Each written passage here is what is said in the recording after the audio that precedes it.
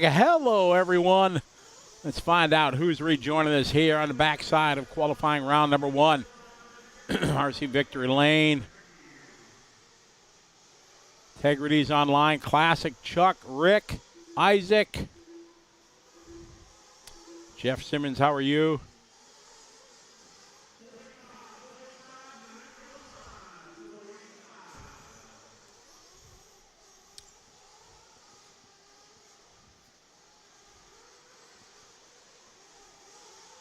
Billy, yes, the Joker Lane is available.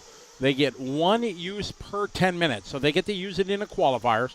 Then in the mains, some of the mains are 10 minutes long, they'll get to use it 1.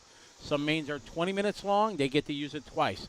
And the A mains that are 30 minutes long, they will be able to use it 3 times. So it's very exciting. What's up, Steve? How are you? Josh Herbert, welcome. Jeff Simmons, how are you? Gabriel Del Toro, how are you? James May, welcome to the show. Good to have everybody following along. Getting ready for round number 2 on the track right now. They're just doing some hot laps. Getting ready to start round number 2 of qualifying. They turned that one down in under 7 hours, so well done to Lance. Kept things rolling.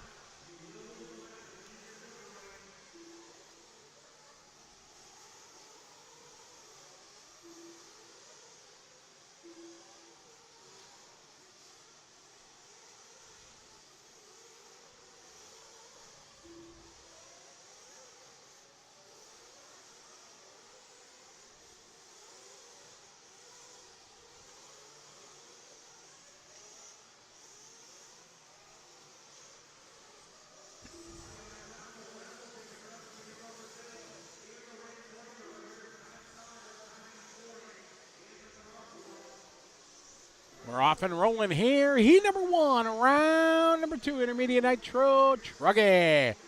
Ryan Pacheco leading the way here. First one across the line on lap number 1.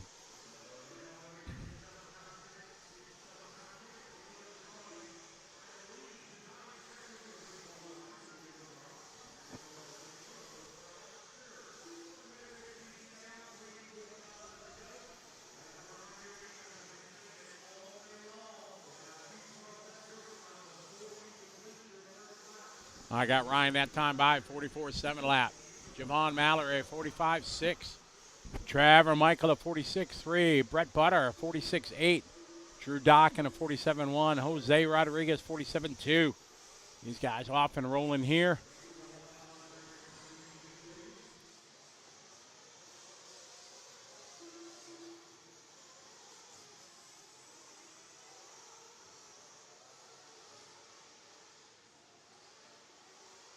Good shot there from the Tekin track cam.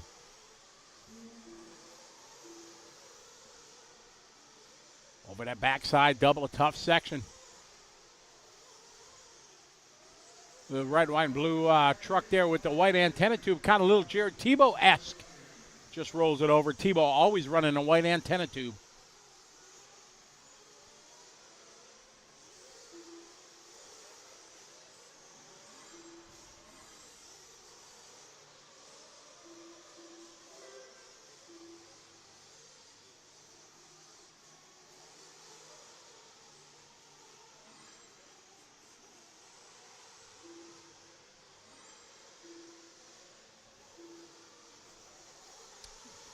Javon Mallory now, 45.4, his hot lap there on lap number 3. Brett doing a 43.5, Ryan a 47.4.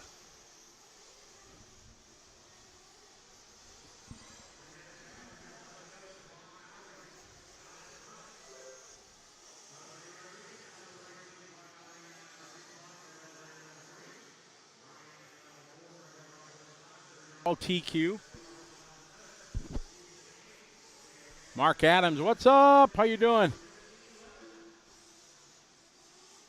Good to have you joining us, following along.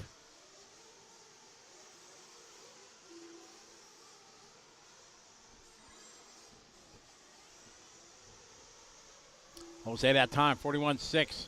Javon, 45.4, but having a long lap here. Something might have happened to your former leader. Brett Butter now goes to the 3 spot. Ryan, Trevor, Zach, and Drew. Ryan, part of the gang, making a trip here from Bermuda.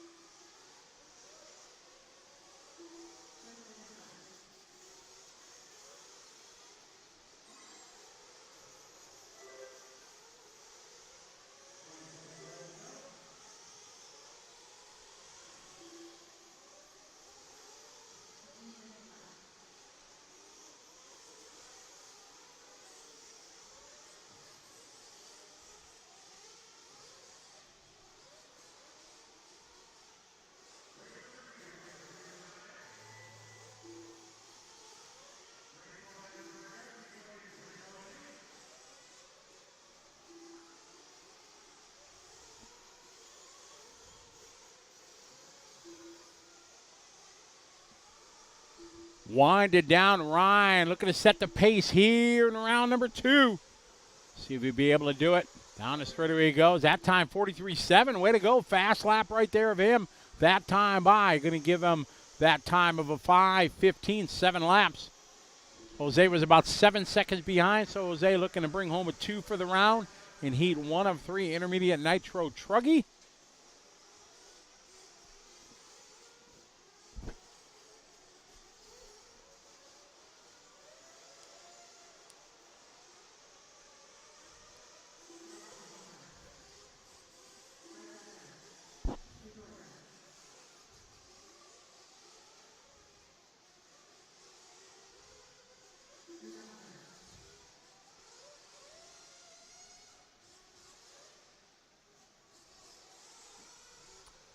This one winded down. Final couple cars coming around. About half the field is finished. Ryan's going to take this one. Ryan sets it at a 5:15.190.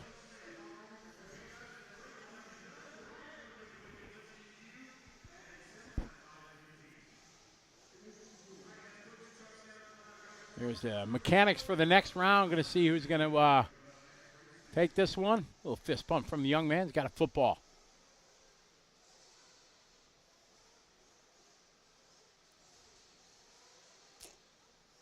This starting system really works out well. Gets the mechanic kind of away from the driver's stand and just gets them down and away. Lets them all check in, and then the second time by, it starts their clock. Saves a lot of time this way.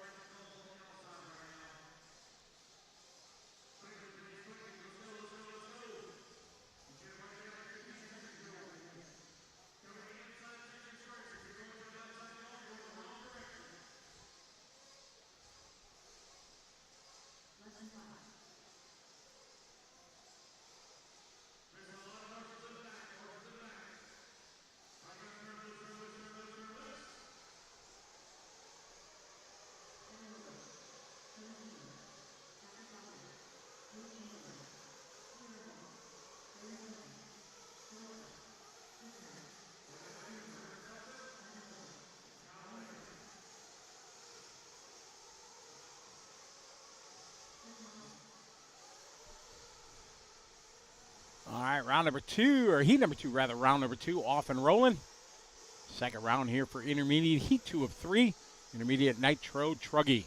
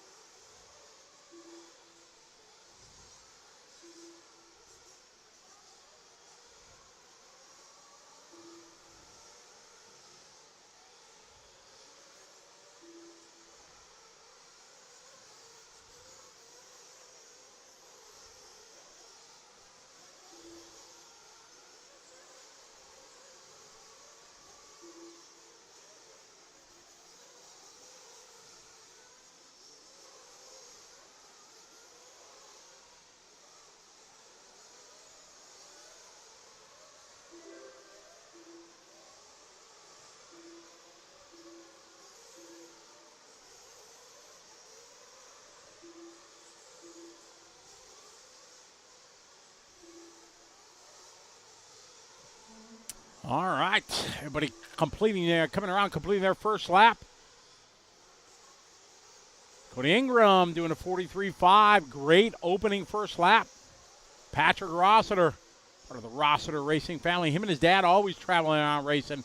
Patrick also part voice of the P&B. He'll help out Lance sometimes. Some of the after-hour stuff. Great commentator is Patrick. Chris Nelson is 3. Lewis Chamberlain, Troy Weber. That T-Roy from the greater Chicagoland area.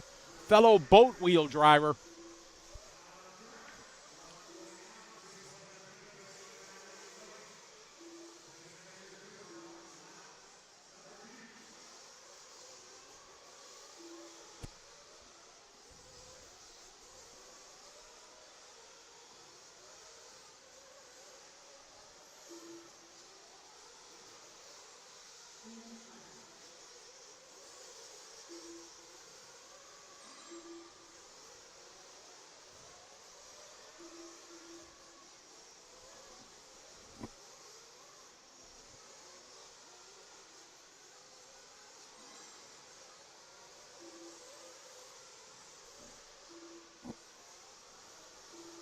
Patrick now to the top of the board. 39.0 lap for him.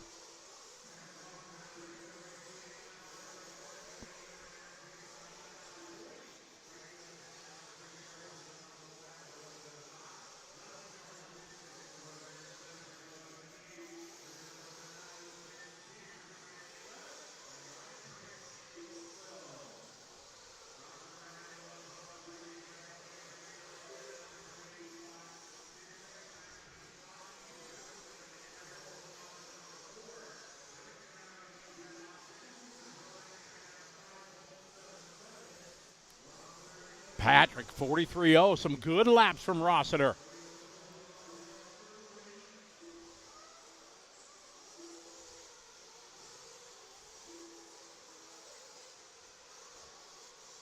Yes, Isaac, this track is huge. Mark Seib, no, Tessman did not. I think he is at the April Fool's race at track in Utah. 10 scale, Buggy. I think focusing on their 10 scale program, getting ready for the World at Hobby Action later this year.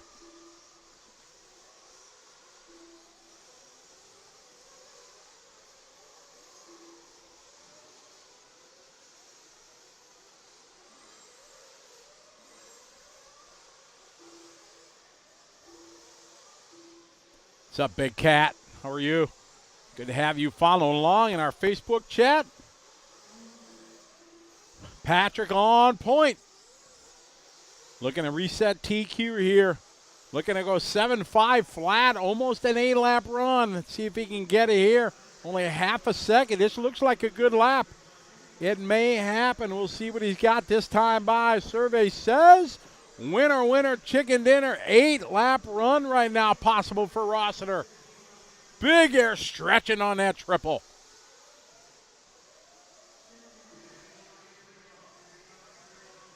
Watch it, watch it, whoa. Young man, look at that. Had to look straight above him. Oh, my. No fear for that. Oh, we got a flame out. Running out of gas. Oh, that's unfortunate.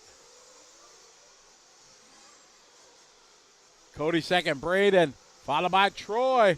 Troy working his way up.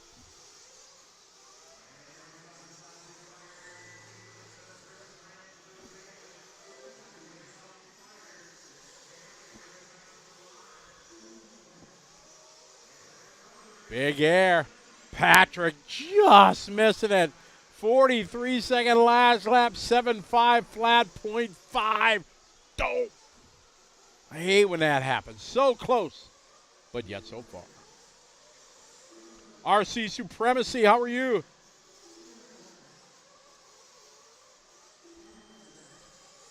Jason Lee, how you doing, Jason? Hope you're doing well. Good to have you follow along.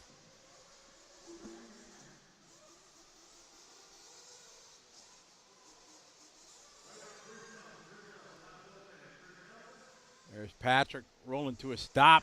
Tough luck, but still a solid run for Rossiter. Cody going second, Ryan Lewis, Braden, and T. Roy Weber.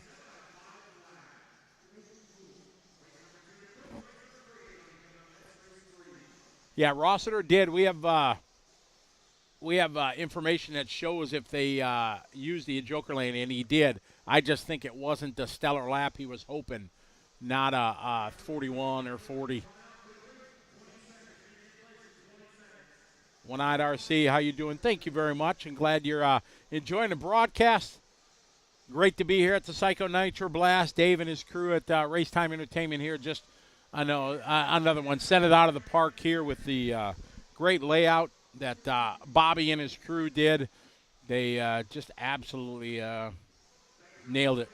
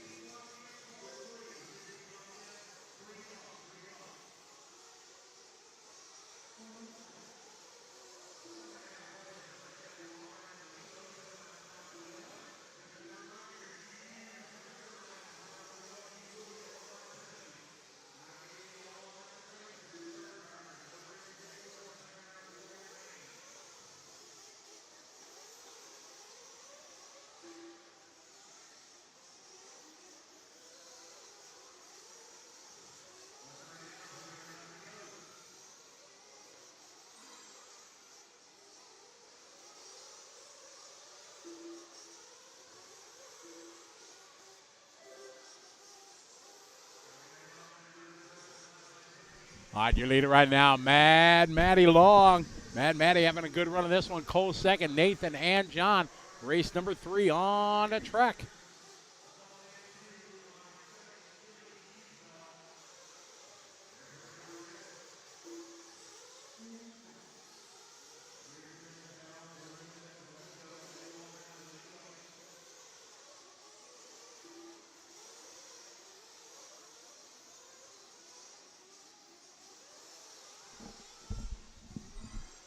Mad Matty out front, 44-3. That's awesome. This young lady's gotten faster and faster as I watched her through her young career racing. Cole Whitehead second. This is heat 3. Patrick did a 7.5 flat. Right now that time holding. Matty looking to go 3. Cole Whitehead looking to go top 12.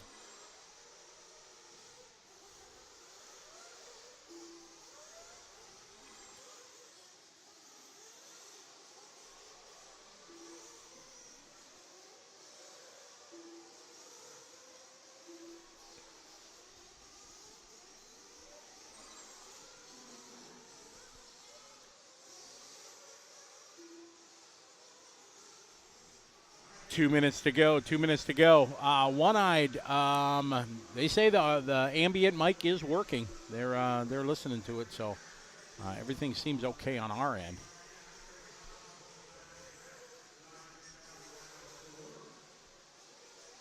Caleb Jennings, what's up? How you doing, Caleb? Hope you and family are doing well. Good to have you following along.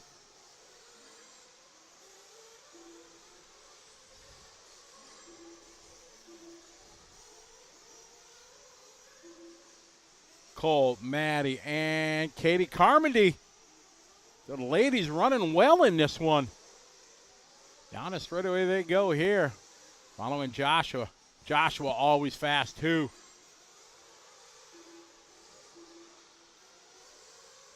Joshua Vicadomini, 45.7. Took me a long time to get his name right. I butchered it for a long time. Katie doing her hot lap there, 45.4. Maddie 45.7. Ken Rand 40.3.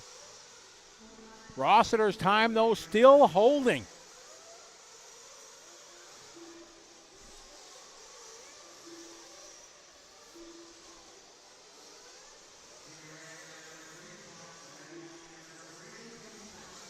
.30 seconds to go.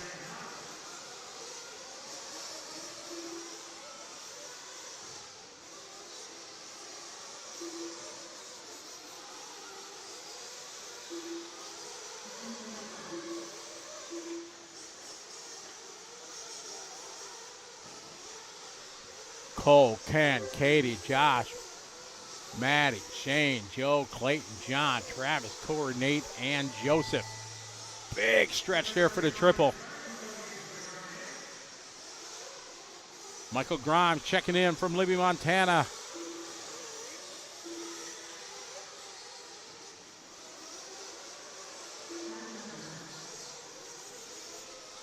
Wind it down. Cole looking to take this one to get a top 3, but Patrick Rossiter, he is going to TQ round number 2. Intermediate Nitro Truck.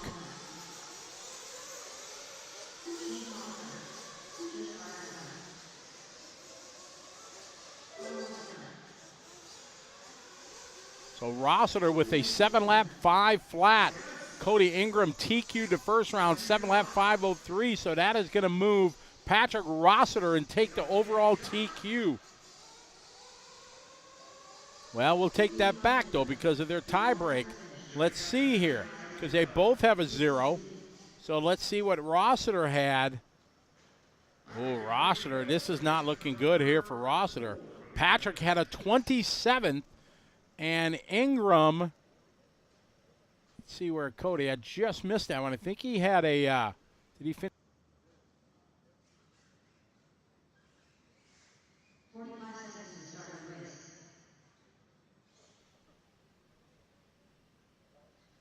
Cody got a 2 for the round, so Cody Ingram is going to be TQ because it's a bit different than normal. Normal at TQ is laps and times. If there's a tie, 2 guys with 0, they'll go to laps and time.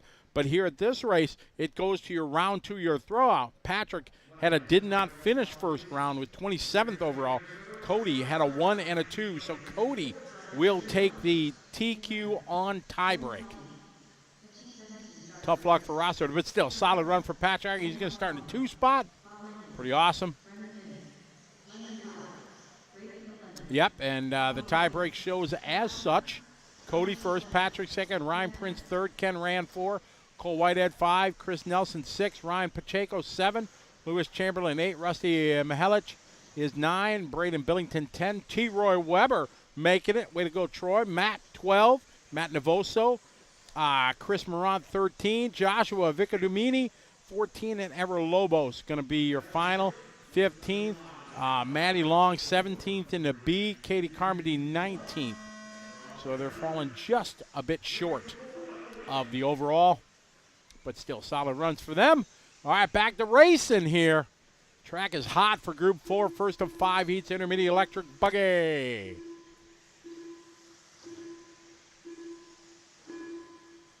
Chris Rigby checking in from England. How are you? Welcome. Glad you're enjoying the show. Frank checking in from West Virginia. Welcome. I got to start my tabulations here. I kind of failed on it that first round, so check all my check-ins from everywhere. You know I like doing that, you guys that have followed me through the years. Get all my check-ins here. All right, so we got UK. We got that for sure. So we had a West Virginia. I'll click off a little West Virginia here.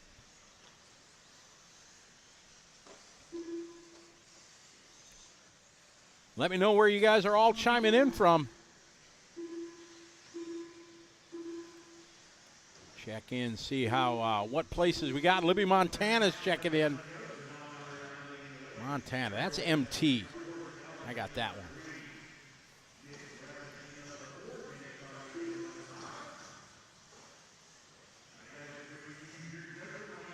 Hey, Larry, how you doing? Good deal. Glad you can make it.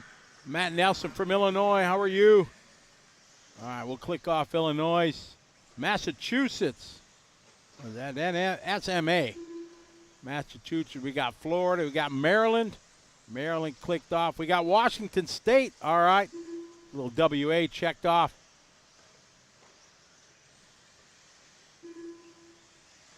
Josh McComb, but I can't remember what state that is.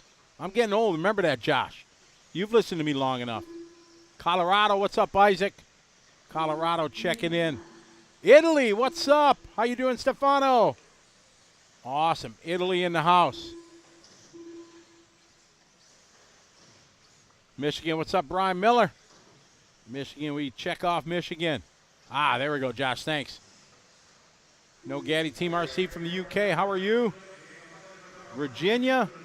We got a little Virginia. Oh, yeah. There's a little VA. We'll check that one off. Phoenix, Arizona. What's up, Josh? All right. AZ off the list. Vancouver, Canada. Hey. How are you? Good to have you follow along, Greg. Iowa. IA. Minnesota. Hey, Stan, I heard we're getting a big snow coming through. You guys getting hit right now? Charlotte, North Carolina, checking in. Welcome to the party. Tampa, Florida. Hi, Dave. How are you?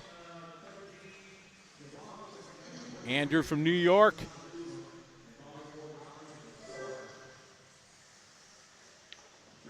Classic Killer. Hitting the like button. Thank you very much. Good to have you. San Antonio Superfast RC from Texas. Clicking Texas off the list here. A minute 40 to go. Danny Bartholomew's here. What? From Iowa. I haven't even seen him here today. So Danny Bartholomew.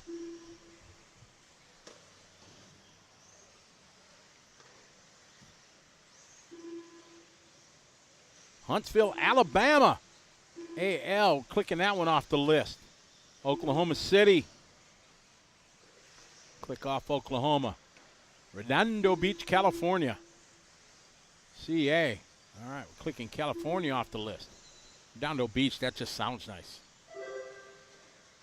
10 inches. Well, it's coming. We got a property in northern Wisconsin, family property at, we had 2 feet of snow on a snowmobile trail. We're probably going to get another 10 inches or so. Hello from France. France checking in. Hello, Helena.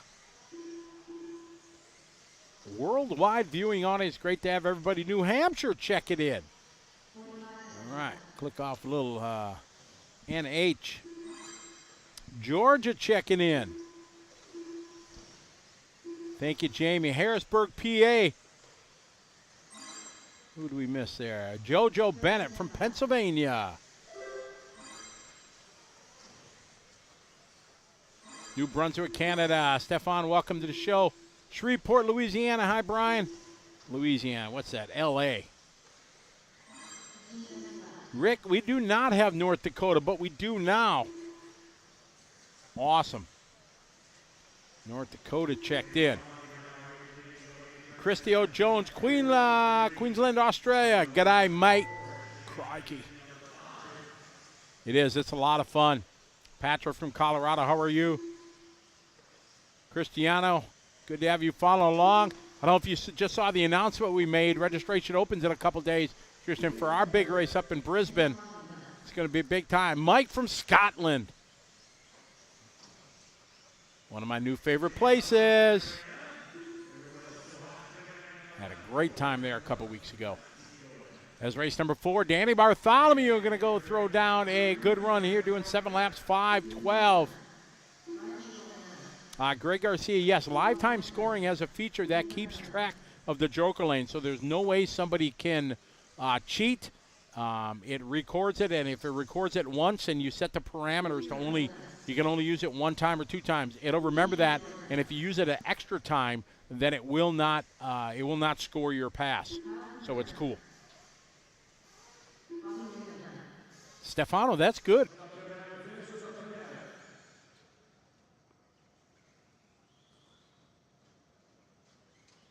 No, the light by fire was probably about an hour ago. Guy landed a big jump, rolled to a stop, and poof.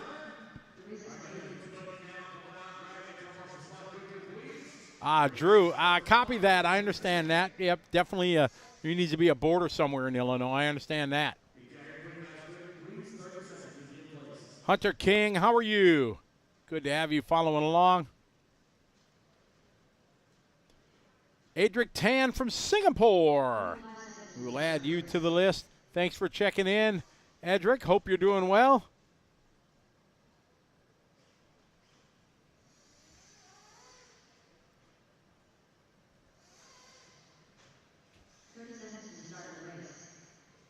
Oh, no, that was a legit fire. There was no joke about that. That was like, poof, that car is done. Oh, boom, just like that, Cam is on it. He's the man. You say something, you want it, bam, it's there. So there's the link. You can check it out. Sedona, Arizona. What's up, Lewis? Welcome to the party. Got race number 5 on the track. Got lots of states checking in.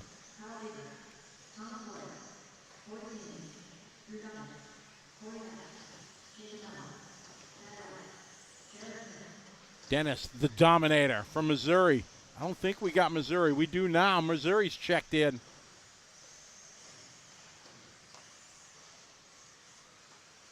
Yeah, Rick, they can be. Yeah, we joked about it when he was trying to blow it off, but, just throw some dirt on it.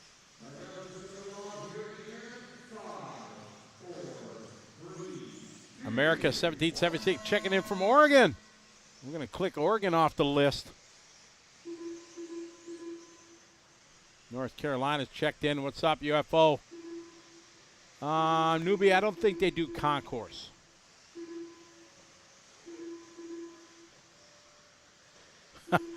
Brian checking in from right outside in the Horde Barn. I like that. Kaden Carter from Kansas. We're going to click Kansas off the list here. Very nice. Timothy checking in from California. Nice. I do not know who that was. Josh Howell, welcome to the party. We got intermediate electric buggy right now. Heat 2 of 5, race number 5 of 49. The quarterback is toast. James from Louisiana. New Orleans, that's one place I haven't been. I would love to be there. Jason Sims checking in from Kentucky. Hampshire, England. What's up, Glenn? Checking in from New York City. Michael, on a flight from London to Miami. Oh, that's awesome, Michael.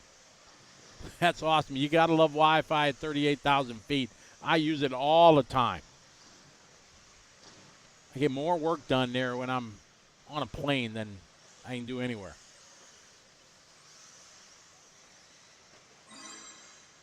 There you go, Josh. Boom, tagline. P&B gets heated early. I like it. Enzo Albertoni. What's up, Enzo? How you doing, buddy?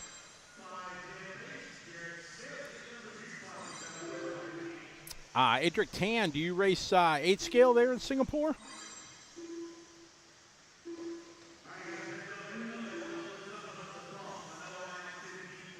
Tom Hall, New Hampshire? Yes, New Hampshire has checked in. Carlos Rios, where are you from, Carlos? Got Jared Smith leading away. Tyler, Kyle, Tony, Joker. Following Jared Smith around the racetrack. Weather is beautiful here.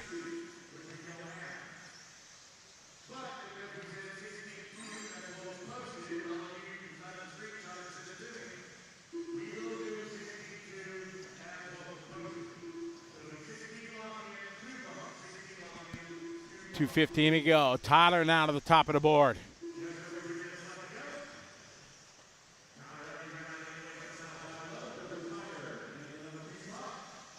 Yeah, Enzo, definitely one of the best layouts that Bobby and his team have done. It flows very, very well and really good.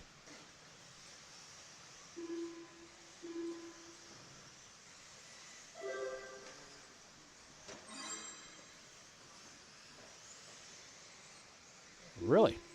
All right, this just in. They are taking now 16 to the A and bumping 2 instead of 15 and bumping 3. So apparently that was the original advertisement, so they are back to that.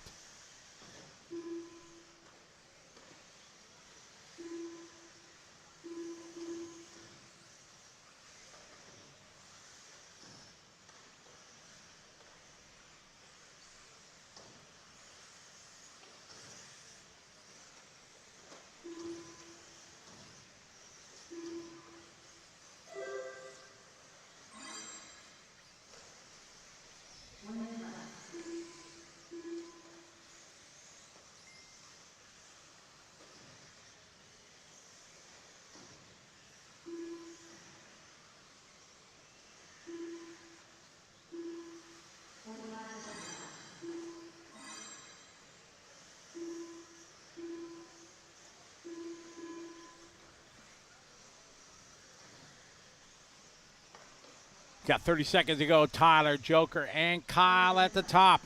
These guys trying to catch Danny. Danny did a 5:12, about 2 seconds off of that.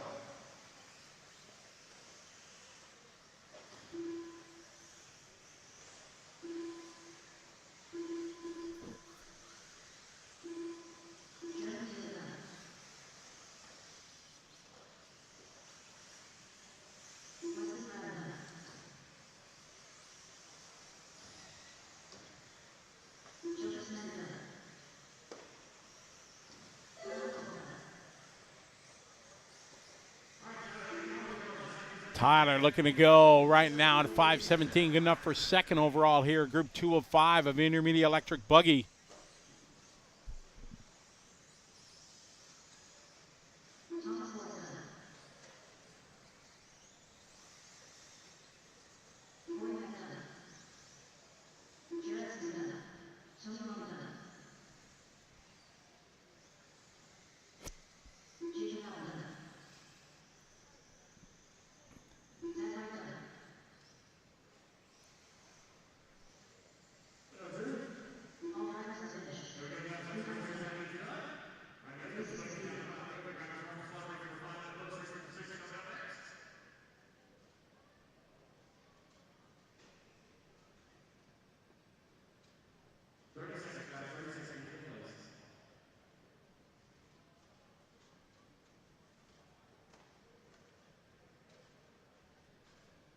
So heat number 6 coming up, 3 of 5 coverage here. The Psycho Nitro Blast 2023, presented by the 5 folks at TLR and their Racer Payout Program. You go to the horizonhobby.com, look up Racer Payout Program or RPP, find out all the cool stuff they got set up for this, and kind of a really neat idea and concept to reward the customers of Horizon Hobby brands. Pretty neat deal. So good on them. Big thanks for them for being part of the show. Aberdeen, South Dakota. Dakota Slideways RC Club, South Dakota. We're clicking off SD here.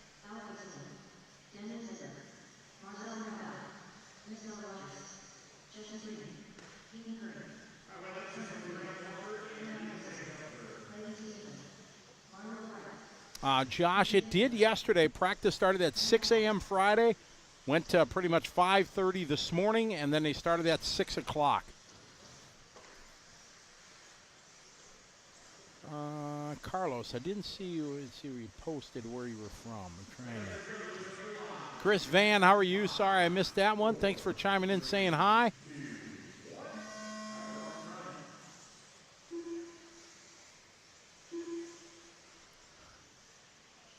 RC Victory Lane, he knows who it is. He thinks he's got the guy who smoked it.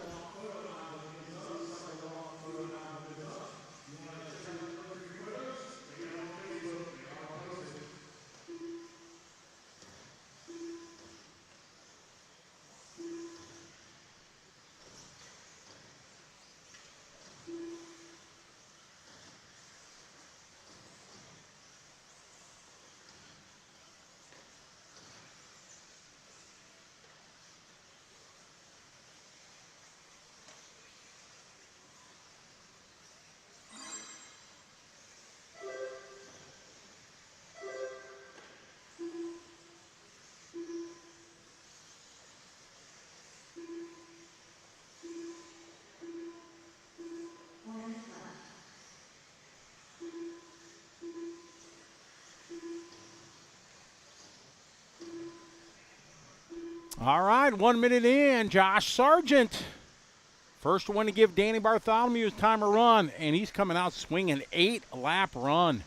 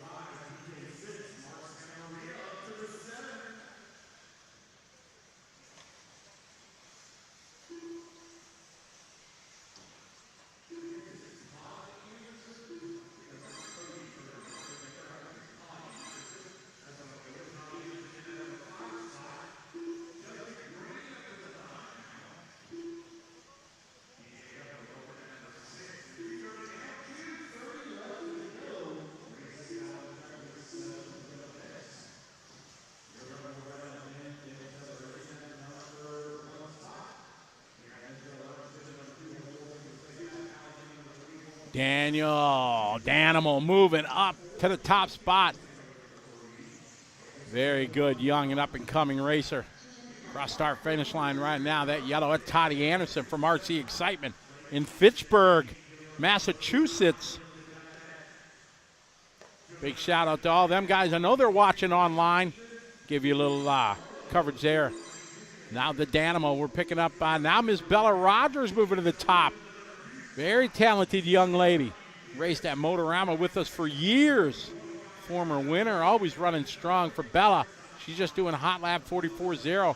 Toddy running in the 2 spot, 1.5 seconds back.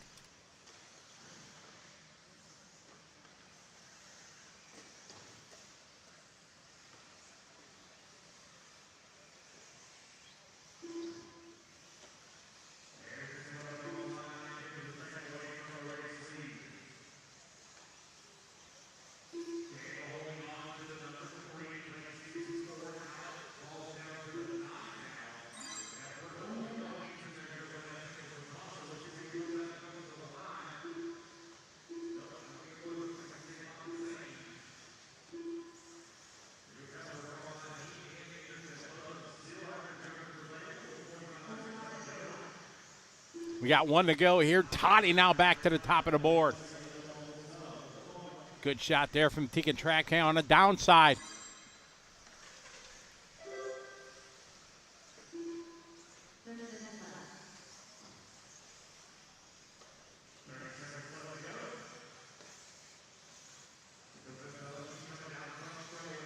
$20 seconds to go in this one. Sliding around the concrete. Oh, a bit of traffic here down the front straight. There you go.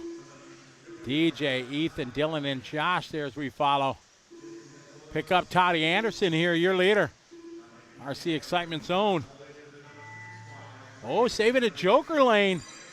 Toddy right there using a joker lane here on the second to last lap. Oh, making it happen in a good one, 39.0. That's a good lap. So Toddy right there on his last lap is going to go 7.502. TQ time, Toddy Anderson.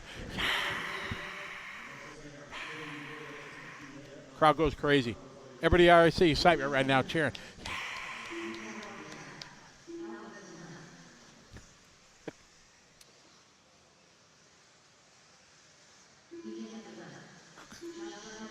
Eric, our producer, making me laugh. All right, so this one's coming to a close. Toddy set the pace, 7.502, just missing that 8-lap run, but still a solid run.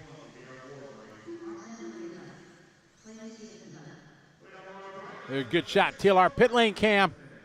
They roll back in after this one.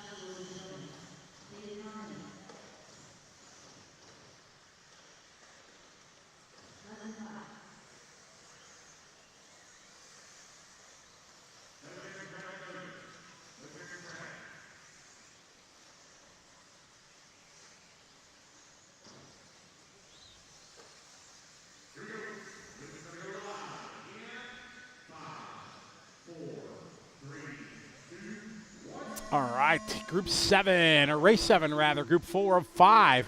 Going to shoot for Toddy Anderson's time. We'll see. So you're saying there's a chance.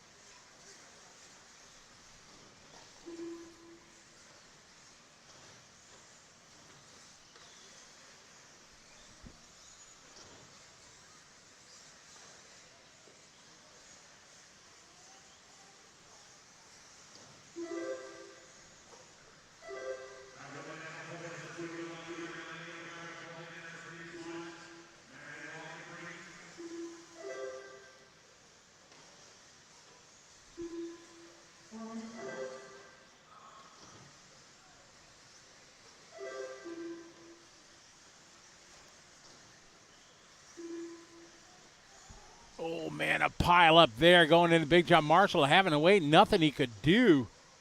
Big sand. Oh, yard sale.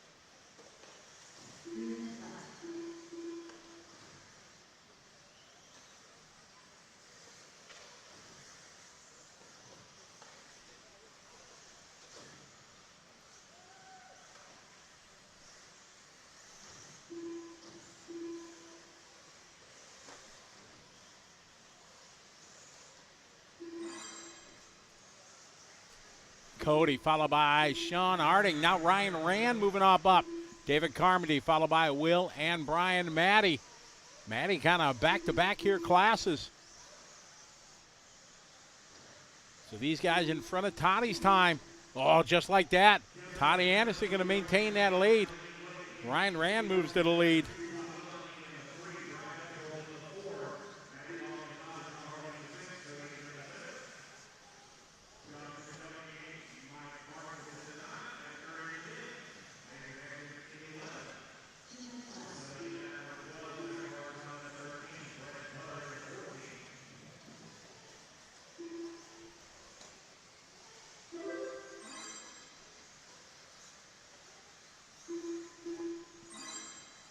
Oh, a little side-by-side action coming on in the straightaway.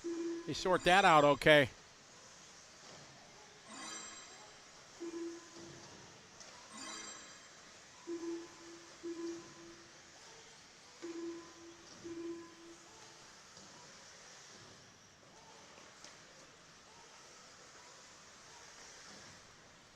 Minute 20 to go. Ryan at the top of the board. Still not fast enough for Toddy, so Toddy time still going to hang in there.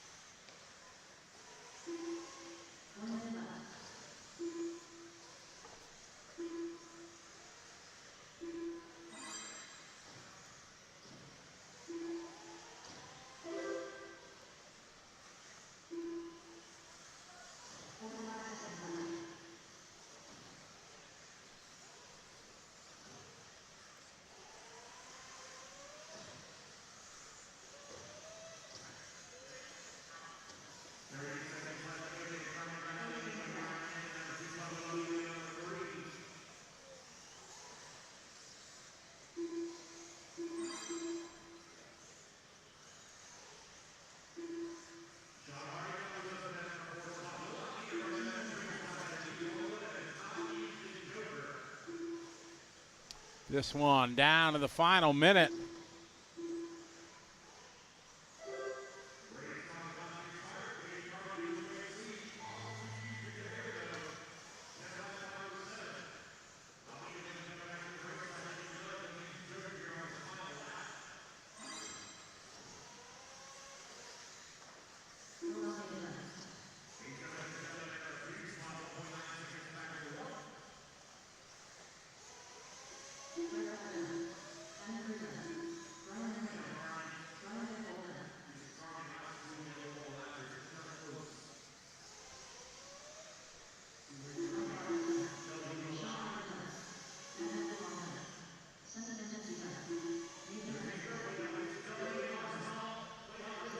This one down. David going to take this one. Good enough for second overall.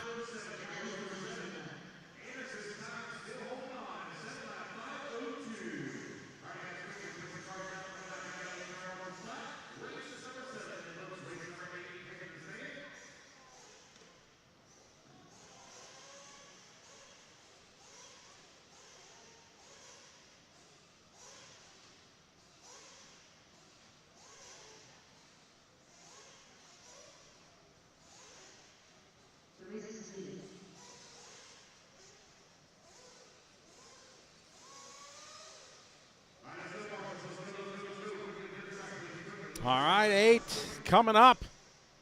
Chance to chime in and see what's going on here in the chat room. Remember that signing in from around the world. Hope you guys are enjoying the show. So we got round number 2 of qualifying underway right now. Then we're going to have a short break later tonight. We're going to do a jump contest over the leap of faith jump there. And then we will run some lower mains. And then tomorrow we have all our mains. We're hoping that they give us a fixed time that the pros will run at X time and X time.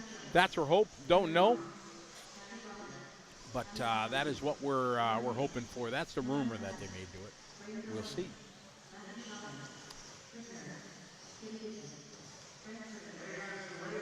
So again, 16 lock in, and then they'll bump 2. Vision Racing Products signing in. What's up? How are you? Guy Wing, I don't think they have any referees here for this one.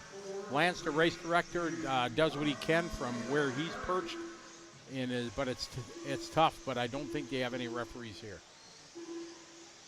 Rumor has they do not. So it's on the racers. They have good racing etiquette. Tim Baggett, how are you?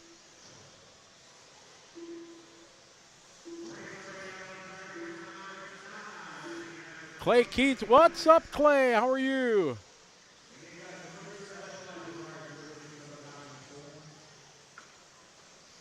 Minnesota Off-Road Series chiming in. Yeah, we got more snow today, didn't we? I mean, we didn't hear, but you guys did up there. Kansas City, Missouri. What's up, Rick?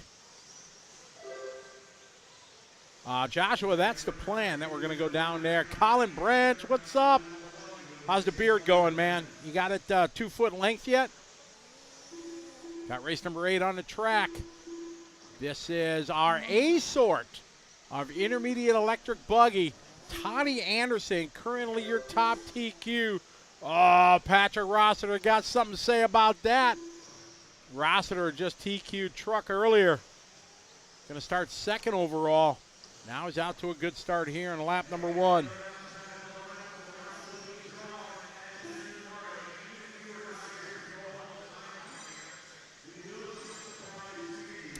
Darren Steinhardt, depends which division. TQ is definitely different here this time because if 2 guys get a 0, it goes to your 2nd round or your throwout round. So we saw earlier in the trucks that Patrick Rossiter had a TQ, but then a 27th. Cody had a TQ and a 2nd, so Cody gets the tie break of this 2nd round. Cody gets TQ. Normally it's just laps and times of the round that count for races in the U.S. Roar is the combined times if you use more than 1 round of the 2 laps that count, but when it's just 1 round, it's the lap and time to that round.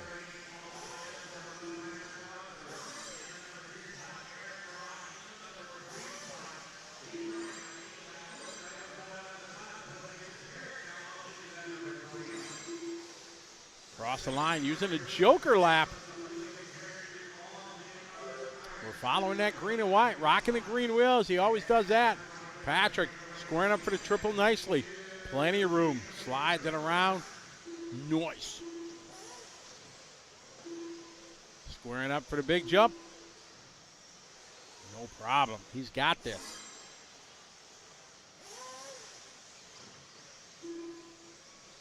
Ooh. Rossiter, green and white, rocking the green wheels. Not as fast as if he'd had yellow, but sliding up. Nice, not too fast, going up that little step up. Looks like another good lap here for Patrick. See what he's got this time by Patrick, 43.3, puts him on a TQ time, still 8, lap 5:35. Toddy right now would fall to 4th overall, but still a solid run for Toddy.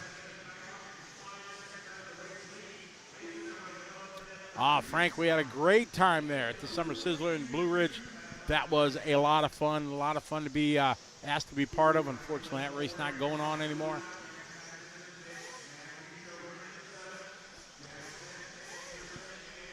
Big air, airing it out. Those cars got to be getting close to 15 feet in the air, 12 to 15. Some guys, even a little more. Some of the Sportsman driver are just launching it off there.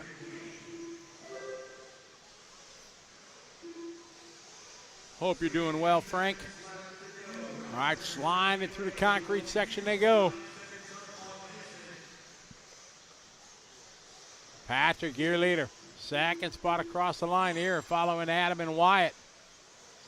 Back down in 13th and 14th spot.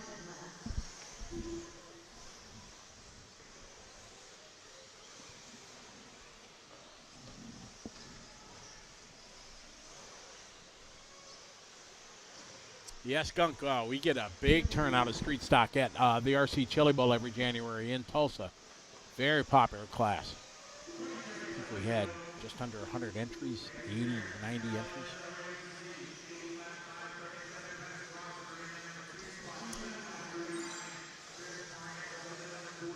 $10 seconds to go. Across the line, we stay with following Adam. Adam back there in the 10th spot. 41-1 lap that time by.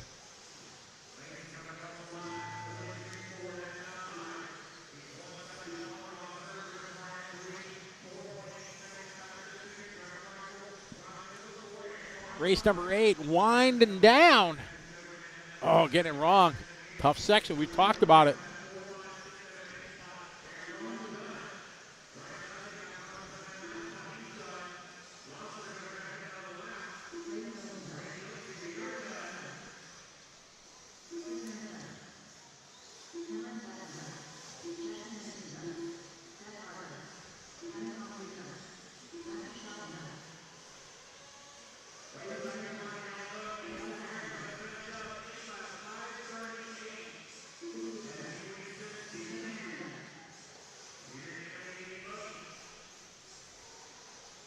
As this one coming to a close.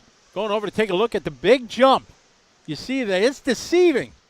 But from the top, from the launch point of the ramp to the top of the lander, 36 feet is the distance from top to top. And that's quite a stretch.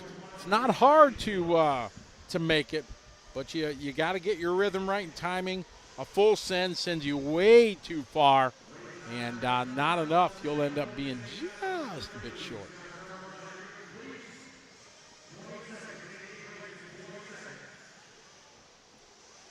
JB, is that JB Kachakala? JBRC Garage?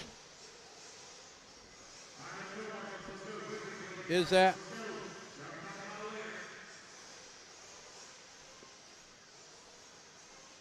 I see JB on there.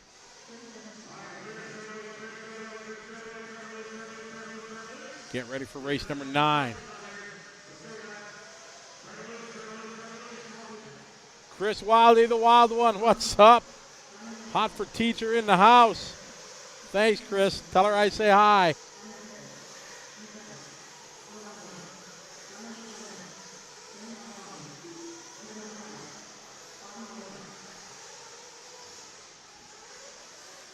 JBRC, oh, different. All right, there's a JB.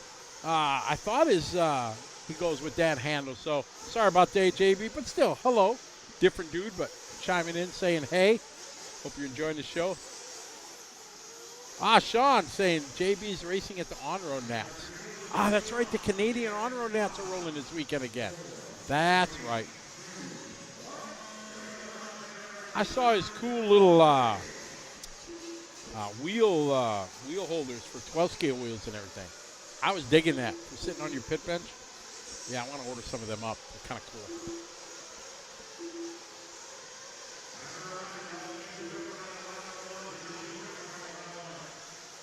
Tim Baggett's chiming in. What's up, Tim?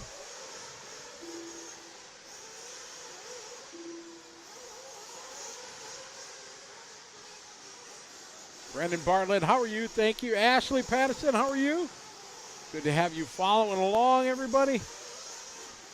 Lots of familiar faces. I'm glad you guys enjoyed the show. Get to listen to me, blah, blah, blah, here as we cover the Psycho Nitro Blast here on Live RC, presented by TLR and a Racer Payout Program. Go to horizonhobby.com. Check it out. Look it up. Do a search for Racer Payout Program or RPP. Pretty cool setup that they have. And big thanks to them for being part of the show. Big shout out to the fine folks at Teakin Electronics, Nitro Pro, providing this cool Nitro Pro broadcast center that we're in. Pro Line and Live Time, all those folks believe in what we're doing, giving you guys a chance to enjoy some of the best races from around the world here on liverc.com.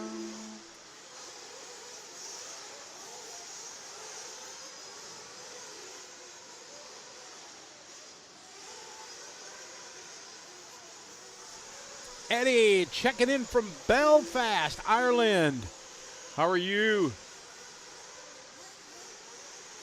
That's another place on my bucket list. I spent one day. My young daughter and I, we got to go. We landed in the morning and we flew out at night. O'Sheen from Red RC lives there and a good friend of mine gave us a tour. We did like a quick 6-hour tour just of Dublin. And but it's on my list to go back and spend a few days there. It's an amazing country, and Going to Scotland a couple weeks ago really inspired me. All right, I got to make more time to do this. So we're definitely trying to make that happen every place I can go that I haven't, been to, or I've always wanted to spend some time and see. So it's on my list. It'd be great if there was a race there at the same time, Eddie. I know they got some 8-scale race in there. Jackson, how are you? Yeah, we'll be in Manila in just a couple weeks. Philippine Master. Jackson, did you see the announcement of round 2 going to be up in Brisbane in July? So I know there's a massive 8-scale following in New Zealand, and I'm really keen to have a race in 2024 in New Zealand. So it's definitely something, but like Gilligan's Island, 6-hour tour. Very good, nice. All right, very good. Yeah, kind of it was like that, but it was awesome. We got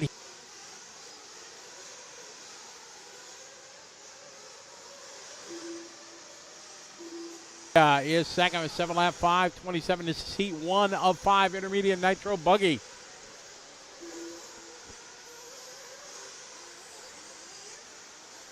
Hey, what's up, Mango from Las Vegas? How are you? Hope you're doing well. You still painting bodies, Mango?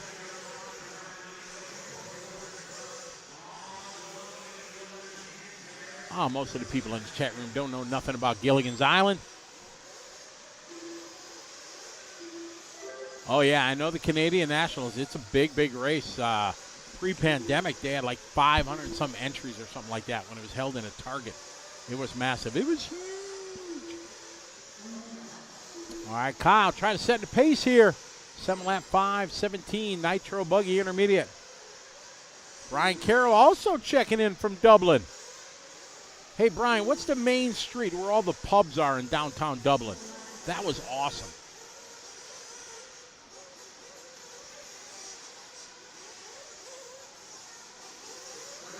Jackson, yeah, I'm definitely keen to do a race down in New Zealand. I don't know how many I can fit into my schedule this year. Next year, we're definitely doing a 4-race series of the Asian Buggy Championships. I just don't know where I can fit it right now. We're trying to do a race in Indonesia. Definitely would love to do one in New Zealand also. So definitely lots of places. 8-scale buggy is huge out there in Asia and Australia area. And looking forward to finally giving that part of the world their premier racing series. Oh, that one's a little bit short. Saved it, though. Pop quiz. Isaac now throwing out some. I go SS Minnow. Ben's Hobbies from Wales, UK. How are you? Welcome to the party. We're watching Intermediate Nitro Buggy Heat 1. Kyle Baker leading away, 45 lap. Last lap puts him at the top of the board with a 7-lap 5:18.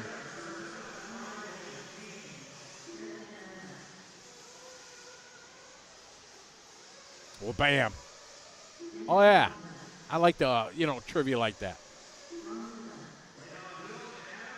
Gilligan's Island. Great show, right? All us old guys. Oh, yeah. I come home from school, boom, got to watch Gilligan's Island. Oh, there's a nice shot from TLR pit lane cam.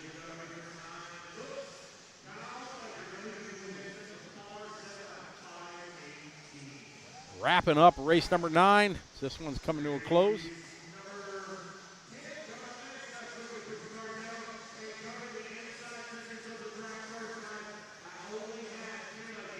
Matt Nelson, you're right, correct. 3-hour tour. 3-hour tour. Right, exactly. All right, we're talking about Gilligan's Island. Who is better, Marianne or Ginger? That's always the debate, right? Marianne or Ginger? Our producer says the answer is yes. Or if you're old school, you go Mrs. Howell. If you're a little older, maybe Mrs. Howell was your thing. Dave says Ginger all the way. See, I was Marianne. I was Marianne. See, I agree, Jeff. Marianne. Yep, that was me. Yep. Speaking from a, I don't know, 14-year-old at the time. Frank's like, nah, it was Ginger. Jay Draper said, nah, Ginger all the way. Rick, wow. All right, we can't comment on that. I'm wrecked now.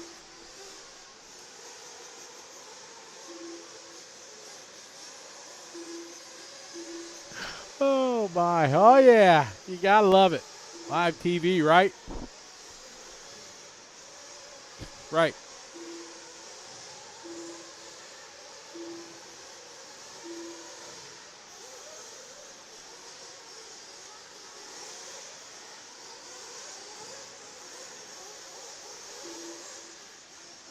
Well, correct, Jose. We were all young at the time, but my pick went to Marianne. Frank's backing up Rick. All right.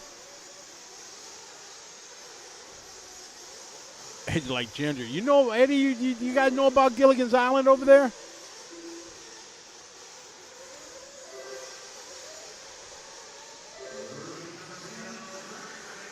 Terry Phillips says they still watch it. Exactly. You go to the old school, what was that? Me TV, right? Here in America, that's the cable TV that shows all the old, Adam 12 and, all those old TV shows that were awesome back in the day. Emergency, Perry Mason, Rockford Files, all that stuff. Those are the good days of TV. Eddie's half his life in Oklahoma. Okay, good deal. Gilligan's Island. And the Japanese sub crashed on there, and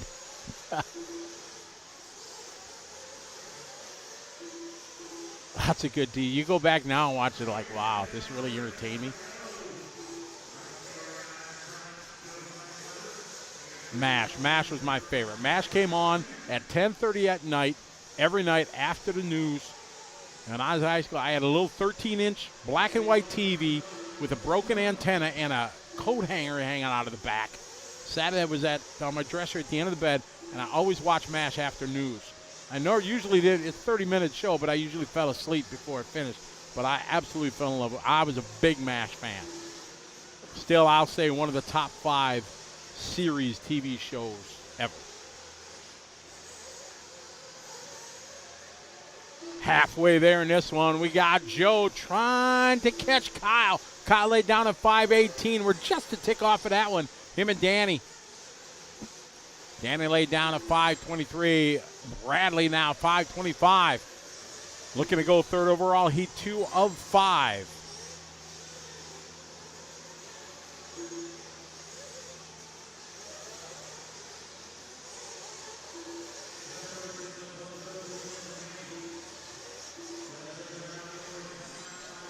Oh, big reach coming up way short on that triple.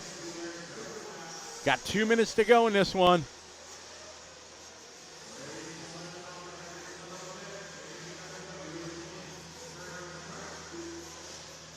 Hogan's Heroes, there's another good one. That's awesome. I don't know if you can make Hogan's Heroes these days, though. You know what I mean? I don't know. Oh, there's another one you couldn't make these days. Sanford and Son, you couldn't make that now with Red Fox. How about Chico and the Man? You couldn't do that one. Anybody you guys remember Chico and the Man? Yep. Those, yeah, you couldn't make those these days. People would lose their mind.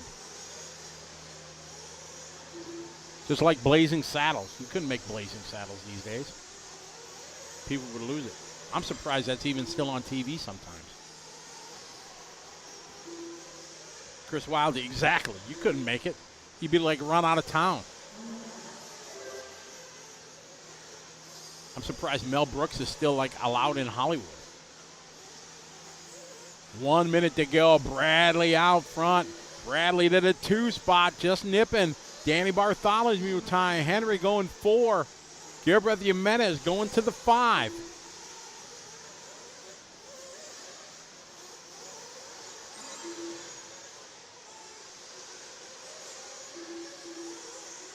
Down is pretty hard on the binders. Losing it a little bit. Yeah, then let's not talk about Archie Bunker. All in the Family. You talk about a show absolutely could not be made these days. That is for sure.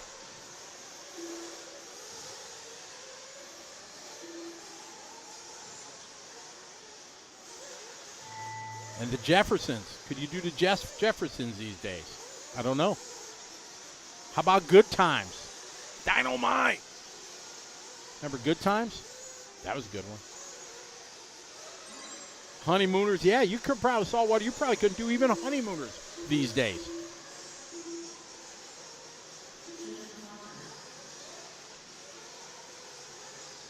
Bradley out front, looking to go TQ now in front of Kyle's time. Stepped it up there with that choker lap, 39. Backs it up with a 47. He is going to take it. Bradley putting it together here at the end of this run. Going to move into the top of the board, just a tick in front of Kyle.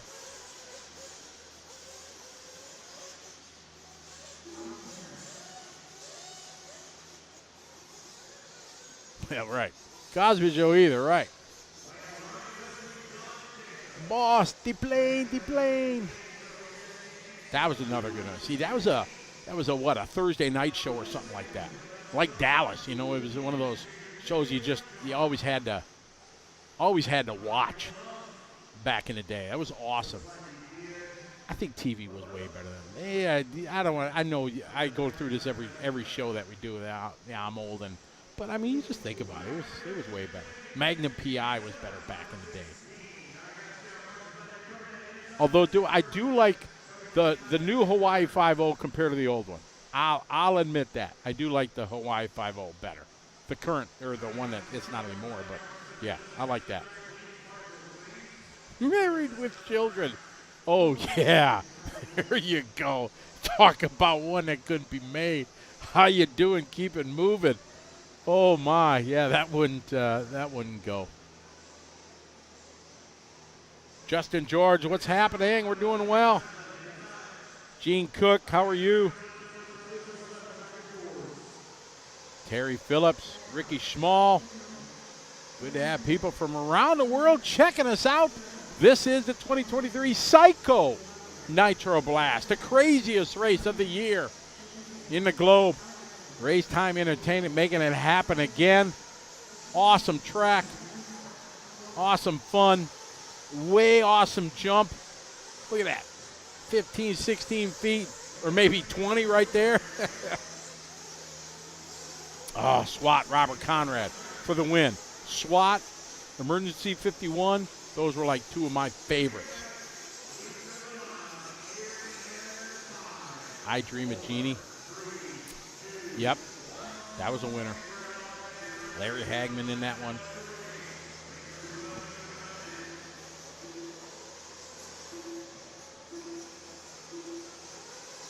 Remember who played the Genie, Saltwater? What was the name of the Genie? Isaac says easy 20-foot jump. 36 foot peak to peak is the distance that they're clearing.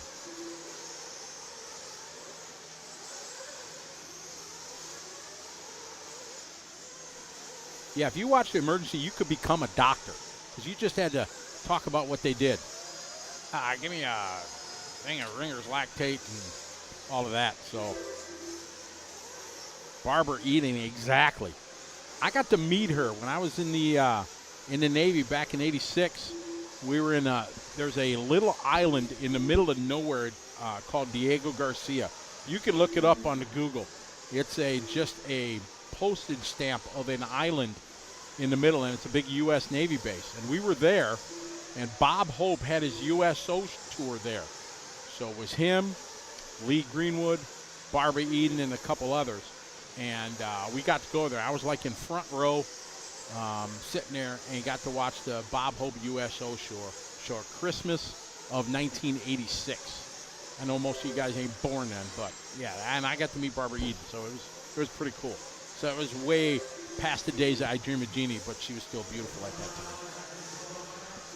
All right, race number 11 on the track. We got Ryan Rand, 40.0 opening lap. That's a good one. Ed Monahan, how are you?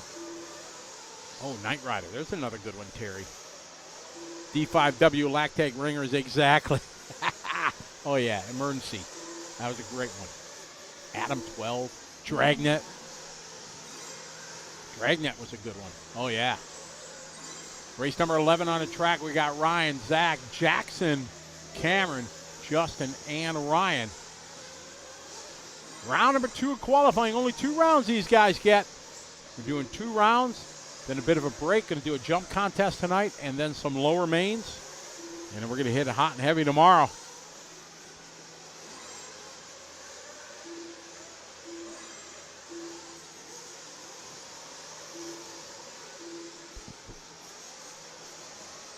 Yeah, Rick, I agree. Even the cartoons are crazy. Oh, Fall Guy, that was a good one, for sure. $6 Million Man, Bionic Woman, that was awesome. And he's back. 18. 18, that was a good one. Exactly. So I pity the food. Good afternoon, everybody.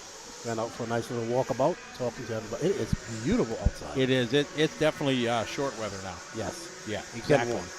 So everybody's thrashing. The track seems to be holding up pretty good, too.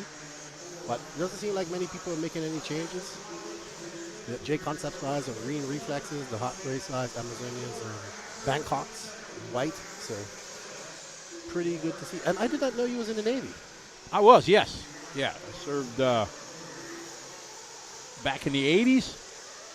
And, yeah, it was the greatest thing I did in my life, for sure. If I'd go back and do it all again, I got out, graduated high school. I was 18 for 2 days and shipped out to San Diego for boot camp. Yeah, it was great. Got to see the world. Taught me independence. Taught me respect. Yeah, it was great. How long was you in the Navy for? 4 years. Okay. I was gonna get an addition. I signed up for an additional tour. I had orders to the Philippines, which was like the prime orders. It's like if you couldn't Hawaii or the Philippines, that was or like Italy if you were in Europe. Those were like the 3 places to go. And I was still pretty junior. I got orders to the Philippines, and like a couple weeks before, maybe it was a month. I mean, it was a long time ago, but I remember we were on a ship. And we had a ship of about 400 people. And all of a sudden on the intercom system,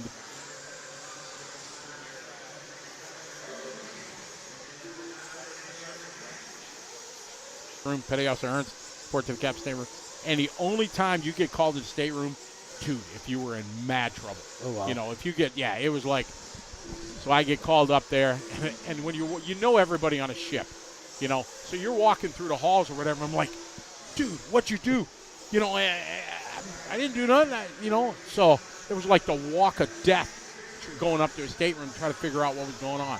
And I go up there, and captain said, you know, and I'm shaking in my boots, you know, wondering what happened. And they had pulled my orders from me and given them to somebody else.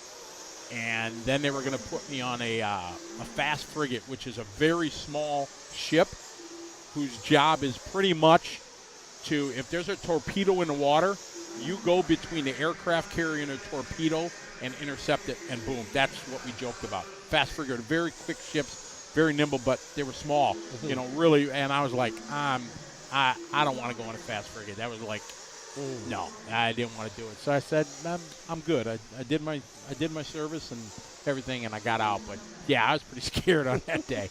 But yeah, well, I lost the orders to the Philippines because that would have been awesome. Yeah. And we have Jackson Anderson, who looks like he's taking his Zach car. I've known Zach for many years. Cameron Saxon, another stalwart young racer. Well, he's so young, but been racing for a long time here in the Southeast. This is intermediate Nitro Buggy, very competitive class here at the Psycho Nitro Blast 2023. Intermediate experts, very competitive class, a lot of races. There's a lot of competition, and it's very close in these races in this class. So, I didn't know Chris Nelson was there. I thought I saw him up on the driver's stand. Is that Chris Nelson from Yes, TNR? yes. I didn't know he made the trip all the way over here. Shout out to Chris I Nelson. saw Chris. It's kind of a common name, you know, Nelson, and you know, I've known other Chris Nelson, so I saw that earlier and didn't know it was him. But yeah, they just had their big TNR Fuel race that you mentioned. That was back just well attended. Yep. Spencer Rifkin won that. So I was going to say saw something. Oh, skunk. Am I a big Kiss fan? Yes and no. My brother is a massive Kiss fan, so I would always go to the concerts with him. And back in the day, you know, everybody had Kiss records back in there. But I've been to probably about 10 or 12 of their concerts through the year with my brother. It's always a good show. It doesn't matter if you like their music. It's entertaining for sure to be able to do that. So, yeah, I went to him, and, yeah, it was pretty awesome. I can't say that I even know the Kiss song. Sure you do. I probably heard it, but You I've sure never you said- heard it. Yeah, everybody knows a Kiss song. Detroit Rock City or something like that. Or, I know who they are. Yeah. But I probably heard. There's Chris right there. there he is. There's Mr. Nelson. Hi, Chris. How are you? Yeah, he wasn't able to come back to DNC because he got snowed out. What? Yeah, so when we was at DNC. Somewhere around there, but he always races with us at the Motorama. Oh, so David and Katie are in this same race. So we have Oh, really? husband and wife racing each other Oh. in this race. Katie of Race Like a Girl podcast has a really great initiative with young racers around here. Absolutely. Really, really a good So thing. she's doing a lot of good things, and it's always good to see more females racing in RC because RC is for everybody. So. But does Dave start? Oh, what's going on? It doesn't look like Dave didn't start. Not sure. Time to beat right now. Jackson laid down a 7-lap 5:06. That's a unique way to spell Jackson. I've It never is. seen that before. Jax I for assume short. it's That'd be pronounced great. Jax. Yeah, J-A-X. All right, Graham Hill now moving back to the lead. Graham 41-0. Puts him on an 8-lap 5:41. Graham just took his Joker lap, so he has 3 minutes to keep it clean. He was at up there in Colorado. They had a couple of weeks ago. Had a race in an indoor arena up there on top of a mountain. The guy was telling me 9,000 feet above sea level. I mean, Colorado's high as it is, but Right. they had a race indoor up there at the TNR Raceway. I think it was called St. Patty's Day race. I believe it was on St. Patrick's Day. So, very active, has a track in Colorado himself. So busy man, loves RC. Shout out to all the Colorado racers. That's where Isaac's from. Do they celebrate St. Patrick's Day in Dominican Republic? No. How about in Bermuda? I think, yeah, it's like we have an Irish bar. So Yeah. Yeah. So no, not there. We used to have an Irish bar in the beach, not near my house, but they closed down. And they would have a big St. Patrick's Day party there. There we are, following Graham Hill with the black and yellow white Mayako with Tebow. We got Isaac's all excited because we mentioned Colorado. Pulsinator. Good lap there, 44-0. Maintaining on, is falling off that 8-lap now. 7-lap 5:02. Wyatt, 42.7, that's his best lap. Wyatt going second. Jackson Anderson, current TQ, did a 5:06, looking to fall in fourth here as we're in our B sort after our seeding round number 2 of qualifying. Psycho Nitro Blast here on LiveRC.com, presented by TLR and the Racer Payout Program. Go to RisenHobby.com, check it out. Do a search, Racer Payout Program. Find all the information about the cool things you can do just by being a customer. There we go.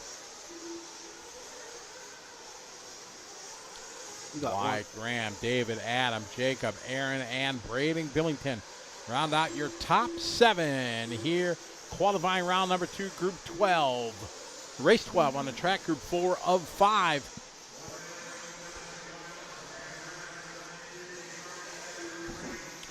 Looks like Wyatt took his Joker lap, and that bumped him up. He's now on an 8.5.42, but he's got 46 seconds left. Probably the wise decision to take his Joker lap later in the qualifier. He had a pretty good clean run, but that lap drops him back down to a 7.51. Still on a TQ pace. Wyatt going big air there. Stretching for that triple. Nice line there. What he's got here. Nice. No problems. Not too much wasted time up in the air. Doesn't look as cool, but Yeah, it is faster. Now a heap of traffic in front of him. Goes with a wide line. Taking a little hit on the pipe there. Just got to keep it clean. Let's see what he does here at the end of his lap.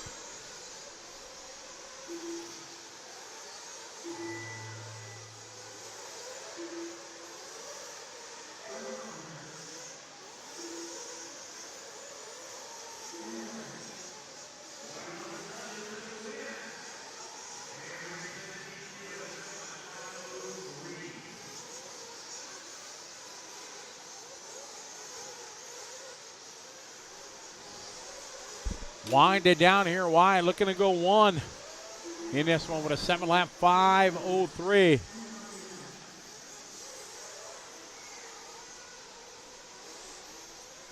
Looks like Wyatt and Graham will both come under the current TQ by Jackson Anderson. David Carmendi will just miss it with a 7.507.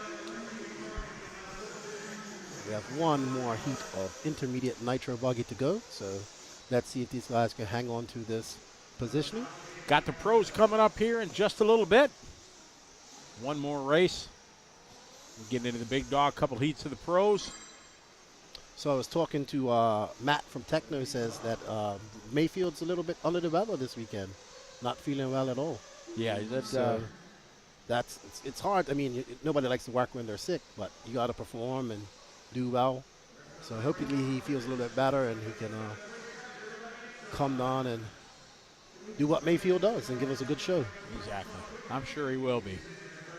But I still got a feeling it's going to be. You think we're going to see somebody new this weekend? Maybe. It's kind of got my gut. I hope so. I think Fend is going to just run crazy strong, and he'll obviously be there.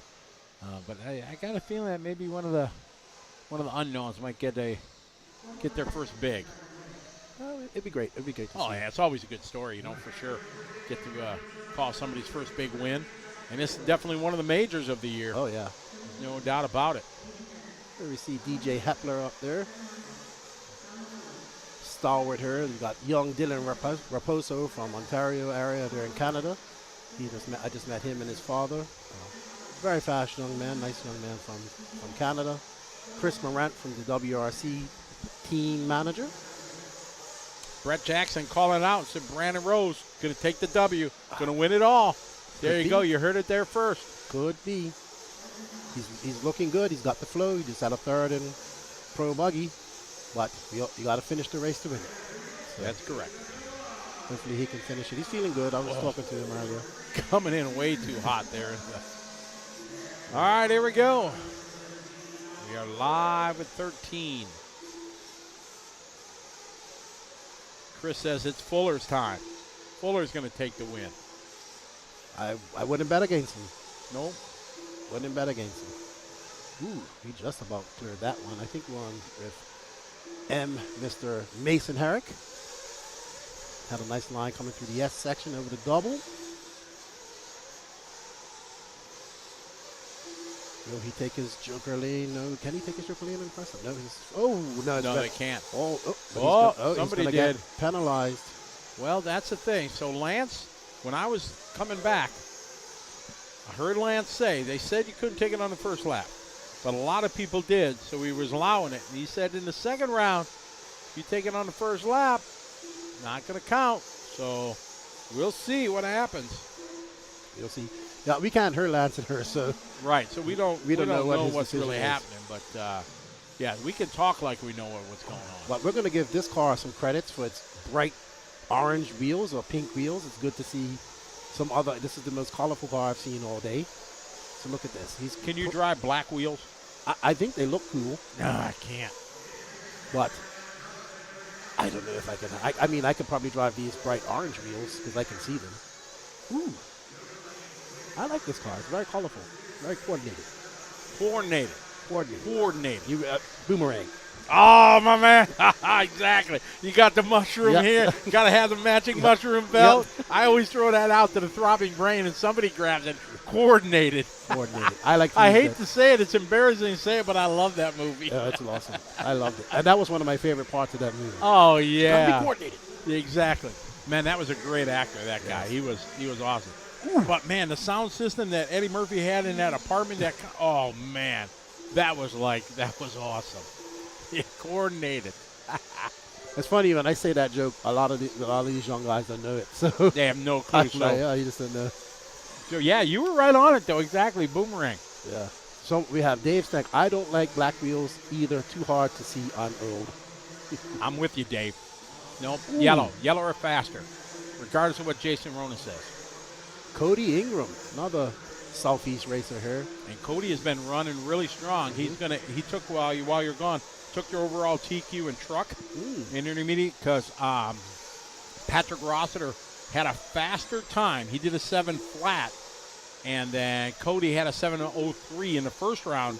But with this unique tiebreaker system, Rossiter had a 27th for round 1. So going to tiebreak, Cody had a second, a 1 and a 2. So Cody takes the overall. I believe Cody does a lot of his racing up at the ROC Rock race track up there in, I want to say Kentucky. It could be Tennessee. But I think it's at a zoo. So it's under a roof and it's open. At a zoo? Yeah, it's open park time. Really? Yeah. It's I've a great never track. heard of that. I believe it is. They were explaining it to me because they have to close for a part of the year, I believe. The throbbing brain will know. Do you know of a racetrack on a zoo? ROCK, Rock. The Rock Racing. It's not too ROCK. far from here, apparently. In the USA. Patrick Rossiter. I remember meeting Patrick when he was a very young man and his father at my first big race, and we was racing monster truck against each other in the game, along with Kyle Busch. Really? Yes. Yeah, his dad's still a dedicated racer. Yes. Very nice people. Absolutely. Really, really, really nice folks. So Nancy knows. Yeah, Knoxville. So it's in Tennessee. Knoxville, Tennessee. Huh. It's a little BJ, smaller he knows track. everything. It's under a roof, and they have some really great layouts in there. Oh, it's under a roof. You said it was on a roof. And No, I was like, under a what? roof, Yeah, sorry. okay. I was like, wow, I never heard of that. People be like, oh, don't jump too far. Well, no, I've seen there's lots of racetracks on roofs, asphalt tracks and stuff like that. Oh, yeah? Oh, yeah. I've seen many. There's one in Singapore that I raced at, one in the Philippines. So, yeah, I've seen them for sure, but I was thinking 8-scale one. Hey, you never know. Have you seen that 8-scale indoor on-road track? It's in Asia somewhere. 8-scale indoor? It's on-road and indoor. I don't know if it's open on the sides, but I believe it's in Asia somewhere. I've seen some videos of it. What? Oh, yeah. No, I haven't, but I definitely want to know about it.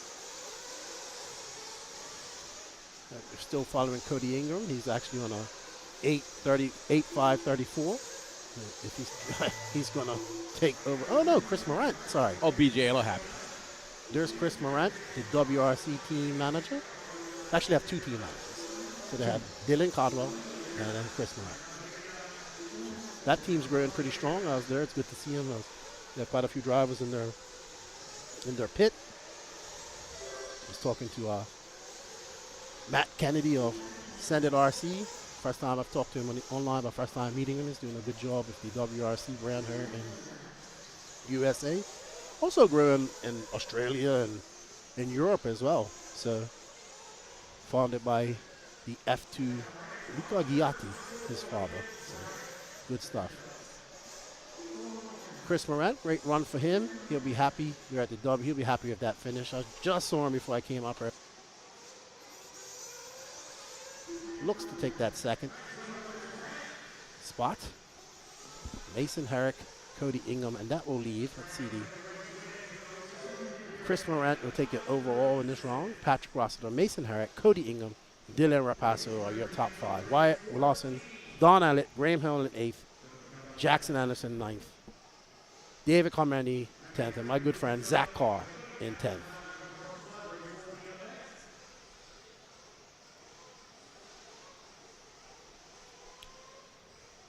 Next up is Heat 1 of Pro Nitro Buggy.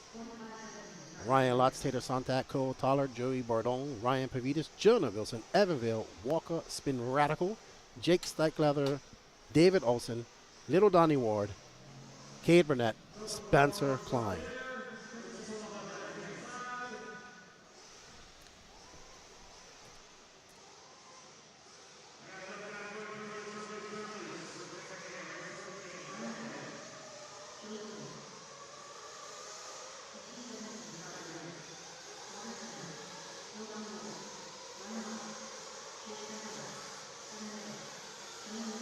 On the track right now, we got a Heat 1 of 2, little pro Nitro Truggy. 2 heats of this one.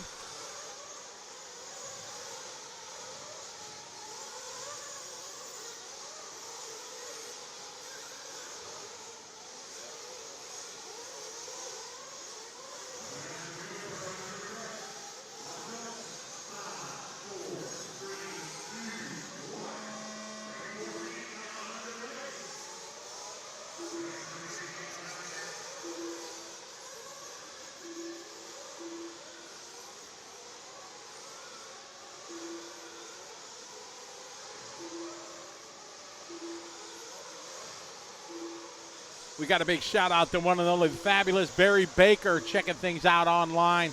What's up, Barry? How are you? Good to have you following along.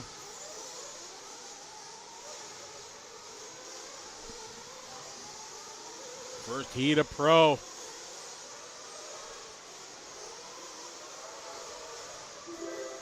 Uh-oh, trouble for Ryan Lutz. Walking down the driver's stand, shrugs his shoulders. Oh, that is tough luck there.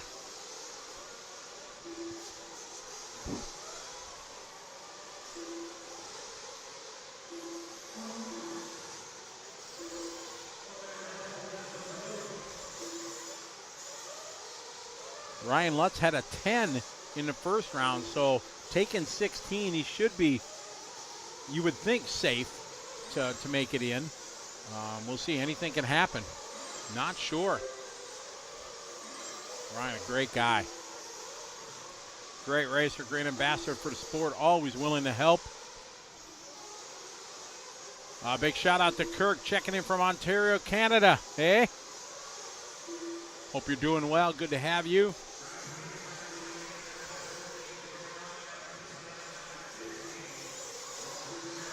I got Ryan Pavitas, who ran strong earlier in round number 1. All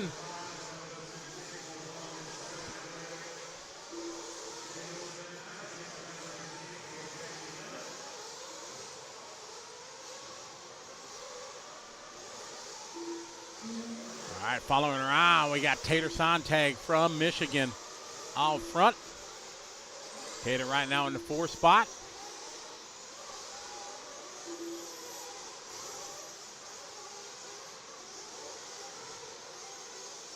Brett, yeah, he was doing it. He was doing it in the first round too. A little bit of backflip action. Halfway down, we got Tater right now running in the 4th spot. We got Ryan Pavitas though leading the way.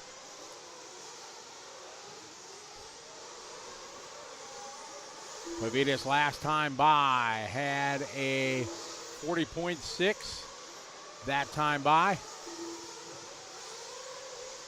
Pick up said Pavitas here, rocking the all factory white, coming up to the big jump, and on it. Nice downside there. Maybe that tough back section. He jumps it, sets it up.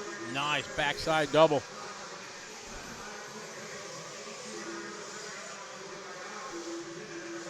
Big hello to Dennis, checking in from Alaska.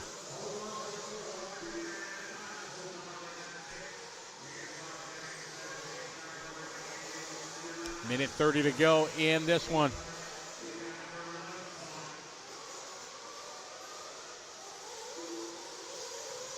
Big LiveRC.com shout out. Hello to Jennifer Nunari. How are you? Hope you're enjoying the show. Or Frank is just watching and you have to tolerate it in the background. One of the two. So if I talk too much, sorry. But shout out. Hello to you, Jennifer. Hope you're doing well. Wade checking in from Montana. We pick up Joey Bourdon. Joey looking strong here, running in the 2 spot. Sliding it around off the concrete. Across the start finish line. Last time 41.6. See what he's got this time by. 41.2. A couple solid laps there for Joey. Jonah Wilson out front leading the way. They all, top drivers have all used their joker lane. Cole Tollard, CFT, just using his joker lane there. 40.0, not able to, yes, as he crossed the line, 37.6 for Cole Tollard. Cole Tollard from Umbro, Wisconsin, moving to the top of the board. We saw Cole just coming in and out of frame over the big jump last time by there. He's rocking the pretty in pink. Got the fabulous Barry Baker online cheering him on.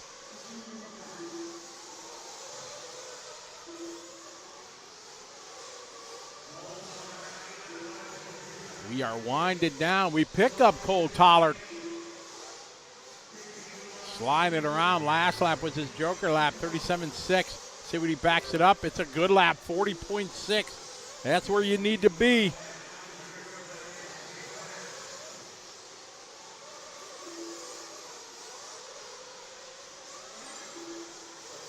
Haha, yeah, Barry. Love it.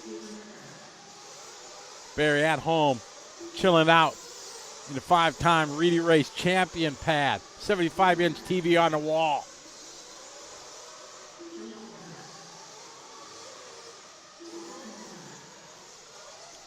Winded down here. Cole Tollard looking to have a good run. Going to get that 8-lapper. So he comes around the line, the youngster here. Well, youngster, not anymore. He's getting old. CFT laying down a solid run there. 8-lap, 5:23. Pavitas right behind. Another solid run for Ryan. Ryan's been looking strong here today. Joey Borden followed by Walker and Tater, your top 5. Dennis Rice, hello, racing in Perth. There is a beautiful, beautiful track there in Perth. All right, we are going to throw it down right now, trackside to Lefty. He's got somebody lined up for a little bit of a side chat. Spencer Rivkin, second place. You're looking good yesterday. I know you want to get a first. Tell us a little bit about your run. Yeah, I mean, obviously, I didn't have any driving mistakes, which was nice. The car felt pretty good. Obviously, I had a pretty bad run in Truggy. The track was so much different than it was yesterday. It's rainy. It was rainy this morning. Track's really wet, so like the car and tires don't have a lot of grip.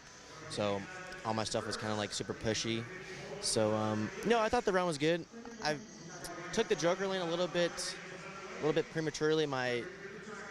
Richard kind of told me to take it, so I thought it was a good decision at that time, and I came out just behind Joe, which he was also running good, but I also felt like if I would have waited when he took it, I would have been in more clean air. So it's just all about finding this clean air. But yeah, I thought it was a good run. Obviously, Dakota's been going good. Brandon Rose has been kicking butt, so which has been pretty cool to see some different guys up there at the top battling. Car's been feeling really good. We've been putting in a ton of effort back at home at these race time races. Last year at AMS, I was battling for top 3, and in the A-main warm-up, I broke my car, wasn't able to really race the race. So a little bit fired up to kind of battle it out. And yeah, things are working good. My engine's been awesome, so super stoked to be a part of the Reds racing team. The car's been working really good, and obviously the J-Concept tires are ripping and gripping. Are you all doing green reflexes? Or? Yeah, we're running green reflexes, and it's kind of like our go-to tire. And then when the track gets a little bit drier, we'll end up running probably our relapses, which is a new tire that we just released. So the track's pretty difficult. I mean, I don't know how it looks on camera, but when you're actually driving, there's just so much going on. There's so many drivers out there driving with their cars, and there's mistakes. People are flying off and on their tracks or other lanes onto the straightaway, and triples and doubles. So you're just all about trying to find clean air. So everyone's pretty close, and you got to stay pretty clean and consistent. Well, good luck in the next round, and we wish you all the luck. Yeah, thanks. All right, there you go. A little chat there with Spencer. We're hot and heavy here in the race 15. Jared Wiggins coming around. Lap number 1 at 40.7. Ryan Mayfield, 41.1. 40.4 for Dakota Fend. Adam Drake, 40.7. How about Drake, man? Drake has been looking fantastic today.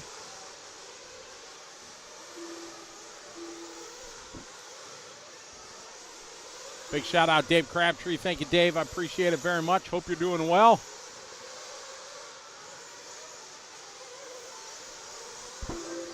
I got Mason Fuller, 40.1. That's the fastest first lap here.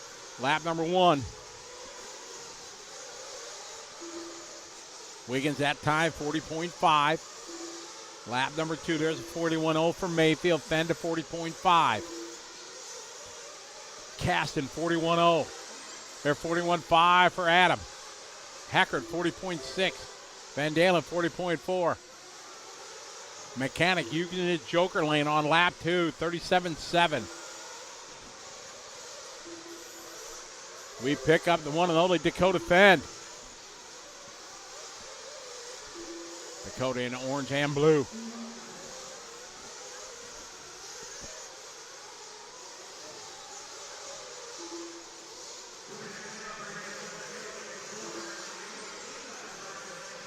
Down the line. Last lap there for Dakota. Dakota had a 41.5. Still has the joker lane to use. Only Adam and Ethan have used the joker lane. Adam at 37.6 moves on up to second with the joker lane, 39.7. Mason Fuller, 39.7 lap. That is not a joker lap. A sub 40 seconds. There's been a few guys that have done it. So Fuller, epic lap there, backs up with a 40.4. We got Adam Drake, joker lap, that last lap, 37.6. Drake now to the leaderboard.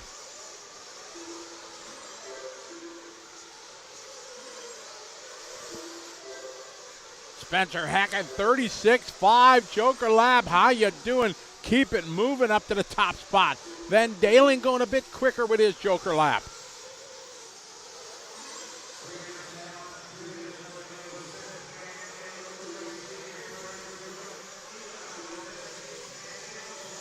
Minute 40 to go.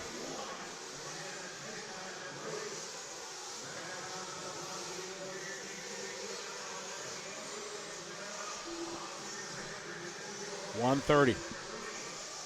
Seth, Spencer, Cole, Tyler, and Dakota. They are so close. It looks like about 2 seconds between the top 4 or 5 guys.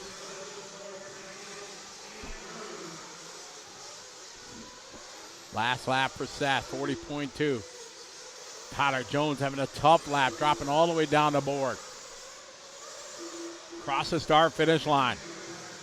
Mason Fuller, 39.6. Hot lap of the race right there for Fuller. Fuller has not used his joker lap.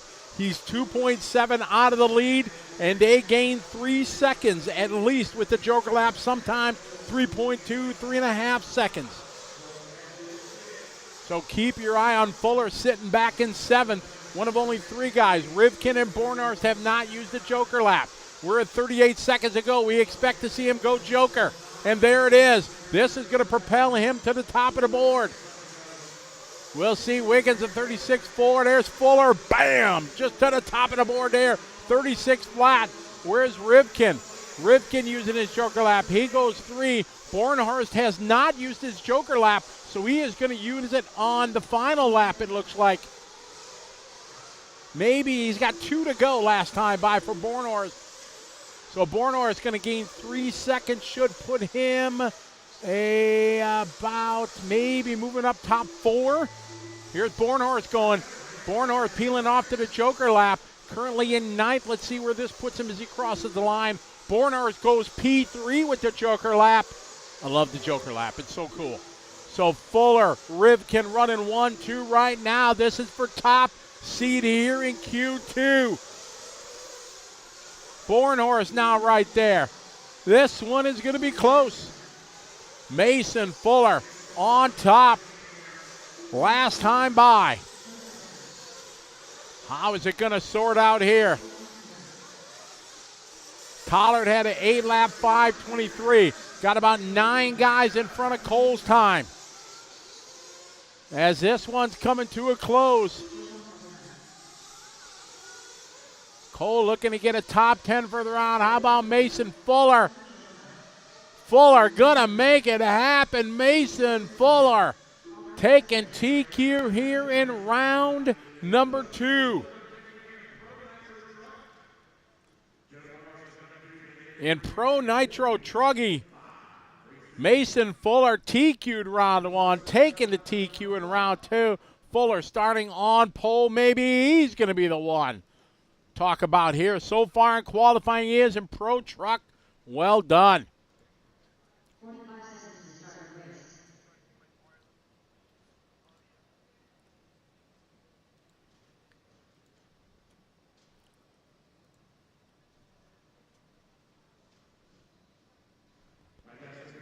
Waiting for the computer to upload the results. And we'll let you know who's going to be your top. in Pro Truck. Takes time. It's got to go to space.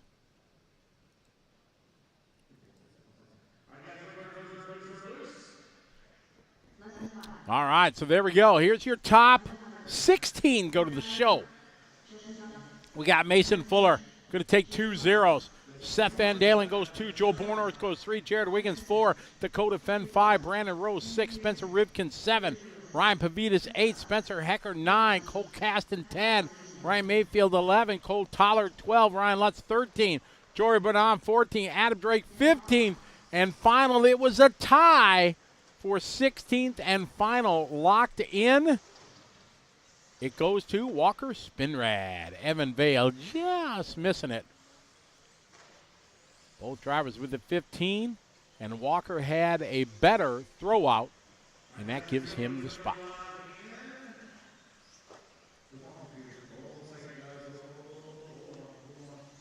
Mason Fuller, a young boy from Iowa. They've been racing. They started racing 10-scale indoor electric for years.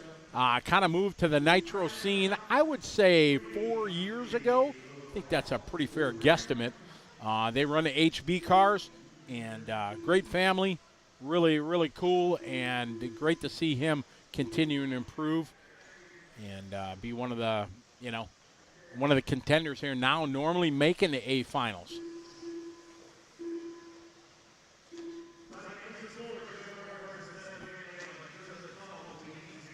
Well, Stud, no, hopefully that's our job, is to inform you guys. We have the data on our screen here to see who's gonna do it. So try to work to keep you educated on who hasn't used the Joker line. Sean McCormick checking in from Christchurch. How are you? Harewood, Christchurch. I think that's in New Zealand, right?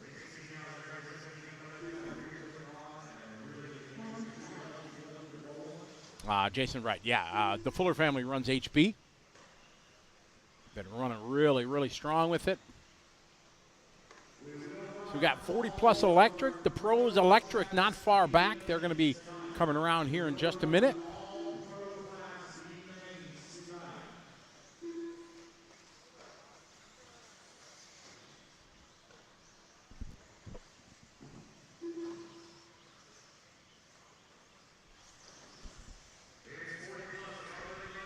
Alexa, play Frozen.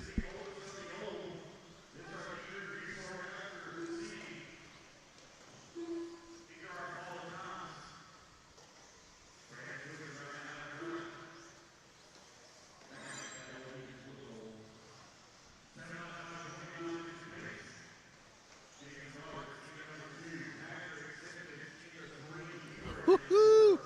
Success. As long as I get one, then I win.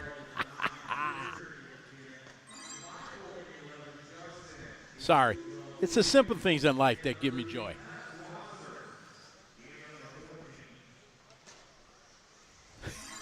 Good deal, Jeremy. Yeah. Oh, yeah. Simple things. I love it. I'm a big Frozen fan. Having a 5-year-old granddaughter, Callie and I, it's our favorite song. So, yep. Always watching some Frozen, listening to some Frozen. Josh is leaving the chat room. I'm out, Scotty. I'm tired of that. Thank you, Frank. I appreciate it.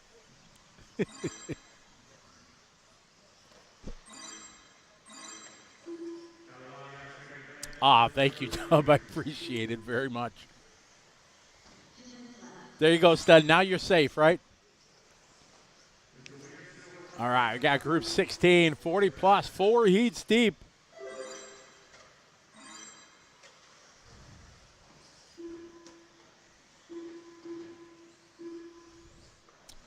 They are running 2 rounds of qualifying.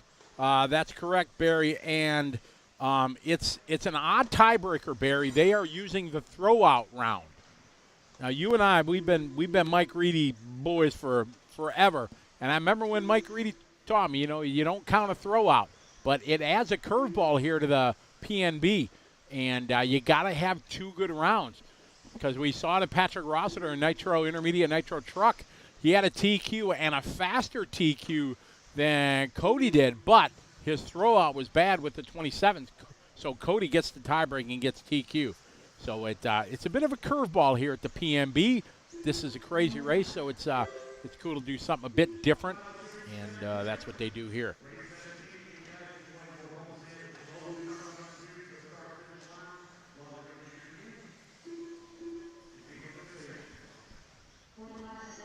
Ah, Robert, good deal. Glad I got it.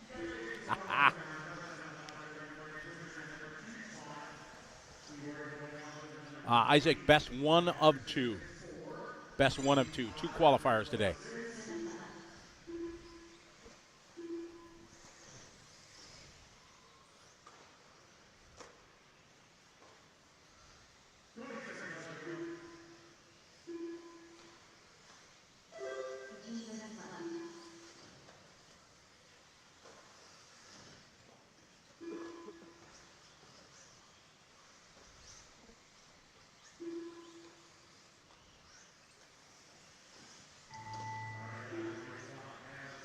Winding down here, Brandon out front, 44.7 last lap. Going to put him on a 7-lap, 5:29.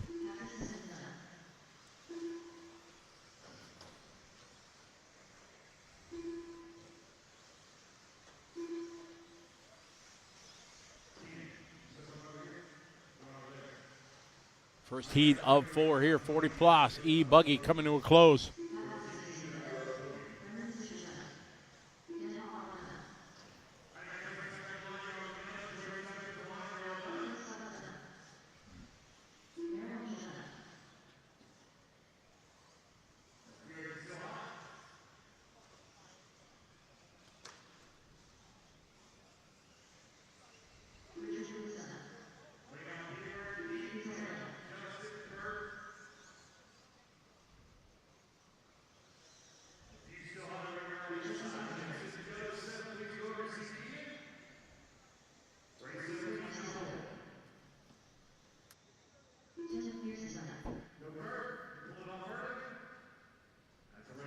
Correct, Frank. That's pretty much the norm here with so many entries, and they make it just a 3-day race.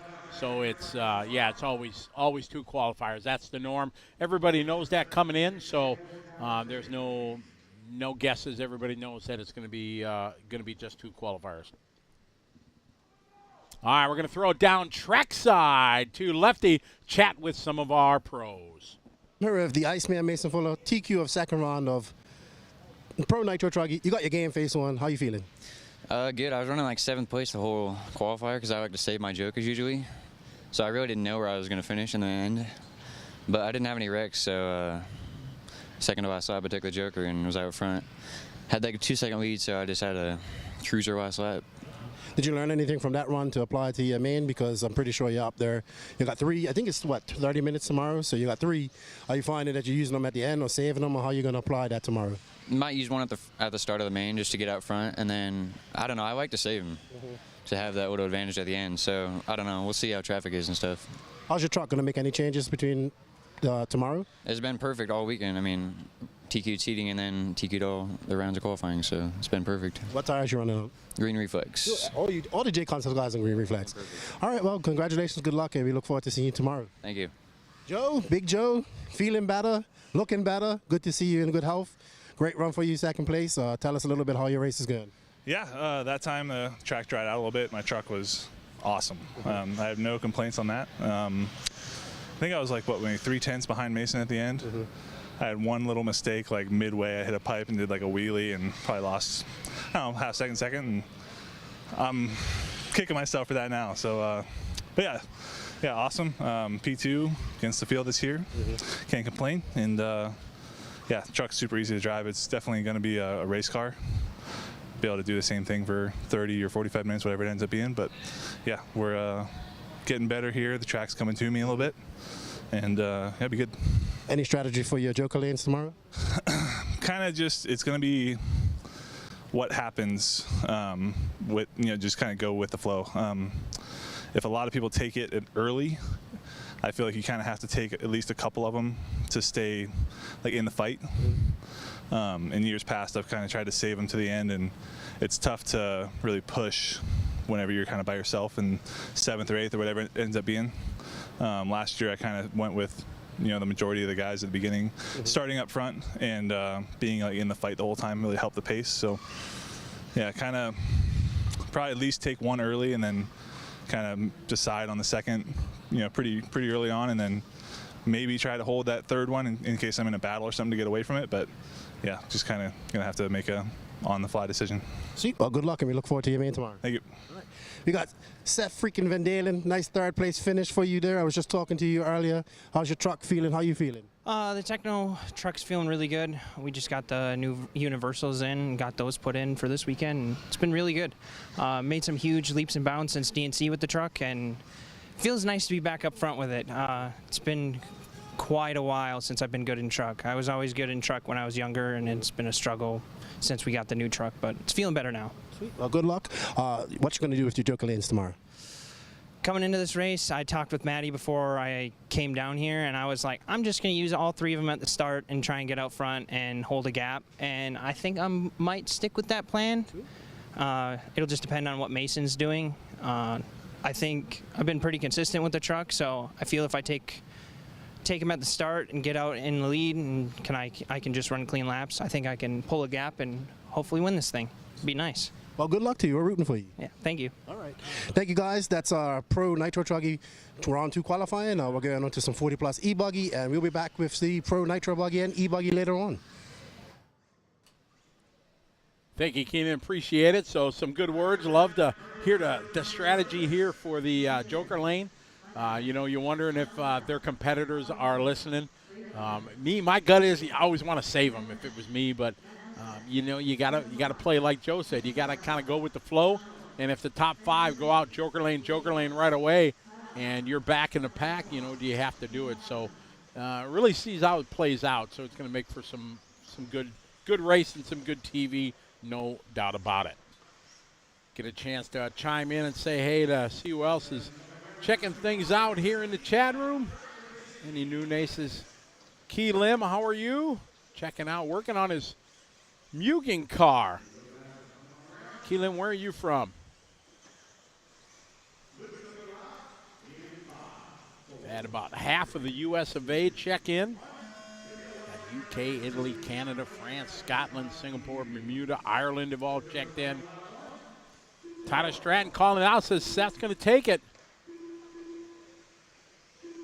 Yeah, but Isaac, you got to think about the flip side. Are some of these guys lying, part of playing the head games? So you just never know.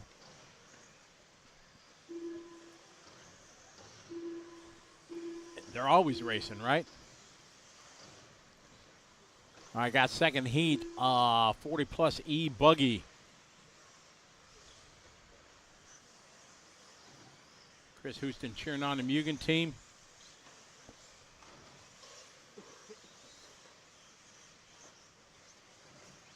Frank, I can't say that. Then everybody would if I say New York hasn't checked in, all of a sudden you get Jimmy. Hey, Jimmy checking in from New York.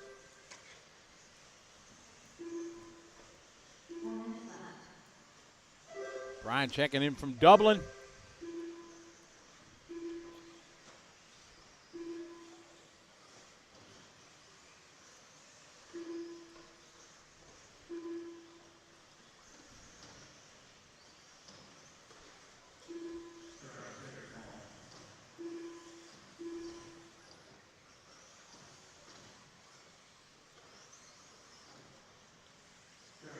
The wind is crazy strong here. It is good we're at an indoor race. Otherwise, it would be crazy. There's some massive wind out there.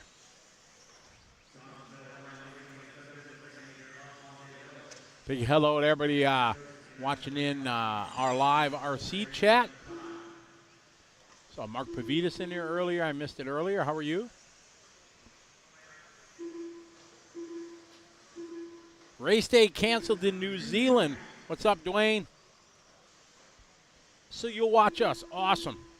Good to have you follow along. Dwayne, I don't know if you saw our announcement. We got a big race coming up to Brisbane here in July. So I'm sure a bunch of the New Zealanders, Kiwis, are going to make the trip over to Brisbane. Join us in July. going to be one of the biggest 8-scale races they've ever had in Australia. I'm excited to come down and lead the team for that. Going to be up at Pine Hills, just outside of Brisbane. Going to be a big show. Got some big things planned for it. Dub rider checking in from the UK. John from New York. Brazil, William Jensen checking in from Brazil. Rumor has it the Worlds next year are going to be in Brazil. Is that the rumor you're hearing down there, William? Got 2 minutes to go in this one. Ken Calhoun out front just to tick off Brandon's time.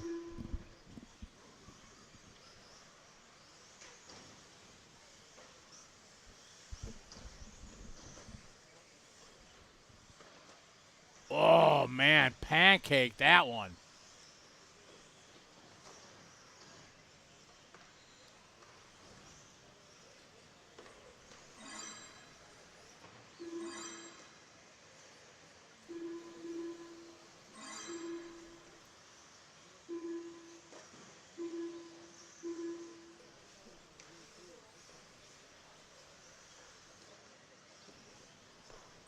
Man, the wind gusts outside are moving our Nitro Pro broadcast studio around.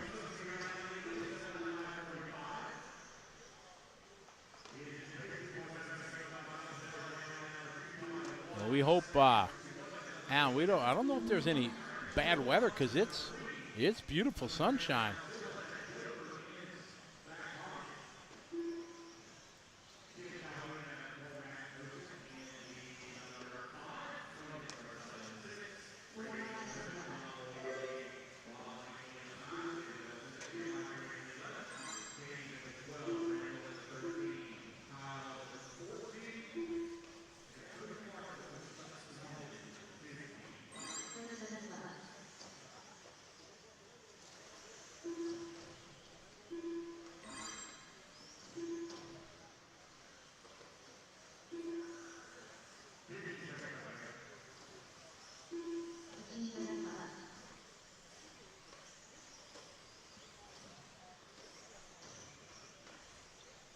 Winding down here, Frank out front. Frank looking to go third overall, so Swisher's time going to hang on.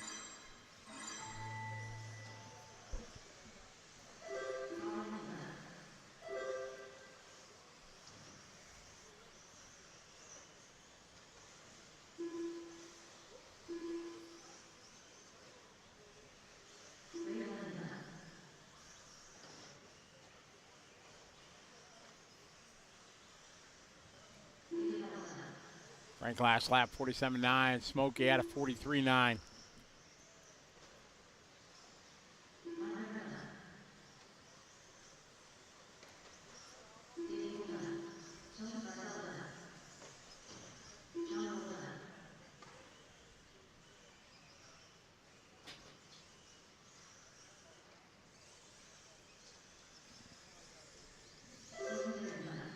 Smokey, Frank, Jonathan. Matt Kozik, the youngster from up in Wisconsin. Young Matt having a good run, or dad rather. Kyle is his son. Matt, sorry, Matt. Matt Kozik looking to get a 3 out of this one. That'd be good. He 2 of 4.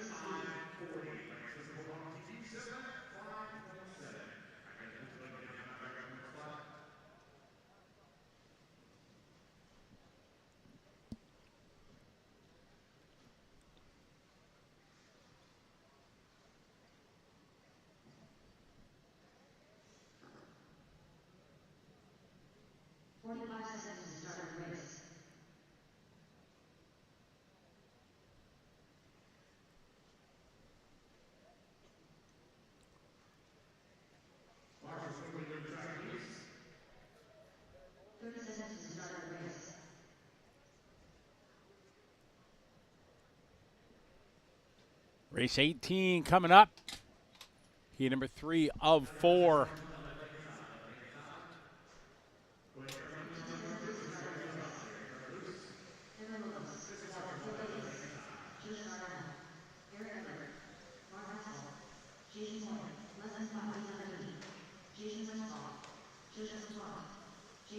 right, these guys getting let loose. Marshall having to wait, nothing he could do. So heat number 3 of 4, race 18 on the track. Where's Bucky? Bucky, part of our trackside crew. He's back. Hello. Hello. Is it that windy out there? It is very windy out there. Woo, And we this are is like shaking just shaking now. and, man, it's shaking and baking in here. I know. Made me a little nervous, but definitely windy outside. Is it still sunshine and Oh, it's clear? and beautiful everything? outside. It's beautiful. I need Oh, shorts. then we're now. good. It's actually better than her because it's cooler. So it's actually hotter outside. All right, so we're on heat 3 of 40 plus E-Buggy. And seems like Seth and Joe were happy with their runs. Yep, and we're all wondering if they're really telling their A game of their Joker laps. You know, are they being honest, or are they just like, you know, I'm going to save mine in the end, but is Mason going to like pull them all out? Boom, boom, boom. I like he's like the Iceman. Nothing phases him. Oh yeah, he's like, yeah, I TQ'd seating, TQ'd both around his truck. I'm fine. I'm good. I got this. You know, confidence. Yes. Well, at 17 years old, he's very confident. He's had a very good last couple years of RC. So it wouldn't surprise me at all to see the Iceman take a win here. Maybe the big win. We shall see. Absolutely. We'll know tomorrow.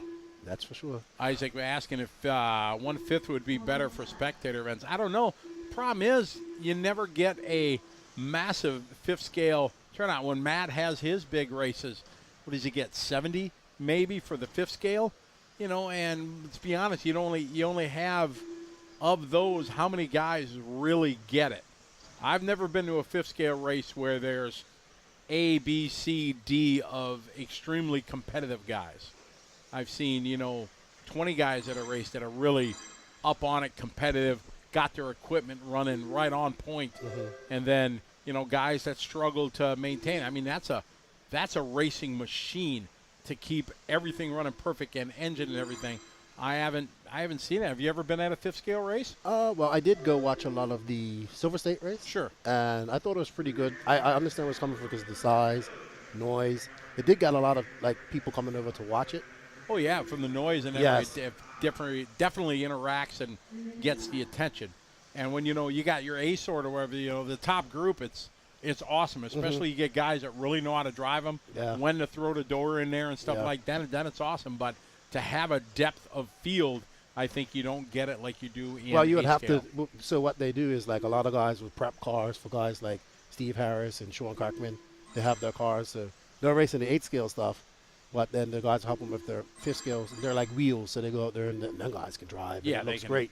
Right, like you give Mayfield or Fenn or whatever. a fifth That's what scale, we'd have to do. They're going to be whipping it. It's a 25-pound car or whatever, and they're things are. fast. They'll still be whipping it. Exactly. The ones I saw at Silver State, which, they were just as agile as, the buggies were just as agile as these, just bigger, and just the same power, and the trucks look great. But, obviously not on a track like this. This is too insane. They wouldn't be able to handle it. But a little milder track. But it's also a very, very expensive part of this hobby. Oh yeah, So- I think it's anywhere of the $4,000 or $5,000 Yeah. race. You can run a full scale car at your local pretty dirt much. track for less. Yeah, it's expensive. You go out and get a beater with a heater and run it at your local short track, cheaper than you can get a 5th scale going at the top level. So. And then we don't even talk about the on-road side of it. That's even more technical with hydraulic yeah. brakes and all this type of stuff. So I do enjoy watching it though. I've watched the Euros. I watched the Worlds. It's good. It's fun to watch. They do look realistic. I do like that. They do. So They do very realistic, but it is massive money for sure to get that running. So it was good. Had a little walkabout around, talking to everybody. Everybody seems to be in good spirits. That's good to see. If the weather being nice, it definitely lifts everybody. Some people are suffering from last night. Yeah. Yeah, it's party time on Friday nights here at Psycho Nitro Blast. So very good. All right, so we got Joe Scaramel. He's in first at the moment for 7.5.19 pace. That's pretty good compared to Brandon Swisher, who's at a 7.5.27. Ever Lobos, he goes down to that Tico race in Costa Rica as well. Oh, he does? Yes. Man, So I'm stoked for that race. I hope. I was just talking to Bobby about it too, because he was down there for the off-road side. So he went down in January for it. He builds the tracks. Yeah, Bobby does, So, right. Yeah. Yeah, unfortunately, January and February, I'm out. My January and February every year fully booked. I got no weekends free pretty much the end of March.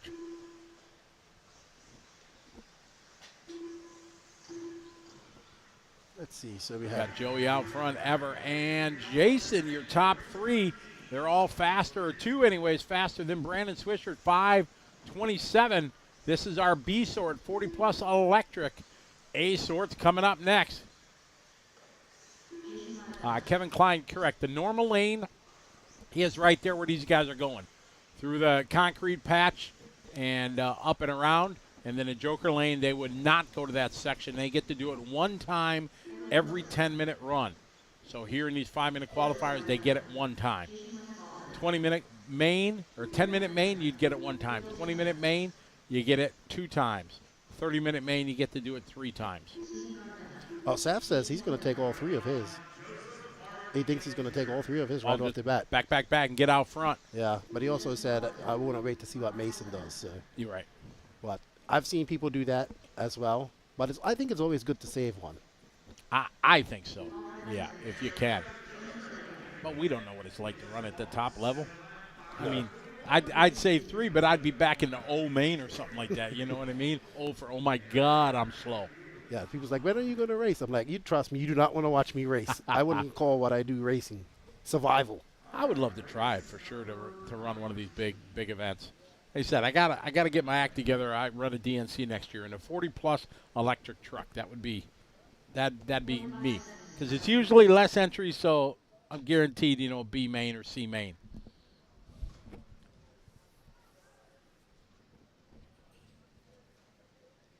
Race 19 coming up. Last heat here, a 40+ Pro Electric. Then we go into Pro E-Buggy. Race 20. 2 heats of that. Then back to 40+ Nitro Buggy. And Lance is cooking along with this. He's in race 19 already. Yeah, keeping it going. Let's go Sasquatch. Who Is would be Sasquatch? Bottom Barrel RC. Let us know who Sasquatch is. Maybe Troy Weber, because Troy's like 6'6" or something like that.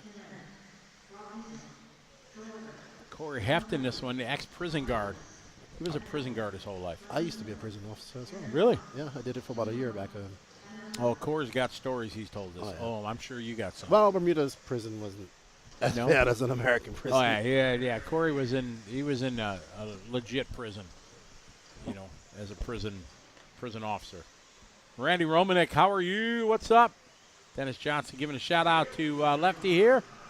What's up, Dennis? How you doing? John Moore. We've gone the whole show without, and I ain't even gonna say it. I've been told from Pete back home, Scotty, if you talk about it, they're not watching anymore. They're shutting it down. That's right, we did. Eric was driving down the road and saw a sign on the horizon that said Shoney's.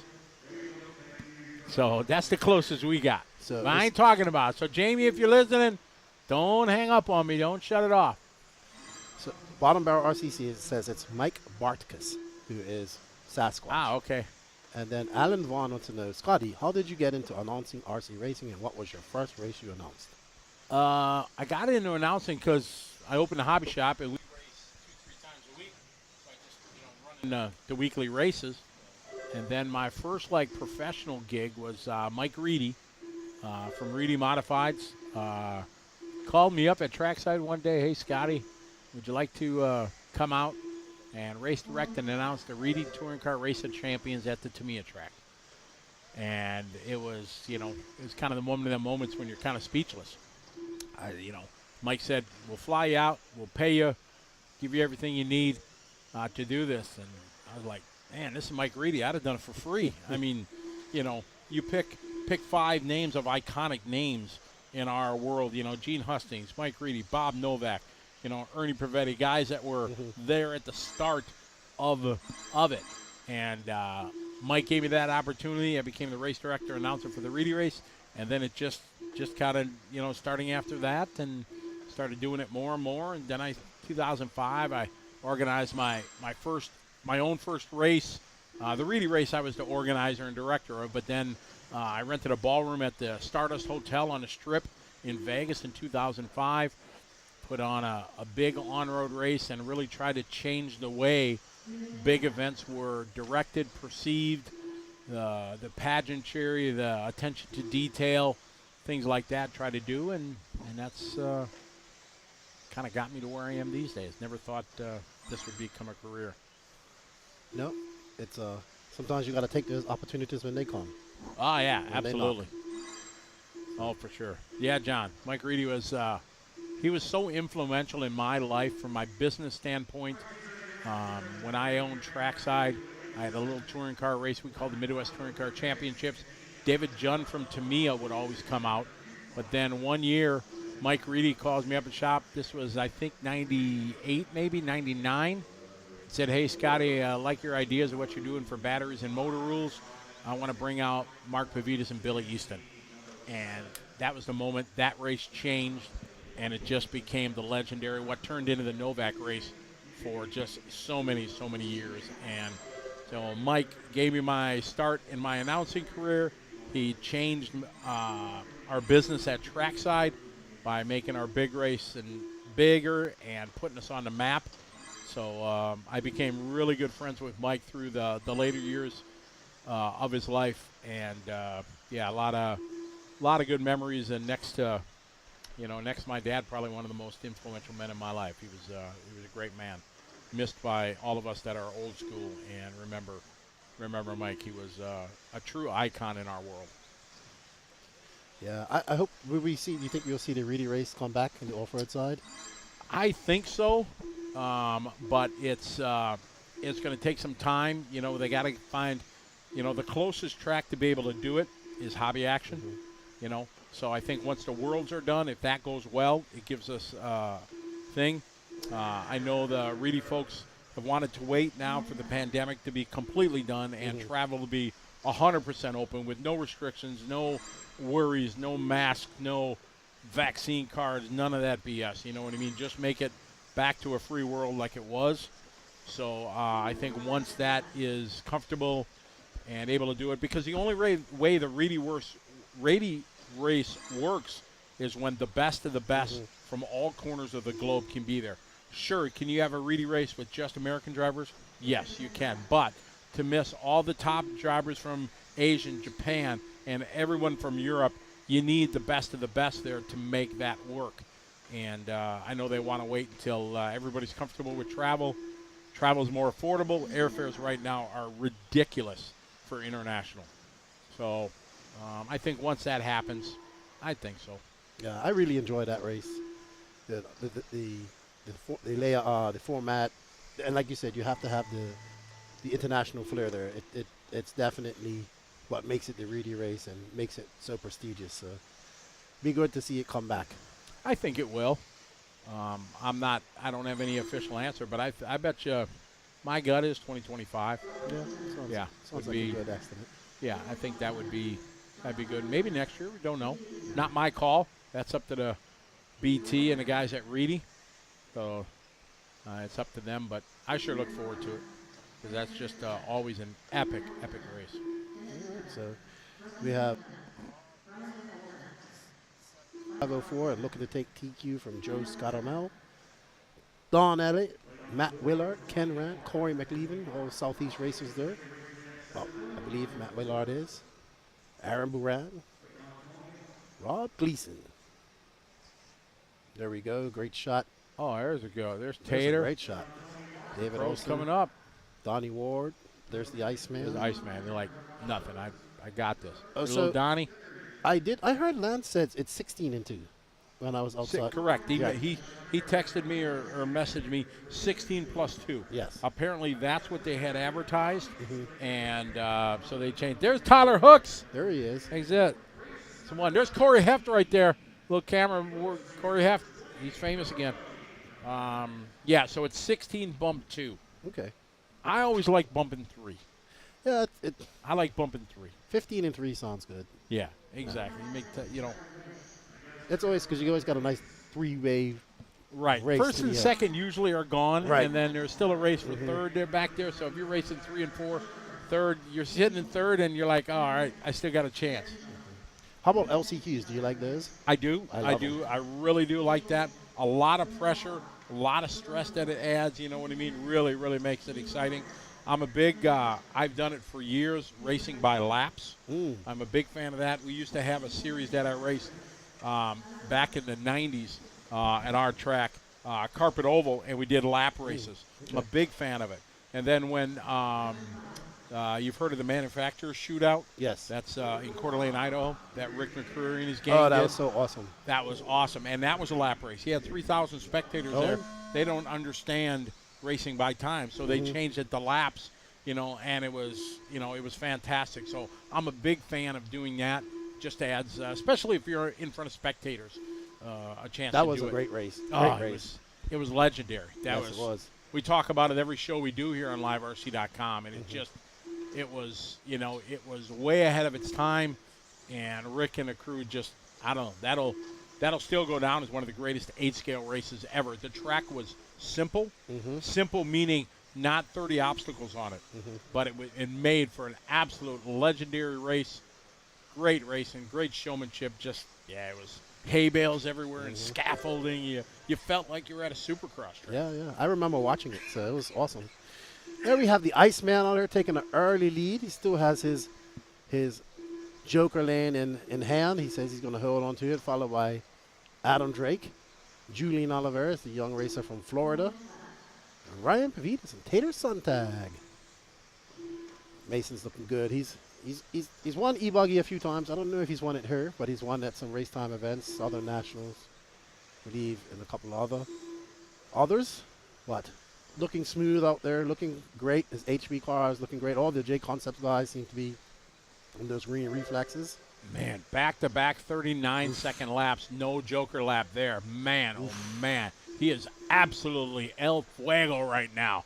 Just on fire, laying it down. Look at that, Look just at that. boom. That was downsided. That jump is like 8 inches, and he downsided That it. was impressive. Oh, this is going to be a good lap if he completes this. If he does Joker lap, it'd be like a 35-second lap. Let's see what he does. I think he's not. He's going to save it. Yep. There Man, you that go. car is like it's on Velcro out there. His car looks great. Oh, this is fast 39. Well, bam, 39.6, hot lap right there. Forget about it. And he still has his Joker in hand. Yeah, Ethan just did his Joker lap 37.8. Mason's lap is 39.6. Yes. Regular lap. Impressive. Track's getting faster. But he looks great. This kid is amazing. Definitely. Team Fuller all the way. Joey Burdon bumps up to second. Another great young racer coming up through the techno ranks. Won E-Truggy at DNC. I think he made his first big pro Nitro main at Southern Nationals last year. So that was very good for him, if I remember correctly. Very nice family over there, the Bordons. Hard-working. Still young. Just went 16, I believe. So Pick still up young Tyler racer. Hooks. I was just going to say, Fuller just did a 39.6, backs it up with a 39.5. Wow. Yeah, so we pick up Tyler Hooks. Hooks has been having some great results lately. So He has. He's been running very, very strong. A lot of it he knows sometimes it's his own mistake where he pushes too hard and just tries to put too much down there. Good lap there, Looking good 40.7.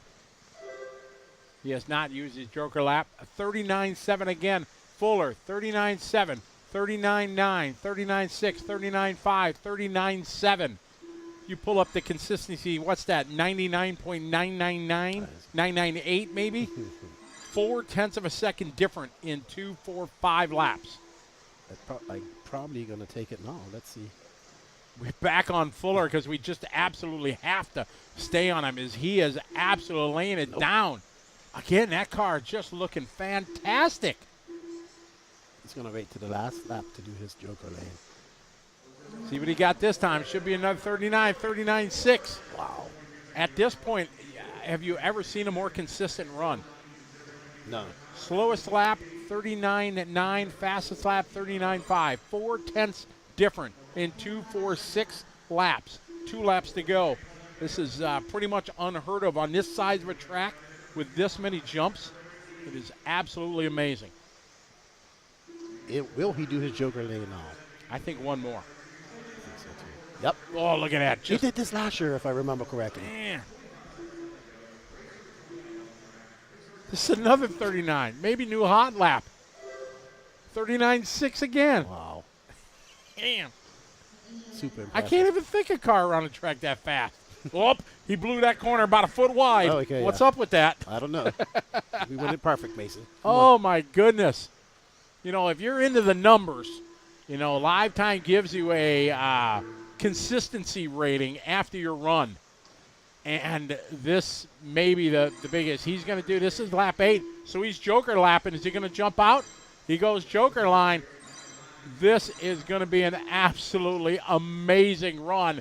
He goes to an 8-lap 5:14. 36 flat. Unbelievable. Wow. Great run for the Iceman. That's gonna be 39, hard. 39, 39, 39, 39, 39, 39, 36 flat. Wow. Wow. That's going to be hard to beat. Very hard to beat. Yeah, absolutely. That's out of the B group. And Hooks had a good run. He had a 30, well, he had 8:24. But he should be, let's see if that holds up for Hooks. Man, Iceman was impressive. Super impressive. That kid has a bright future ahead of him.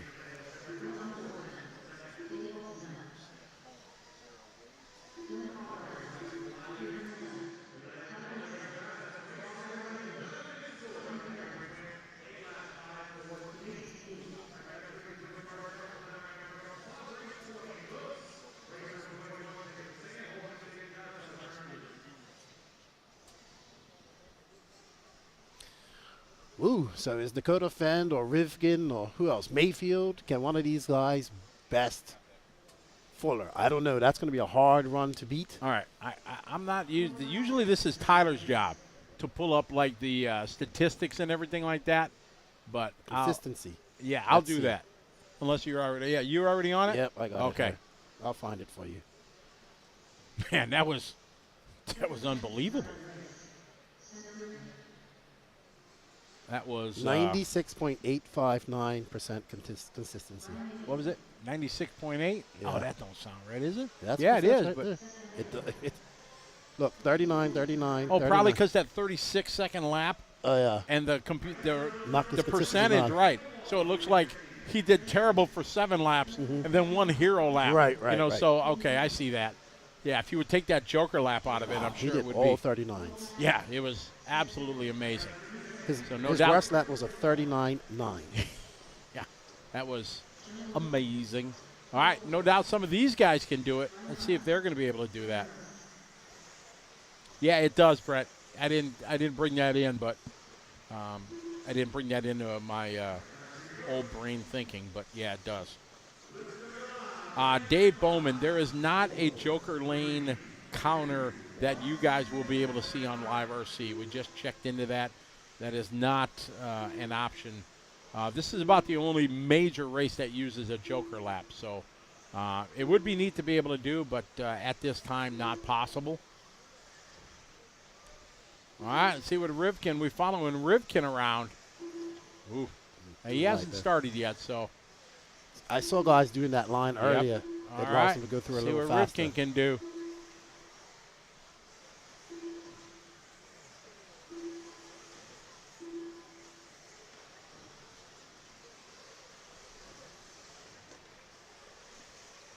All right, here we go. Pro E-Buggy Ryan Dakota. Mayfield out there. Oh, 39.4 from the Phenom. All right, Mayfield. That's the pace we normally see Mayfield at there. In the 39s, running with the other guys. Ooh,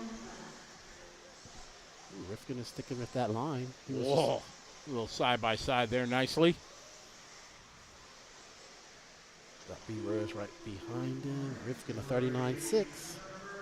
All right, so these guys feeling it, but can they string it together for 8 laps like Fuller did?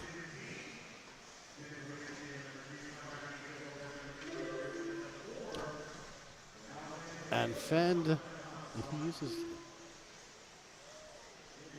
Oh, sorry. Seth showing a 37-1. And he hasn't used his... I don't know, though. That's a pretty epic lap to do 37-1. It may have missed him. Seth is out front.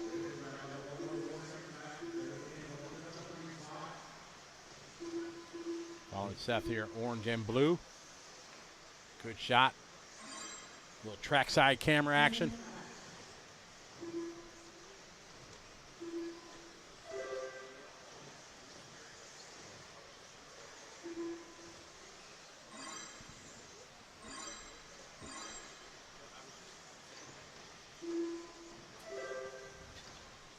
All right, so Spencer Hackett takes his Joker lane with a 35.9.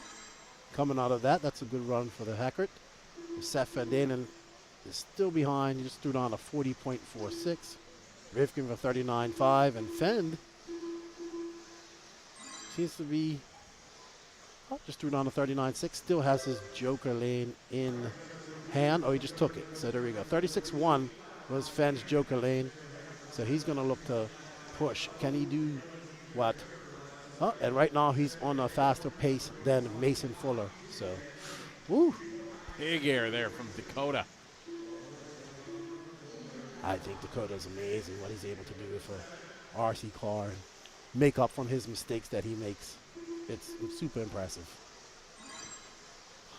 That's a great shot. All right, so Fend, 36-1 that time by. Puts him in at 8.5.10. That pace will slow down since he has used his Joker lap early.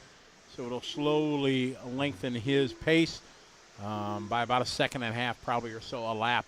Dakota rocking the TLR orange and blue yellow wheels because they're faster. Easier to see, that's for sure. Yeah, absolutely. The one good thing about Fend's car is like you can pick it out anywhere with those colors and his wing downs. I really like the orange on the wing side downs. Looks great. But Brandon Rose out there just threw down a 39.9. His fast lap on the Joker lane was a 37.0. He'd be looking to get up in that higher upper spot to start better in his E-Buggy main.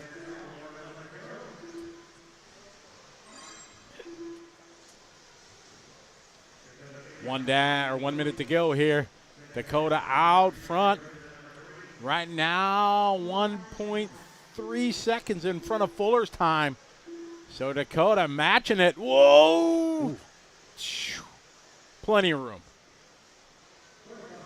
That was close. Who was that he was battling with? Is that Dakota looking good around that hairpin. Slides it off the concrete.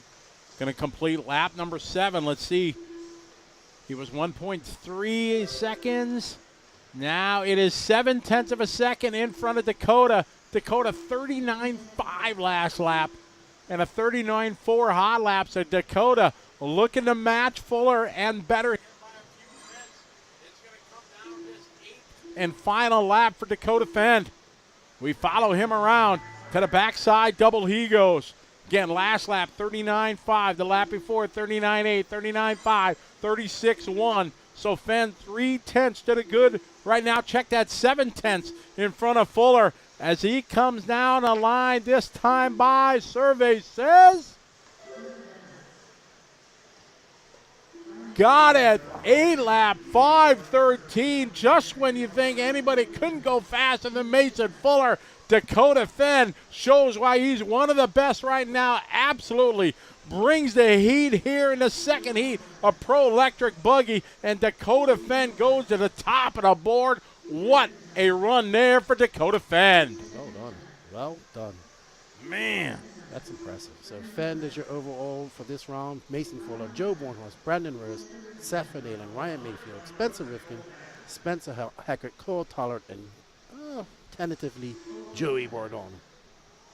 Oh, Hook's looking to get a 10. Yeah. What? Whoa. Hook's ain't playing. That's it. Well done. Big Joe coming down. There's Jared. There's Ryan Lutz. Spencer Heckard. Hi, Spencer. There's Rivkin. These guys coming down. Man, that was some awesome, awesome running. Let's see what the overall is here for Nitro Buggy. I mean, Pro E-Buggy. I don't know, man. Mason's the most, I don't know. Fence is great and good, but Mason just looked the most steady out there. I don't know. It's going to be a great E-Buggy race, I think. Great E-Buggy race.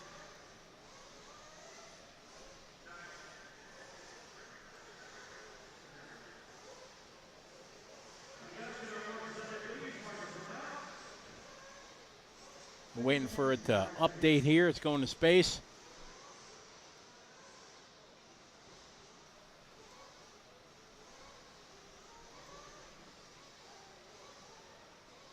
Watch pot never boils, right? That's what they say. All right, there we go. Oh, man. All right, so Pro E-Buggy, 2 guys with 0. The tiebreaker is the throwout round. So 2 guys with a 0, so they go to their throwout round. And an 8 and a 5:21 is faster than an 8 5:36. So Spencer Rivkin will be starting on position number 1. Followed by Dakota Fend, Mason Fuller, Ryan Lutz, Joe Bornhorst, Ryan Pavitas, Brandon Rose, Jared Wiggins, Cole Tollard, Seth Van Dalen, Ryan Mayfield, Ethan Mechanic, Spencer Hackett, Joey Burdon, Caden Fuller, and Tyler Hooks made the cut. Tyler made it on the tiebreak. Caden gets to 15. Tyler Hooks goes number 16 overall with a 10. He had a 10th spot and a, looks like 17. And that's it, 1 point in front of Walker. Jared will be in the B group. Yep, he's going to have to bump up. Look at all these young guns in here. That Mason, Pavitas, Brandon, Cole Tollard, Seth. Man, kids looking good. Going to be interesting. Well done to Spencer Rivkin. Taking over that TQ over Dakota Fend. E-Buggy's going to be fun. That's all I can say. We'll be paying some bills around here. And now we have 40 plus Nitro Buggy up, and that started. We got John Byers out in front. Just started on his outlap here. Cannot take the Joker lane in the outlap. Justin Roll, the shiny little straight there, that's the concrete floor. So they dug down all the way to the bottom below all the dirt, and they're running on the concrete. So it definitely adds a unique obstacle to the racetrack. A bit more difficulty. It's slippery, as you can imagine. Getting it woed up in time to hit that little hop, definitely a challenge. We've seen many of guys coming way too hot. They donkey flipping on the exit. But, yeah, and Spencer Rivkin likes to go up on the very side of it and go down on the dirt side, and he seems to be able to get around there fast on the inside. I haven't seen anybody else try it in the pro class, so maybe he's onto something.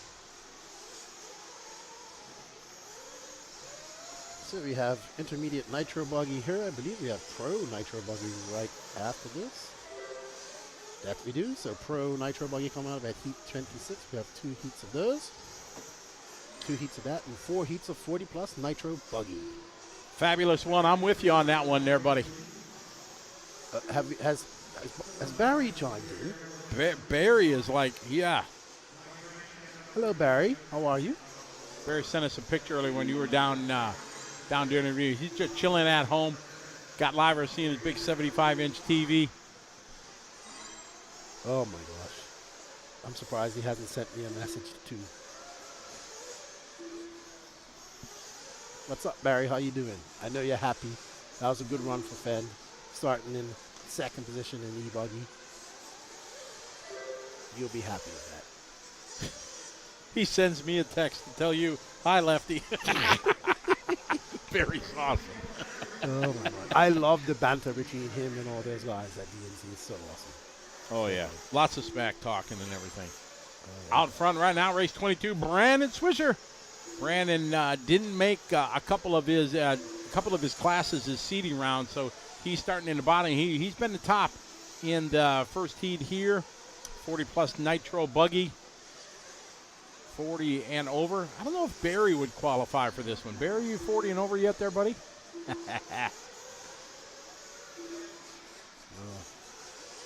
old Barry. Back in the day, touring car racing, forget about it.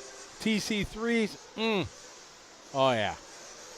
Barry, how many TC3s you got? I'm a failure, big time, because I do not have any of my TC3s from back in the day when I won snowbirds and stuff like that. I'm just, every time I think about it or see something about a TC3 or whatever, I'm like, epic failure that I never saved any of them from back in the day. I got a message out to anybody know. You find a TC3, man, I want to get a TC3 for my collection. I just, yeah. I had a TC3. I had a Nitro TC3. I had one of those. I actually got mine I bought it from Kendall Bennett before he had A-Main. Oh, really? Yeah. I actually still have a Triple X NT that I bought from him before he started A-Main. Man, don't get rid of that. Barry says he's got one. Yeah, I wish I had one. Mine back in the day. If I clean out my garages with 20 plus years of hobby shop stuff, I probably got enough to build one or two. But I know I got my old Stratus body though. I still got my old Dodge Stratus protoform body. That's when touring car bodies were simple. You ran a Dodge Stratus, that was it. Either the Andes or the protoform. That was your option. It was simple then. And they looked like touring cars, not the bodies they got now. They look like El Caminos. Yeah, I think that's my complaint now with touring cars. Oh, yeah, I'm not a fan at all. You know, and another good race that I used to like, and I used to see it in the magazines all the time, was the Tamiya race. With the different classes and the realistic bodies, like the mini class. Wow. This guy right here. Yeah? Tamiya U.S. national champion. Oh, yeah. I used to Ma watch touring back in the day. Then I went to Japan. That was awesome. Such an awesome privilege to be able to do that and take part in that. That was such a great series. They still run it Tamiya Championship Series. Still, doesn't have the luster that it did back in the late '90s. But man, that was epic. I always liked the mini class. I thought that was cool. Oh, so much fun. We had tons of minis. We raced a lot of minis at trackside. Newbie family. How far down is the drop in the concrete? It's about a foot. Yeah, say that. Foot and a half. Yeah. Up that thing is. It's not that much. It's just to add a different surface. And, it's giving people problems when they get up to the bump, but you got to just slam a brakes or do what Rifkin's doing, just going up on the inside of it and staying on the dirt side. So, very good. Oh, Barry Still's got his World's TQ Reedy Race winning car, because that race was back-to-back. They came from South Africa in 2002 and came right back to the States and then ran a Reedy Race. That to me, I remember that, Barry, yeah. That's when all you guys came right back over. He says he built a new car 3 weeks for the Nats 3 weeks later and won that. That's back in the day, like Barry winning everything. Until this blonde-headed Sonic the Hedgehog-looking kid from Wisconsin named Paul Lemieux started coming around. Then you got beat a couple times by a cheesehead. And his son's now racing in 10 scale. Exactly. So doing well. Yeah. So that's generational right there. It is, yeah. That's in the genes for sure. Little Chase Lemieux, he's a wheel too. Absolutely. I got a picture when we were racing at trackside on a Tuesday night Worlds off-road, and Chase beat me in stock buggy like legit. He was, I don't know, 11 or 12. I said, I need to take a picture of this day because I know what this day is. This is the beginning. Sure enough, he beat me on that Tuesday night. I got a picture. I still have that picture of him laying whoops on me, and yep, it's been downhill ever since for me. Damn kids. Someone says we should have a Masters race with all the Legends race. Sorry, a Legends race somewhere. That would be cool. Yeah, we're trying to do that. The guys in Thunderdome in Chicago, carpet race. Dan Lewis just reached out to me. They're trying to get a Legend race. Joel Johnson, Ralph Birch, Barry. I don't know if they've reached out to you yet. This just happened like over the last 3-4 days. they said, hey, Scotty, we want to do this 12-scale race, run some old school, get all the old guys that, past champions and big names in it and do it. Get Tony Neisinger in it and everything like that. So, I don't know, Barry, if your phone hasn't rung yet, it's going to be ringing real soon. Okay, Dieter just reached out to him the other day. All right, I knew they were going to be calling you because they just called me to find out what dates were open in my calendar. So we're looking to do a old school kind of legend race, as he said, later this summer. I think it would be awesome. But how competitive it would be to get all these past world champions and, I don't know, Barry, how many national championships you got? 15, 20, something like that, 5-time Reedy race. It'd be awesome for sure. I'd just be there for the smack talk. Yeah, because it would be for sure. Yeah, they get back to racing again hardcore. The egos come back. Mind games. Yeah. That's what it is. Mind games. Get into your Absolutely. mind.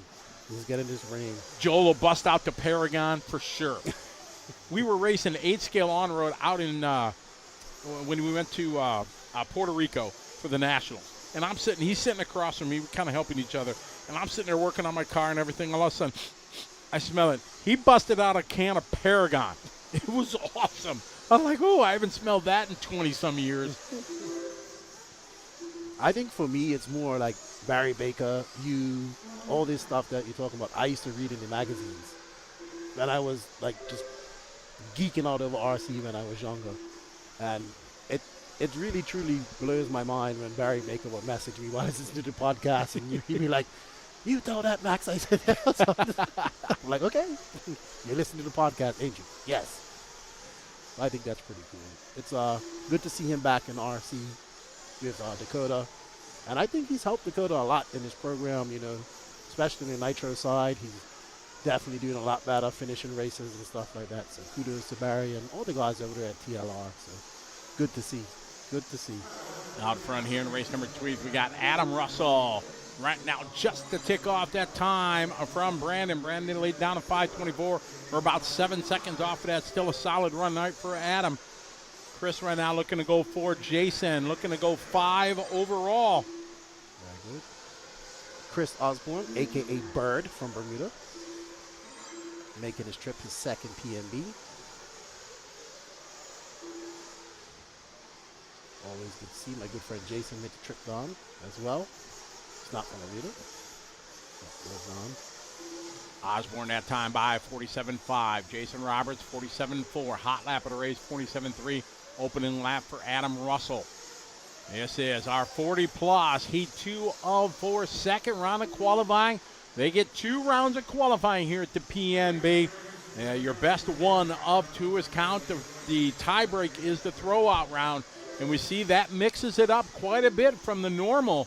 The Psycho Nitro Blast, definitely a different kind of race, and it's happened here as we've seen a couple guys that have TQ'd with faster runs. Unfortunately, their second rounder, their throwout round, ends up being a tiebreaker. Big air there going over, and the tiebreak goes to the faster second round. And it's mixed it up for a couple guys. Yeah, it has. That's worked out for Rivkin. So he got out that TQ of the E-Buggy round. It's going to be interesting. Go ahead. No, I was thinking, are these guys going to stick to what they said with their Joker laps? We just saw Mason rate to the end. So I think it's all going to pivot on those 2 guys. Dakota, him, and they're going to wait for each other, I think. I think Mason will do 1 early, and then if he has, the first half of the race was going well, then he'll save him. I think that's my gut feeling for Mason. But I could be wrong. I normally am. We got Adam Russell to the lead. He's on a 5:27. It's 3 seconds, but just over 3 seconds behind Brandon Swisher, who missed all his seeding and has come here to do the bump game. Well, not necessarily the bump game, but no practice in qualifying, coming out here and doing his best to start on a top main. Remember, they're taking 16 and 2 bump. 18 drivers per main. Adam out front. Looking to go right now 2 here overall. Barry Baker says RC's been his life. and he loves it too much to walk away. And absolutely, he's one of the iconic names if you go back to the 90s, 2000s, in the world of on-road racing back in the day. And names like him and Joel Johnson, Josh Searle, guys that are just legends. You know, they can't even count how many times national champion. I asked Joel, how many national champions you got? Like, I don't know how many. But 28? Yeah, that sounds about right. He's like, that's good. Yeah, something like that. Same with Barry and Josh. You know, they got so many that, you know, at what point do you stop counting? You know, me, I got 2. Oh. And I ain't going to forget that. No, you should. I'll be happy to tell anybody, too. I see Josh Searle's big into drag racing now. Oh, yeah. And he left his job at GM. He's been like a big dude at GM for many, many years. And he's always been RC, much like Barry said. It's part of your life. You just can't get rid of it. And now his business has just grown so much. He's like, GM, I'm out. Wow. I'm going to do my own thing, get to spend more time with his girls. His daughter's big-time hockey players. Oh, yeah? Like really good female hockey players, like legit. And, him and Angel just going to run the business and take care of the girls, and it's pretty awesome. So, yeah, good to see. It's always good to see legends like that being able to continue in the industry. Oh, for sure it is. Absolutely. And like Barry said, you know, it's part of his life. He can stay on it. And now he's, you know, lead mechanic there for Dakota when they go out to all the races and everything. Pretty awesome. We shout out to White Lake saying, hey, how are you? Welcome to the party. One more card coming around, but I think most guys are done in this one. Adam, going to go 2 overall. I don't know if this guy's done. If not, George was still running. He's giving him no love. Marshall's walking out in front of him, and see the sun shining outside. It's a beautiful day outside. The wind finally slowed down. The Nitro Pro broadcast studios is calmed down a little bit. It was getting a little rough out here. Yeah, I was talking to my buddies. They were talking about the wind this morning in their camper. They thought it was going to flip over. That's how bad it was. Yeah, all the guys down in the camper area. Heat 3 of 40-plus Nitro Buggy. We're getting up to another heat, and we will be going into our 2 rounds of Pro Nitro Buggy. That will be it for the pros today, except the ones that are running E-Truggy. Oh, we got a drone out there. I remember the last time drones were flown in her. It was almost an accident. Really? Yeah. Joe Warner almost got hit by a drone. It was my buddy. He was right next to me. And he just lost a little bit of control, and you almost hit Joe while he was on the driver's seat. Oh, man, that cost him. I ain't going to lie. It would be kind of cool if he tries to. Oh, did you see it just fly by? If he flies it over the big jump, that would be a shot right there. Yeah. See him flying it around.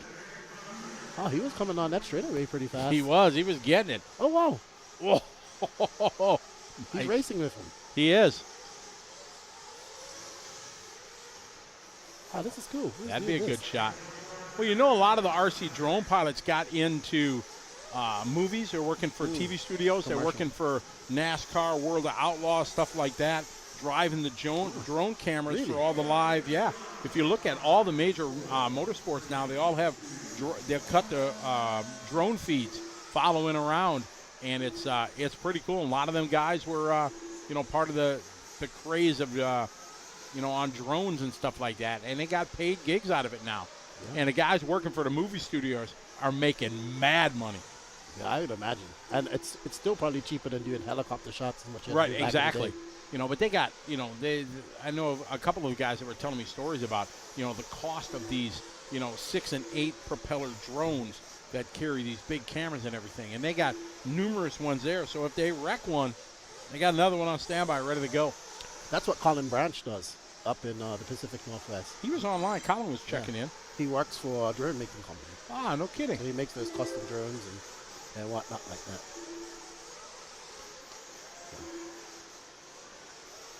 Yeah, speaking of me, I was talking to a director here. I had somebody reach out to me last year, and I thought it was spam, but they're interested in making a movie with RC in it. So I've been kind of consulting with them and trying to they want the RC part of it to be just right or as close to possible. So they're talking about a movie like for us old school people who remember the movie Rad. Rad. Remember that BMX movie from the 80s? Oh, yeah. BMX So, movie, sure. Yeah. It's like Rad meets Cobra Kai meets RC. So it's pretty cool. I read the script and gave them some advice. And they're going to try and reach out to some of these pro drivers to get them. And it looks like they're going to go ahead with this in the next couple of years. So it should be interesting. That'd be pretty awesome. So they're very key on trying to have the RC part of it as realistic as possible. They said, look, it's a movie. Things have to happen too. That may not be what happens at the race, but You gotta make it, made for TV kind of thing. So we shall see. Anything that gets what we do out in front of people. So do you remember going to old school? Do you remember the commercials with the Pillsbury Doughboy? Yes. He'd get pushed in the tummy. Yeah, because people used to do that to me. All right. Then there was also the Cheer laundry commercial where a guy, kind of bald-headed guy, got a clear glasses, didn't say anything, dirtied a handkerchief, Yes. stirred it in, put it in there. That guy's name is Joby Cerny from Chicago. He's the voice of the Pillsbury Doughboy. He was the Tide guy in there, and used to big RC guy back in the day. Raced up at trackside all the time, and just the nicest guy. Well, he got a script that he wrote and was pitching it to Disney about RC racer, about an old guy getting into RC, used to be an IndyCar champion back in the day, got into RC, got his local kids in it. Remember Robert Conrad? I do. Old school kind of, Charles Bronson, tough guy kind of guy. Robert Conrad is named, great old-time actor and everything. Pitched it to him to try to do it, and they were doing it, and he brought me the script. I think I still have it somewhere of it. And he's like, there was, this one part, they were going to be at a playground racing, and he said, Scotty, if we get this, I'm going to have you in the movie to do the announcing thing. It never took off, but it was really cool to hear the process and the story of how they had to pitch it to Disney and stuff like that and all that. It was it would have been really cool. Yeah. Well, my first time ever reading the script, so it was a little different. You got to read it like you're watching the movie. So Yeah. it was pretty interesting. And actually, they messaged me just before I came out here because they're like, "Oh, we're trying to reach out to some of the racers." And they ain't responding. I was like, "I'll see him soon. I'll let them know." Joby owns a production studio in downtown Chicago that does audios and commercials for, the industry, because he was, that player. So, I don't know, must have been 10 years ago. He calls me up, says, Scotty, I want you to come down to my studio in Chicago, and I want you to read for a Budweiser commercial. So I go down to this studio in downtown, right, I don't know what the name of the road is there, just downtown, right there in the middle of the buildings, and I go in, and I'm going to read for this Budweiser commercial that they're going to do at the Daytona 500. And I was like, pretty cool, because Joey and I have been friends, and as I announces and stuff like that. So I go into the studio, and I walk in, and sitting there in the waiting room, do you remember the movie Major League? Yes. Okay. The old dude that, had his hat and had the whatever. Pine tar? Yeah, whatever, on his hat and everything, that old Yes. school guy. I can't remember his name. But anyways, so I walk in, and I see him sitting there. So this guy's there to read for it. So am I. So I go in, I do my read and stuff like that. It takes about, 6 minutes or something like that. Just read these couple things. And then, this was, a couple months before the Daytona 500. And sure enough, Daytona 500, I didn't get the part. I knew that. Joby messaged me that I didn't get it. And they gave it to this guy. Oh. You know what I mean? But it was a cool, cool thing. I got to go into like a real studio, with the microphone. I felt like a rock star, got that there, and they're on the other side of the glass telling me, okay, read it like this, and they had little notes in the script, got to laugh here, kind of say this and laugh. And this when Dale Earnhardt was still around, and so it was pretty cool. So Awesome. yeah, another cool moment of my life because of RC announcing. RC is awesome. It is. RC is awesome. Never knew where it's going to lead you. You're right. Alrighty. This one, it led Rob Gleason to the top of the heat, though, better than Brandon Swisher's time from earlier in this round in the B sort. Rob now goes to the top of the leaderboard, does a 7-lap 5:08, just in front of Matt Willard and Ken Rand. Yeah, and all three of those guys went faster than Brandon Swisher, so they've moved up the ranks and pushed him down, and we have one more heat to go. So let's see if these guys can hold on to that. And then we have the big enchilada. Pro Nitro Buggy coming up. Nitro is the glory. We're all waiting for that. So it'll be good to see. And then that's it for the pros today. That's it. They kind of got a, what time is it? It's 4 o'clock, man. No, the afternoon has gone by fast. Oh, yeah, absolutely. I did not know it was 4 o'clock. Our day's far from over there, bro. That's fine. Yeah, exactly. I enjoy talking RC. That's it. What else is there? I mean, RC's the best. But it's cool that you bring up, like, it's so funny, just like you, RC has provided opportunities for me outside of RC, like working. I got tunnel work. I started working underground and in tunnels because my buddy used to have his son used to race RC, and he was like, Keenan, I got this radio-controlled shotcrete machine, and you would be good at it. And he's like, I ain't working underground.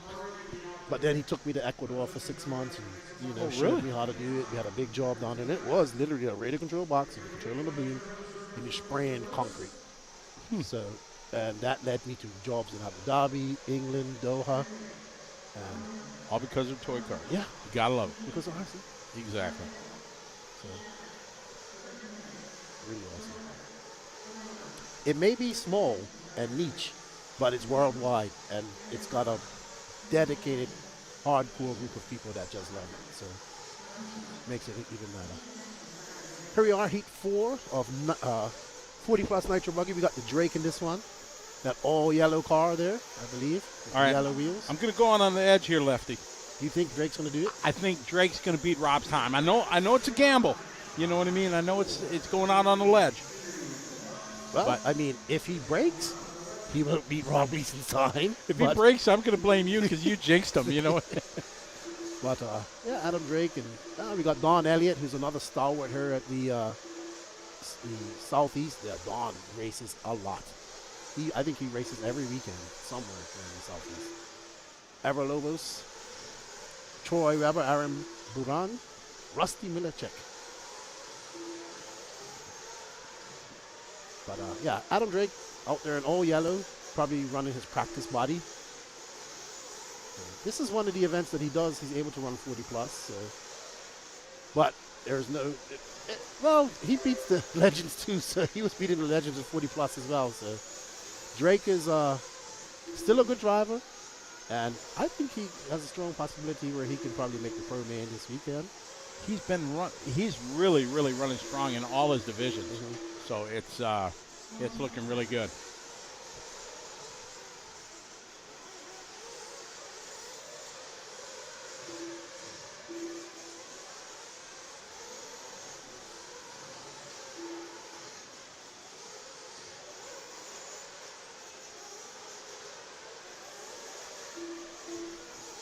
Got 3:30 left to go. Adam Drake out front. Last time by 40.9. We see Adam at the top of the screen right there. Coming up to the backside, or front side triple. He's yellow on yellow and yellow. Out front, last lap. Lost a couple seconds. Still on a TQ time. He's on an 8-lap run. Rob laid down a 5:08. So Don and Aaron also right now better than the previous and current TQ.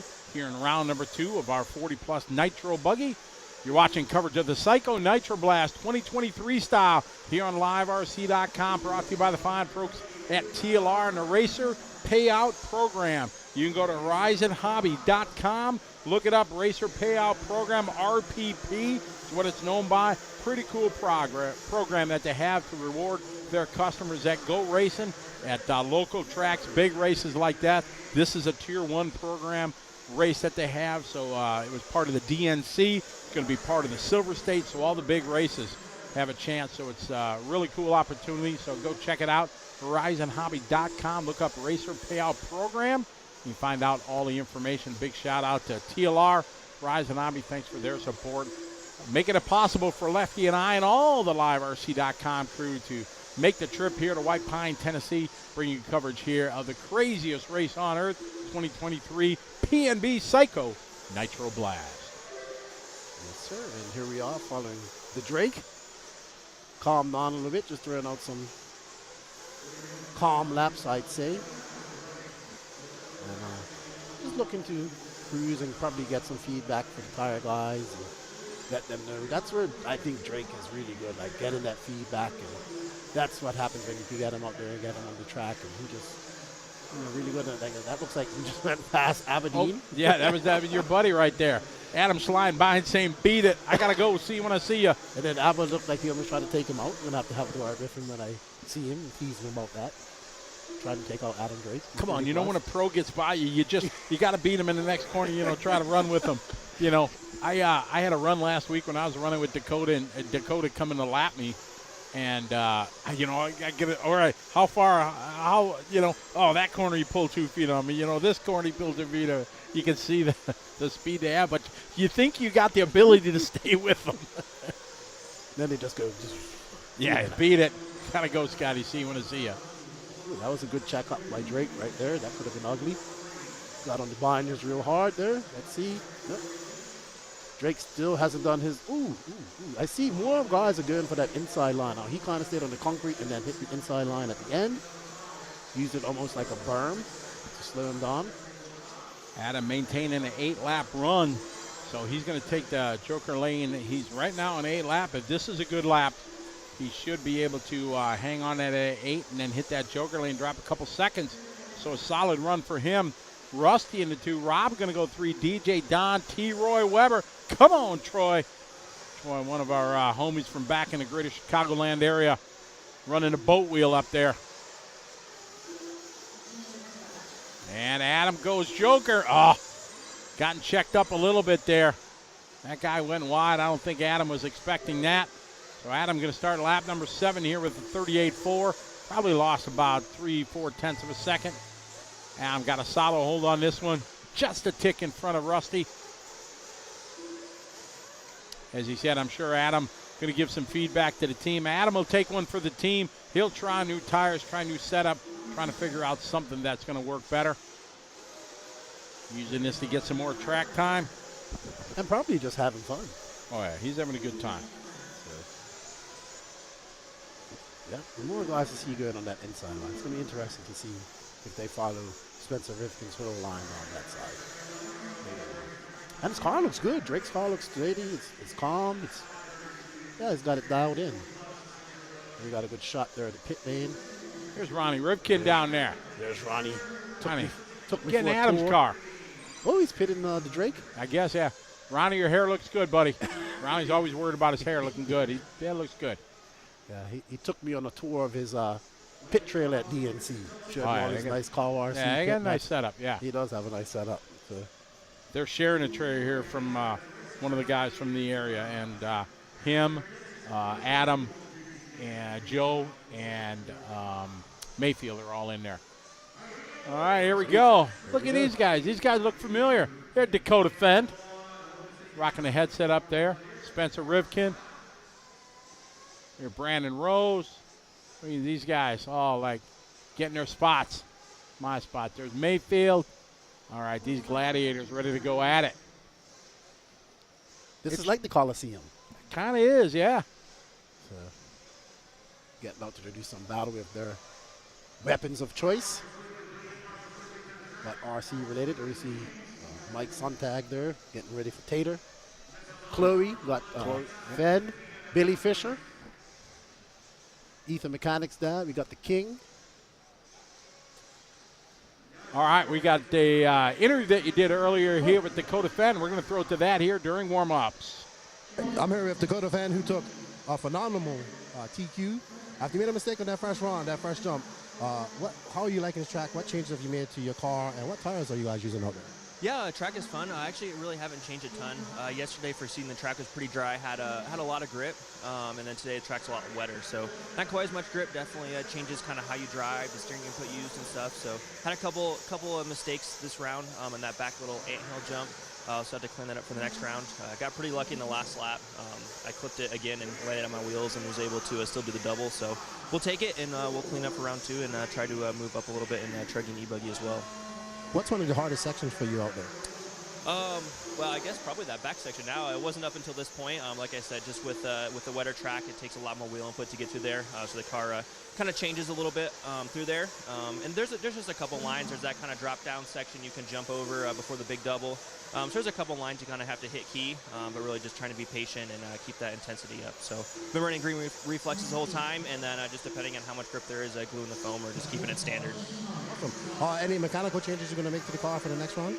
Nitro Buggy I'll probably leave the same, and then Truggy and E-Buggy just change a little bit in the front end just to get a little bit more steering. Sweet. Well, good luck and congratulations on TQ and round 1. Thank you. Spencer Rivkin.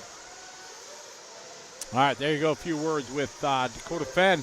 We follow said Fenn here around the racetrack. We saw an epic run in E-Buggy. Let's see if he can do the same thing here in Nitro. He's got white wheels today. Yeah, white wheels here in this buggy. Probably not going to be as fast without the yellows, so. Probably just had a quick tire change, or maybe I doubt they ran out of yellow wheels. I'm sure they have plenty of yellow wheels for. Oh, I'm sure. For Dakota Fenn, and we got, I believe that's Wiggins right in front of him. Yep. So the Wizard out there trying to repeat. He was good in the earlier rounds. See Chris Nelson, and we got Mayfield right in front of those guys, and following the cam right now. So right now we're following Dakota Fenn, who just threw down. He's going to throw down, let's see, a 40.1. So these guys are doing a little bit slower with the Nitro Buggies compared to the E-Buggies and the Truggies earlier. So, oh, that's a great shot of the Leap of Faith. I haven't seen that one all weekend. We're on with Mayfield. He's a little bit under the weather this weekend. So, got to perform while you're sick. And back to the Phenom. Shout out here to Troy Nicholson, Matt Starnes, and Nelson Keonis. Good to have you guys joining the show. Psycho Nitro Blast here, 2023, 16th running of said event from White Pine, Tennessee. Brought to you by TLR and the Racer Payout Program. We got Spencer Rivkin top of the board, has not used his Joker lap here in the first two. Dakota Fenn, Mayfield, Rose, Heckert, Bornhorst, and Cole Toller. Round out your top 7. Second round of qualifying here, Pro Nitro Buggy, heat 1 of 2. This is the B sort. Look at the names in the B sort after our seeding round. Oh, check out, there's an up close and personal little Ronnie Rivkin. Ronnie checking out the data on Live RC. That's Spencer Rivkin. He just had an accident there at the end of the straightaway. I was talking to Seth earlier, so yeah, there's little bumps catch you just right out of the straightaway, and got to be very careful. They'll flip you just like they did the Spencer right there. Awesome shot there. You see how much air they really get from the side view. We pick up Rivkin over that back section that Dakota said is getting more challenging and more difficult. Now some traffic here in Rivkin's future. Last time by was a 39.8. Has not used the Joker line. Continues to stay on the normal course. See what he's got this time. He had that one little hiccup as he came down the straightaway. So this way, lap going to be a little bit slower. And Dakota Fenn throwing down a hot lap right there. 39.5. That's going to move him top of the board. Mayfield just doing his Joker lap. 36.7. Shaved off them couple seconds. Puts him 7/10 in front of Fenn, Rivkin, Lutz, Rose. Heckert now using his Joker lane. Moves up to P3 with a 36.8 lap. Here we see Dakota Fenn sending it over the Leap of Faith. Coming around to this hard S section that's been bamboo. Ooh, that was nice. He had a little rippage in there. Coming around over the double. And he's yet to take his Joker lane. Let's see if he does it this. Nope, he's going to wait. Probably to the last lap. And more guys are doing that line. Yep. So these pro guys who copy each other, they saw somebody, they're going to do it. But it's good to see. There's Seth, if something happens to Van Dalen. Boys. And as we follow the Phenom, that's a great shot. Big air there. Picking up, looks like Mayfield here. Mayfield rocking the techno. Over the backside, double he goes. Bit of traffic in front of him. Doubling out of that. Coming up to the Joker lane, staying on the concrete. Slides it around, little hip coming out. Whoa, Dakota. Dakota using the Joker lane right there. Oh, catches a run, no contact there. That was close. Man, you take the Joker lane, you come out right with Mayfield. That's about the last guy you want to come out with there. Mad respect for each other, and they're friends no doubt. I was, many times you see them just talking to each other out of DNC, but, out on the racetrack, hardcore competitors. Yeah. These guys don't want to lose. That's one thing they all share in common. So that's the mentality you need to have to be a champion, I guess. So. Brandon Rose has not used his Joker Lane. Bornhorst has not. Everybody else has. Dakota Fenn still at the top of the board. That time by a 40.5, and that's going to wrap up his run with a 5:17. So Rivkin was 0.8 back. If Spencer Rivkin throws down a heater right here, he'll be able, but it has to be an amazing lap. He needs 0.8 on Dakota. Dakota last lap, 40.5. Rivkin had a 41.3. It's all on the line here. Let's see what he can do. If he can go to the top of the board this time by 39.0 hot lap. Oh, my. Talking about a heater lap. He threw it down, but 0.1 of a second off of Dakota Fenn. So Dakota Fenn going to take that one, go to the top of the board here out of the B sort as the A sort. Look at his Rivkin, little smile on his face. And, it was so close. There's Cole Tollard. Hi, Cole. How are you? Good to see you. Actually, that was the same top 3 as the first round. Yeah. Fenn, Rivkin, Rose. So Rose waiting to use his Joker at the very end, and it helped him out. There we see young Brandon Rose. B. Rose representing Texas. There's Pavitas. There's Pavitas. There's Fenn. It's like just another day at the office. Go out and do my turn, Marshall. Like Fenn, as I've gotten to talk to him more, he's always available for interviews. He gives great interviews, and he's probably, and he's still young, 26, 27. Yeah, he is. Great kid. I always talk about, I have pictures with Dakota, his mom, Nancy, taking pictures. First time I met Dakota was out in Washington State, maybe 2000. I was trying to remember when it was 2006 or 2007. Dakota was, 8 years old, running stock, still in the junior class, about this. And every year, as we grew up, we took pictures together. And I put it on Nancy. Nancy, you're probably out there listening. I still got that challenge for you to put a little collage or whatever. You can they got an app for that now. You can put a pic of Dakota and I through the last, 20 years of, pictures together.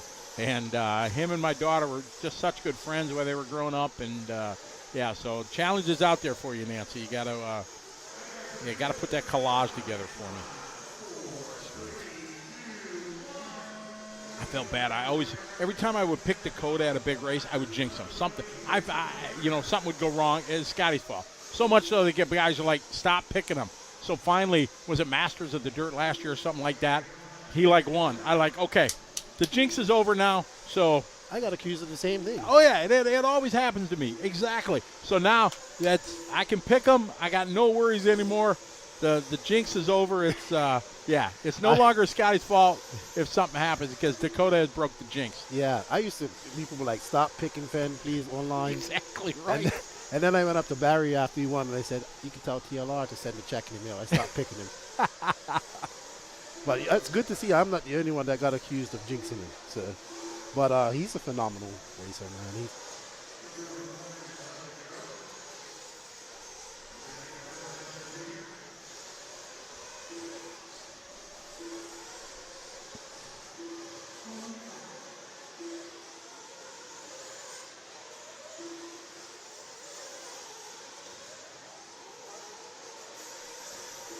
All right, we got our A sort here. So all those big names that you saw, they were in a B sort. They didn't have the greatest seating round. So they had a good one that time. So now we got Walker Spinrad lead in this one. Dylan Caldwell, David Olson, Adam Drake.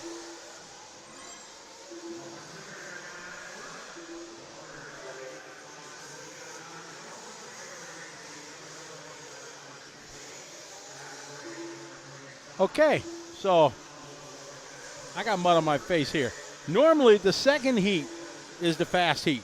Any race you go to, that's what it is, the second heat. But they didn't do that. They put the fast heat first, so heat 1 was the fast guys. This is the slower guy.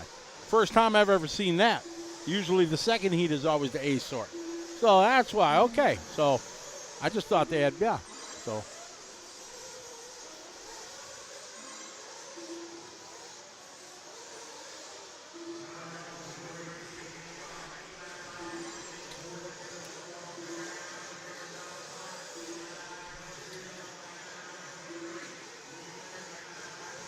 All right, on the track right now, Walker, Tyler, and Lee.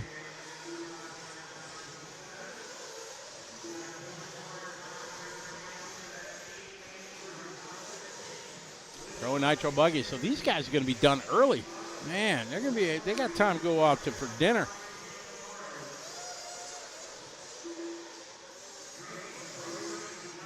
Tyler Jones, 42-1.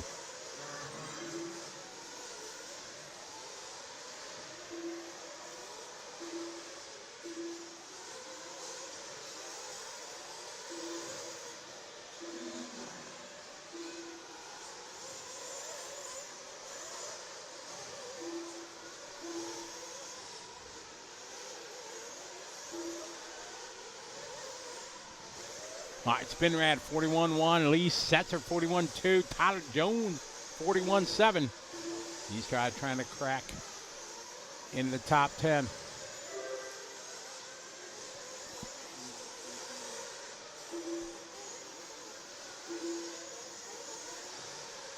Rumor has it the Pro B-Banes maybe ran tonight. So we may have some more pros running tonight.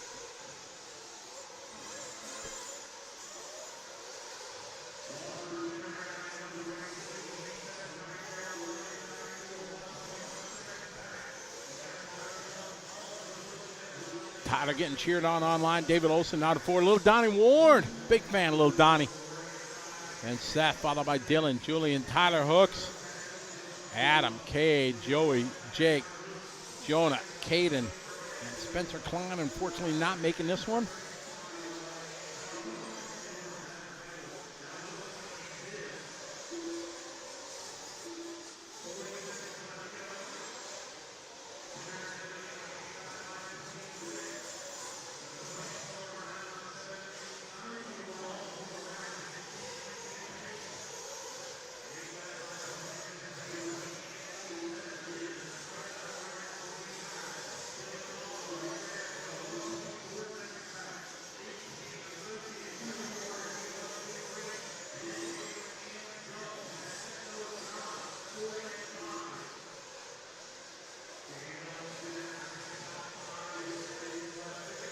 Out front right now, winding down. Setzer using his Joker lap to propel himself to the hot top of the heat. 40.5 hot lap right there for Lee.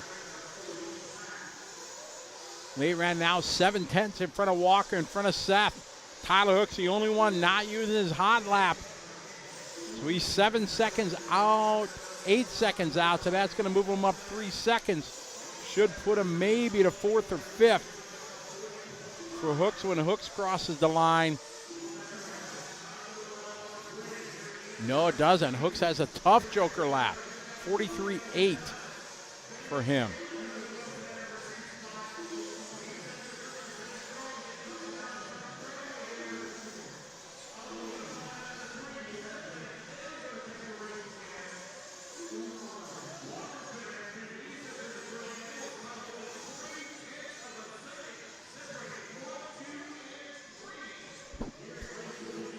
So Seth moves to the top there at the end by .007. James Bond.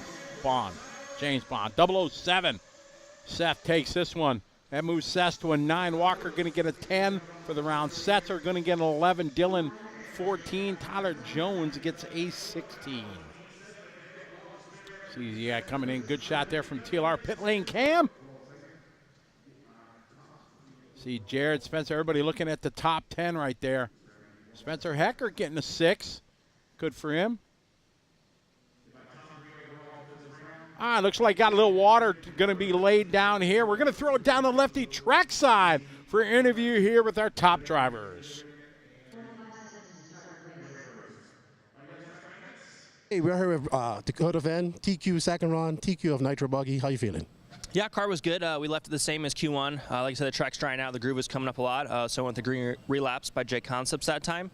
Dries a little bit different than Reflex, so just kind of got that information, and we'll mount some stuff up and get ready for tomorrow. Okay. How's the track coming along for you? You liking it when it's drying out like this? Yeah, I think suits my car and suits the driving style a little bit better when it's dried out, so should be good for mains. It's probably most likely going to be a little bit drier for the mains, just depending on how the water schedule is. So we'll keep an eye on that and go from there.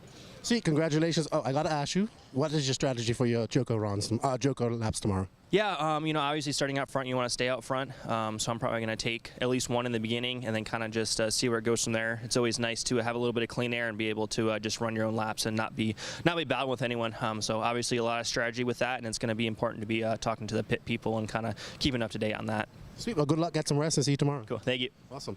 Brandon Rose, where you go? B-Rose? Come over here, B-Rose. Where's Rivkin? No Rivkin? B-Rose third. Well done, man. Saving that Joker lane for last. Paid off for you again. How you feeling? Yeah, it was a really good run. I really wanted to TQ that run. I felt like I was kind of close in the last lap. Made a small bobble, but the car's awesome. Tires working awesome. Everything was really good. What tires did you go on? Did they go on the Bangkoks again? No, I actually switched to Amazonia. It just keeps it a little flatter. They're not quite as soft, and it wasn't rolly as much, and it definitely helped. All right, so what is your strategy for the Joker lanes in your main tomorrow? I don't know yet. To be honest, I think I'm just going to kind of follow what the front guys do, try to keep it that group, and go from there. See, well, good luck to you. Get some rest and see you tomorrow. Thank you. Awesome. I don't know where Spencer Rivkin is. He's not here, but he finished second. That's Lefty. That's your, obviously, Dakota finished your TQ overall. I believe Brandon Rose is third, and Rivkin second because they finished in the same order. So that's it. Lefty's out. That's it for Pro Nitro Buggy. These guys get to rest, and they'll be back tomorrow. Let's see what they do in that 30-minute Nitro Buggy main. Thank you, Lefty. Appreciate it here as we got a short little pause for the cause. The guys throwing some water down. Every few hours they're taking a water break. Good to hear what them guys are doing. Brandon sounds very excited to be running so well here. Dakota, another day at the office there for Defend. Running the relapse this time, so that was cool. As he said, just trying to get some information. Learn to have to make a decision for tomorrow. So we got a lot of racing to come up after qualifying. Going to be running late tonight. A lot of races to go on. They are going to run the Pro B mains later tonight. And then, so set things for tomorrow. We're hoping that they talked about setting the exact time for when pros are going to be up tomorrow. So we're hoping that still plans through. That's just rumors right now. I haven't heard that from anybody directly, but that's what they're talking about right now.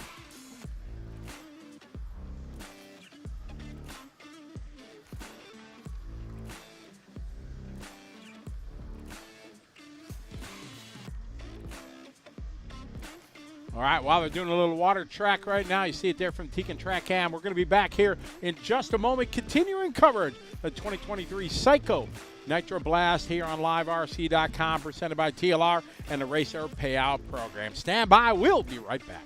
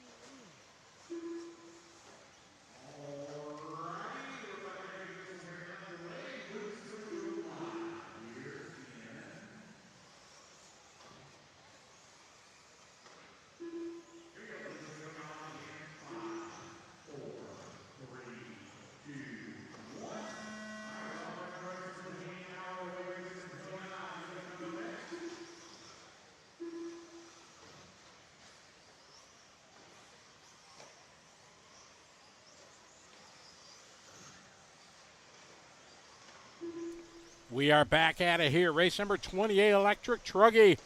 After a water job here, these guys are off and running heat 1 of 7. We got Paul Trim taking that early lead in this E-Truggy Heat 1. 7 heats of E-Truggy here at the Psycho Nitro Blast. 23. E-Truggy is paying some bills here in the Southeast. Getting popular every year. More and more popular. Good to see. I like E-Truggy. I want to run it myself. So we'll see. I think Ryan Lutz was doing backflips every lap of his qualifier. That made it entertaining. But E-Truggy, big class here at race time. And only growing more and more. Good to see. I just got some big news during the break. I went in race control and talked to Lance, find out what the program is. And the B mains for the pros are going to run tonight. But something they never done before for tomorrow, we have set times now officially for the Pro Truck and the Pro Buggy. So tomorrow afternoon, 2 o'clock in the afternoon, Eastern Standard Time, US of A, the Pro Truck race is going to go. So folks that are around the world, you can figure out what time it is East Coast here of the USA. So East Coast, daylight saving time here, 2 o'clock in the afternoon, we will run the Pro Truck Final. And then at 5 o'clock in the afternoon, we will run the Pro Buggy Final. So a couple hours apart, but 2 o'clock, 5 o'clock. You can set your alarms at whatever time it is to join us. That'll give or take, 10 minutes, depending where they are in the program. So it might be, 2:05, 2:10, something like that. But plan is at 2 o'clock to run the trucks, 5 o'clock to run the buggies. That's right. So set those alarms and tune in because we're expecting hot and heavy. These guys flying. If the Joker Lane, all these guys are trying to have their strategy. It's gonna be interesting to see what they do. So I think we're in store for some good racing here tomorrow. So stay tuned and set those alarms, everybody. As we see the E-Truggies going over the Leap of Faith there. So these guys got a pretty wet track, but I think they got a dry track in the first round of their qualifying in the first round. So E-Truggy, a lot of guys are running the traditional bodies here in E-Truggy too, I noticed. So maybe the E-Truggy body, the traditional body is more popular in the E-Truggy than it is in the Nitro Truggy. So it's good to see. Bruggy and Truggy. Let's not start that debate on YouTube again. And let's see, RC.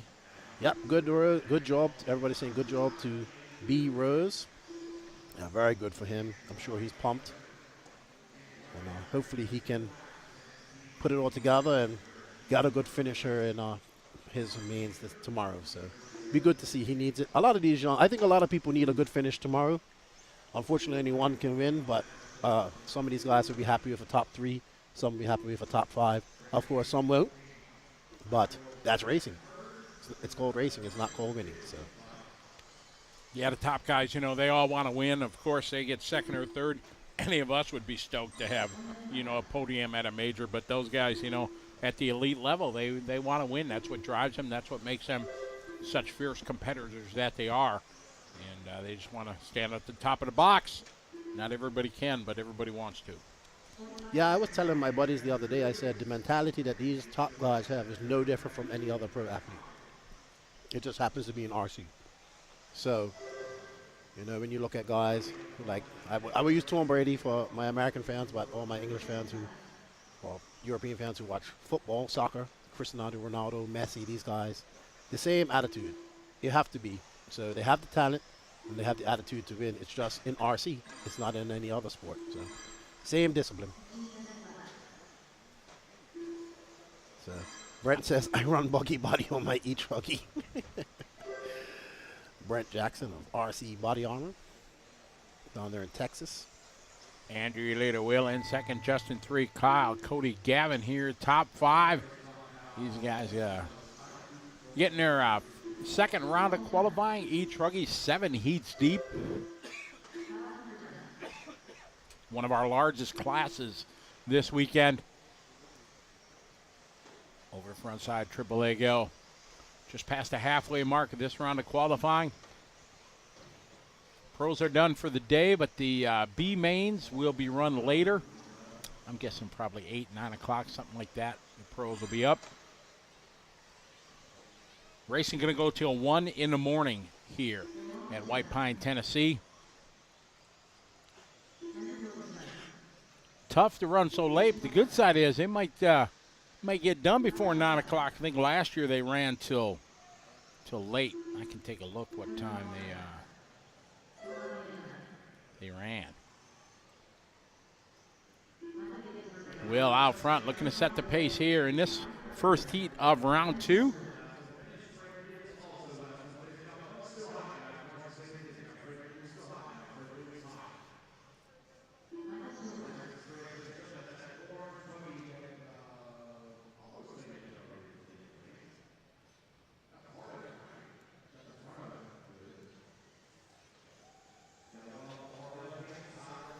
Last year, the final race ended at 1:17 a.m. on Monday.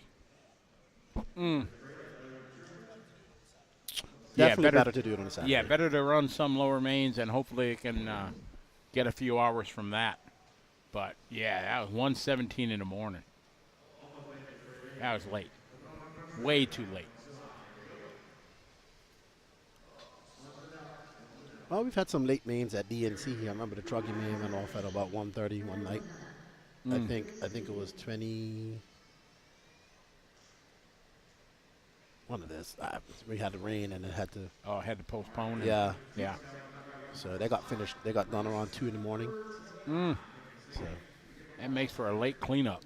And then early morning. Yeah, you got a 6 a.m. flight or something like that. I made sure I didn't book a 6 a.m. flight.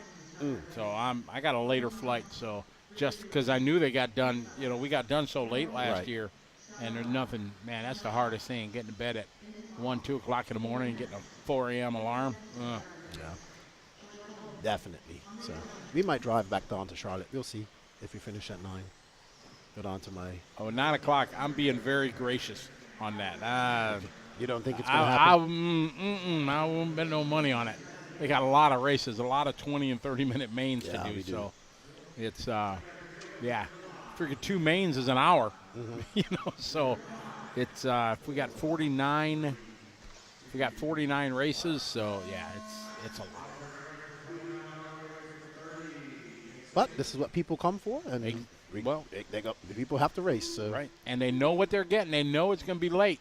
So I think there'll be a lot of zombies at work. Well, not too bad if they can go home early. So they'll get home at an early time, but they'll probably be tired from the weekend. But won't be as bad as getting home at late. Well, I know it's Sportsman guys too. So last year the last race up was Intermediate Electric Buggy. Yeah, so that was the last division that ran. We're on heat 2 of 7 here on E-Truggy. Donnie Williams, John Shaw, Caden Adams, George Coleman. Getting ready to get their first lap marked on. Remember, they cannot take the Joker. Ooh, he just did a ice slide down the slippery concrete section.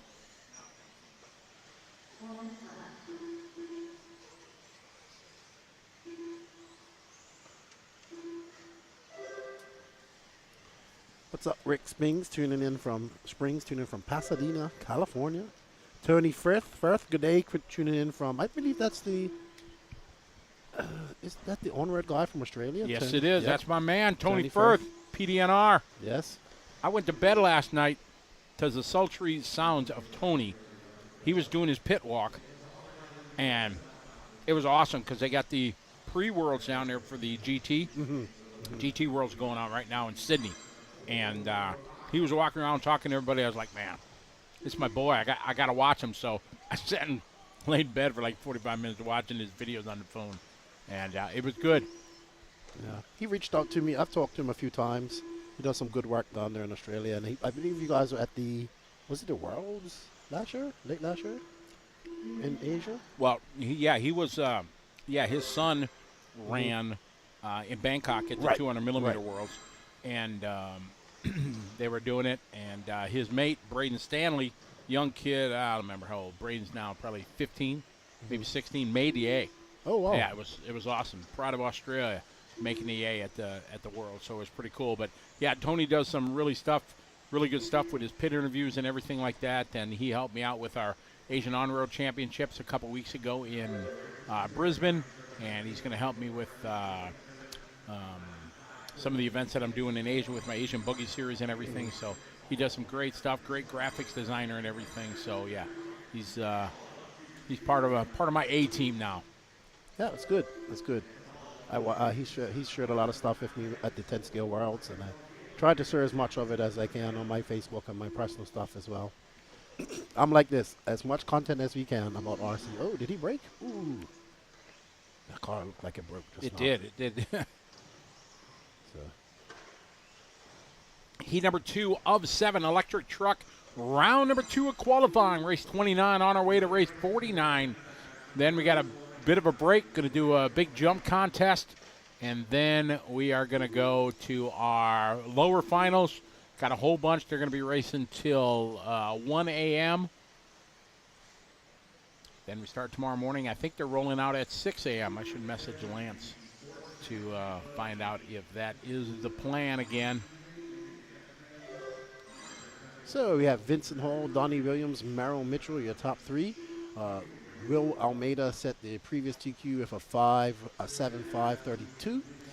We look at Vincent Hall, and he's on a 7.545, so he's considerably much slower than Will.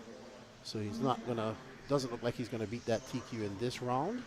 So Will will stay safe for another round.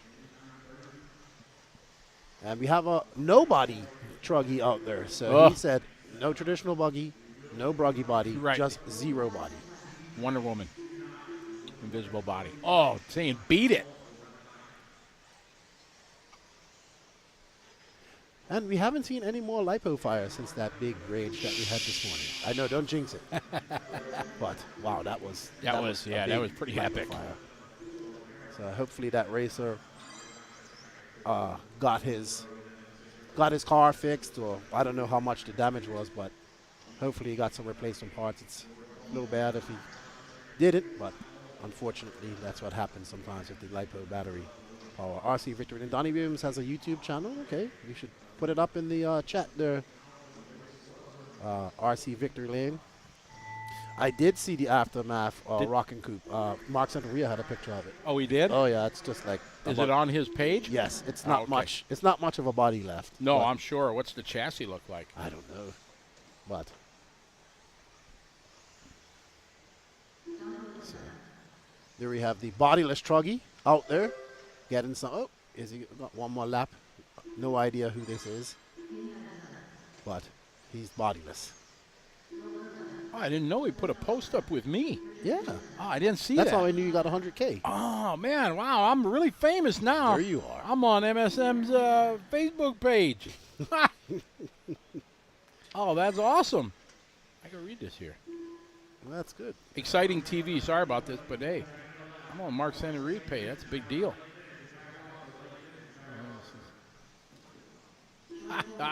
Rocket Coop says that's Vincent Hall. So we are following our leader right now. When they're letting them go, normally the rule is you got to pull it. You got to pull it. You know, them old Truggy bodies. That's one of the good things about the Bruggy bodies is, well, maybe this was an old Buggy body, but that when you used to get those Truggy doing the alligator coming. Chomp, exactly. What's up, Tori Snow? How you doing? Says hello to Scotty and Keenan. How's oval racing going, my friend? Big oval racer. There, Tori Snow. DL Adventures DL Racing is Donnie Williams' YouTube. Yeah, you guys go and give that man a like, a sub, and a notification of his YouTube channel. Try to support all the RC content creators out there. The more content of RC we have out there floating around in the cloud in the algorithm, the better chance it has of getting picked up by people. Thoroughly encourage people to make content about RC. Can't get enough, in my opinion. That ends Heat 2 of 7. Heat 3 coming up. Lance is progressing through the program quite smoothly. It's good to see. have, I was talking to that young man earlier when I was having my lunch. I didn't catch his name, but he seems like a very nice young man. We have somebody who's a big Spider-Man fan. Their Spider-Man jacket. Oh, look. There we go. We have a... Hey, they're my buddy Kyle Kosick. Oh, yeah. Third in line. Rich is... I'm looking at the older gentleman down there. Kyle Kosick. Oh, the young guy. Yeah. Oh, that's what I was talking about. I was talking to him earlier. Oh, okay, yeah. Good kid. And, yeah, getting faster and faster race. I guess the new trend, they're all starting to grow mullets back home. Oh, yeah. Him and Little Larry, they all got the mullet going. So, yeah. There's a reason the mullet went away. But we got this gentleman here out there, RC for all ages, from young to old. Exactly. So, there we go. There's Pat Simpkins. Pat, another one of the guys from Trackside. P-word RC. See, that's the ROCC track I'm talking about in Knoxville. Oh, that's in the zoo. That's who has that one? Yeah, well, that's the logo for them.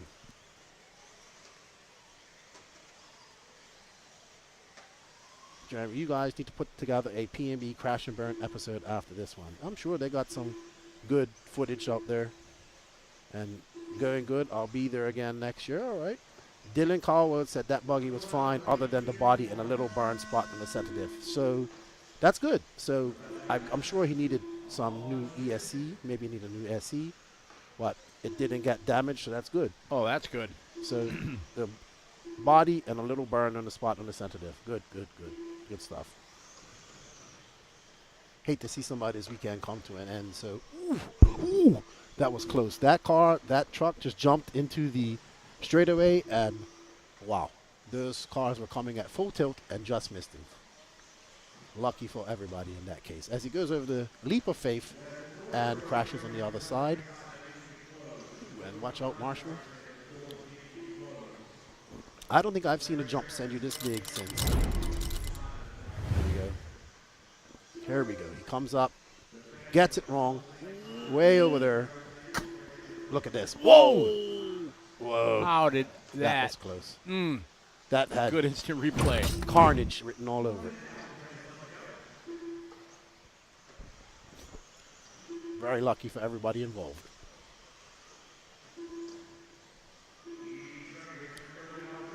Three minutes, 47 seconds left in this heat. We're on heat race 30 of 49.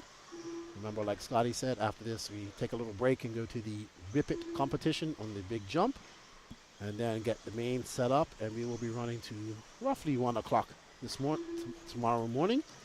We'd like to thank TLR for the Racer Payout Program. This is a Tier 1 race. You can go to horizonhobby.com and find out more about the RPP program.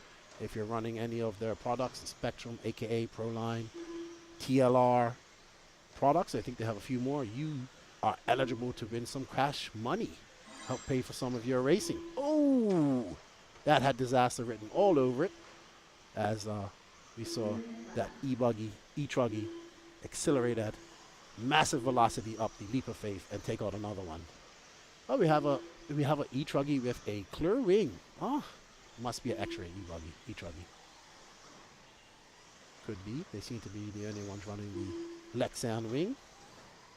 This is race number 30, Cameron. Remember when that was the big rage? Yes. Oh, man. You were off the pace if you weren't running the Lexan wing. Yes. It was like, people were like, oh, my God, I got it. My car's terrible because of it. Well, X-ray still uses it. Testament and those yeah, guys Testament still swears by it. Yep.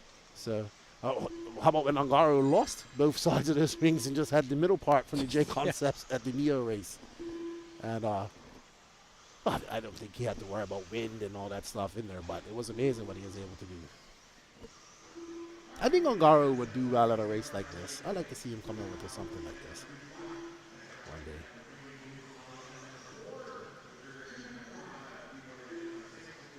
Just got a message here from Lance. Looks like 6 a.m. is the go time for tomorrow morning mains. Not the pros, but they're going to run a bunch of mains tonight and then start at 6 a.m. tomorrow.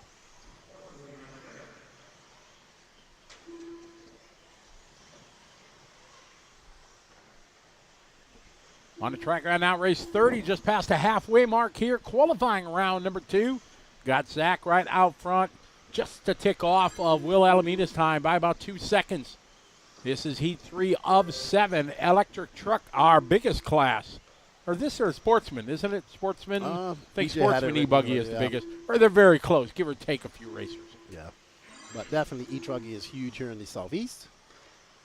And, lots of races came. A little bit down from last year. I think they had a little bit more last year. But good to see. Like we said, eventually we think this is going to be, he got it wrong just now. He should have just not throttled it up. We got another famous race announcer in the chat room. Mitch on the mic from Australia. What's up, buddy? Good to have you chiming along, following along here to Psycho Nitro Blast. Mick commentates and calls a lot of races down under. He helped me out at the Asian On-Road Championship we had a couple weeks ago in Brisbane. We ran some short course on the tarmac, set up wooden jumps and everything. It was a blast. And he called the races, and they let me run. Somebody had a truck that I could run, and yeah, it was a blast. Because it's just like, when they race at Adelaide and stuff like that, Robbie Gordon and everything, setting the jumps on the asphalt. Oh, it was a hoot. Coming around those corners on 3 wheels. Oh, yeah, exactly. It was a lot of fun. So, Mitch on the mic, you can, he's got a YouTube page and follow him along, all that good stuff. He's got I think he's doing some podcasts now, stuff like that. So, you can go check that out. Young Australian guys. Tony Firth. It is 5:08 p.m. here on the East Coast. So, Victory Lane, Sportsman E-Buggy, 123 entries, E-Truggy, 117. So, 2 biggest classes here this weekend. Thank you, BJ, for that information. Greatly appreciate it. So, Tony just waking up. Tony, how's things going? Who's TQ in down there at the World's Warmer? Who's TQ in 1.8 GT and then 200 millimeter in 8 scale? Who's give us the lowdown? Because I don't want to wait until I get back to the hotel in like 12 hours and watch your recap video. Not that I don't enjoy watching it, of course, but I'm gonna be way too tired. Steve out front, Zach right, looking like he's gonna go 2-spot, depending how good or bad of a last lap Steve has here. 51.3 last lap for Zach. Unfortunately, not what he needed to get in front. Cross the line this time by Steve. Going to go 46.2. Going to stay on top. Going to put him overall just going to nip in front of Will by about 2 seconds. Good job, Steve. And Will held on to that TQ for 2 heats. Drop him down to second, but we have 4 more races to go here. We have a couple of pros in the top heat. So let's see what they can do. There we see Mark Santamaria making the walk up the ramp to run his E-Truggy world famous qualifier. I just shared his post. I'm big time now. Yeah, he shared me in his 100K post. That's Mark right there. You see him there. Got the RC on, hat on backwards. He does great things for RC. Sharing on his YouTube page. Just hit the 100,000 subscriber landmark last week, or just yesterday rather, and that's a pretty big deal for any YouTuber. So congratulations to him and his family. They put a lot of time and effort into it. So really cool. Congratulations to Jeff Hammond down in Sydney. They're running at Moorbank, I think is the track where the World's going to be held. TQ and the GT pre-World. Braden Stanley, the youngster I talked about, made the Worlds in Thailand earlier at the end of last year is TQ and Nitro. And old guy representing us old guys, they call him Snowy, TQ in 1/8 scale. So good deal. Them guys getting ready for the Worlds later this year. Looking forward to that. First GT Worlds, or second one. I think second or first one. So first one, according to FMAR rules, first one's got to be a World Cup. Right, it's got to be a World Cup. Like, yes. I'm not a big fan of that rule. Like, if you're going to gather everybody, the best in the world, just make it a Worlds. Exactly right. Like they did that for stock touring in Italy. It was the first one, and they said it's the World Cup. No, if you're going to do it every year, boom, it's the Worlds. So the guy, like when Jan Rothyski won Formula One, I give him a world title because they call it a World Cup, but I'm like, no, you're at the Worlds, you're having a class. You can take the WC title. So this race is happening in Australia, right? Yeah. Sydney, when is it? So what's the race in Japan? What's the Worlds in Japan? 8 scale. So this is 8-scale GT. Yeah, I know the GT. Right, exactly. It's so big, South American and everything. And then 8-scale on-road is in Infinity Raceway in Japan. Okay, because you said TQ and 8 scale. It's the pre-worlds for GT, but then they have support classes. Okay, They're running got 10 you. scale. It's Got like you. their state titles. Got you. So yeah, GT is actually very popular in Latin America and Oh man, it's huge. down there in Miami and Florida and whatnot. So the worlds in Australia are GT Worlds here. First week of October, second week of October, like 8th through 14th. And then the worlds are in Japan, first half a week and second week of November. Okay. What's up, Dwayne Billing? How you doing? Dwayne up there in the Pacific Northwest. Met him at DNC last year. Him and my buddy Brady up there racing. Have you been up to the Pacific Northwest to any races up there? Not to any of the outdoor races. I got it unofficially scheduled to go race. There's a race up at Die Hard. Can't remember where exactly it's located, but it's a really nice track. Yeah, I know Die Hard. Exactly. Doing good, great things up there. I want to go up there. It might be a conflict right now, so I might have to work before I play. So I don't know. But, yeah, I want to go up there. But, yeah, they got a massive 8-scale turnout up there in the Northwest. It's very popular. Yeah, they have the Northwest Rage Tour, I believe, and they do similar to this in horse arenas all throughout the Pacific Northwest. Has a great following. Another great series up there. Big, nice RC community up there in the Pacific Northwest. And Die Hard do some really great things. They have a lot of youth programs and whatnot with their carpet tracks. They do crawling, they do airplanes. Brett and his wife do a lot of good things for RC up there in the Pacific Northwest as well. Always good to see things like that. Well, we got Ryan Dobson out front. He's on a 7-lap 5:13, looking to take over that TQ spot. And we see that Rom Lupo from Canada getting up there. Mark Santamaria is in 4th. Come on, Mark. You can do it.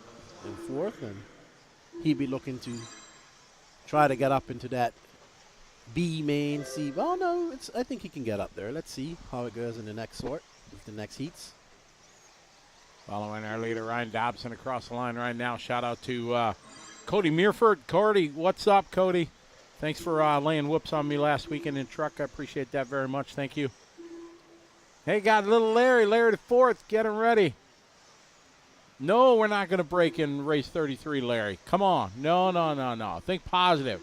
Shout out to JDM watching from China. How are you? Tony's saying it's raining on Australia. It might be a rain out today. Oh, wow. I know you never want to win a race by rain out, but hey, if I'm TQ and it's going to rain, I will dance the rain dance. I don't care. I got no shame in my game. I will dance the rain dance. So it's Sunday over there, so this Correct. is finals day. Do the Worlds have a rain day? Yes, Man, they they do. got rain day upon rain day upon rain day usually, the Worlds. Really? It's like on-road Worlds are like, I don't know, a 62-day event or something like that. I mean, it's like way too long. It's 10, 12. They got a rain day for the rain day, and mains are on Saturday, but Sunday's a rain day. But some guys say, well, we don't use a rain day. It's just a wash. But then it's literally, it's like it's always up in the air on what goes on. But they do have a rain day in case. Matthew Farrogia, he says, hi, guys, watching the races from Malta. Malta? Awesome track and event. Those jumps are insane. Malta. I got to add Malta to our list. Starting to build up our international viewer for sure. Yeah. Glad to have you guys follow along. A big shout out to Andy Krivitz. What's up, Andy? How'd you like RC1 carpet race? It was awesome. Andy, I ran two-wheel drive mod with a 6.0 motor, and I was not traffic. So it was awesome. I think Dakota lapped me maybe once, not more than 2 times. And that's an accomplishment. So it was really, really awesome. I wish you would have been able to join us. It was a good time for sure. All right, sliding around here, coming off the concrete. Ryan still out front, leading the way. Across the line, he goes. Last lap, 40.41. New quick lap, 43.9 that time. Resetting hot lap the last 2 laps. That's a good way to do it. Moves them to the top of the leaderboard. TQ time, 7-lap 5:12. Quite a bit in front of Mike Mitchell. Mike goes second with a 21 lap. Mark Santa Maria, 7-lap 5:22. You can hear the MSM Nation cheering. Good job, Mark. Ooh, we got a jumper into pit lane there. Let me see, Ronnie. Who's Ronnie pitting down there? Ronnie's just hanging out. He's I just a think mover so. and a shaker. He just likes to be down there in the mix. Basher, what's up, Brad, from New Zealand? Best track in New Zealand is getting rebuilt just 4 kilometers away from International Airport in Christchurch.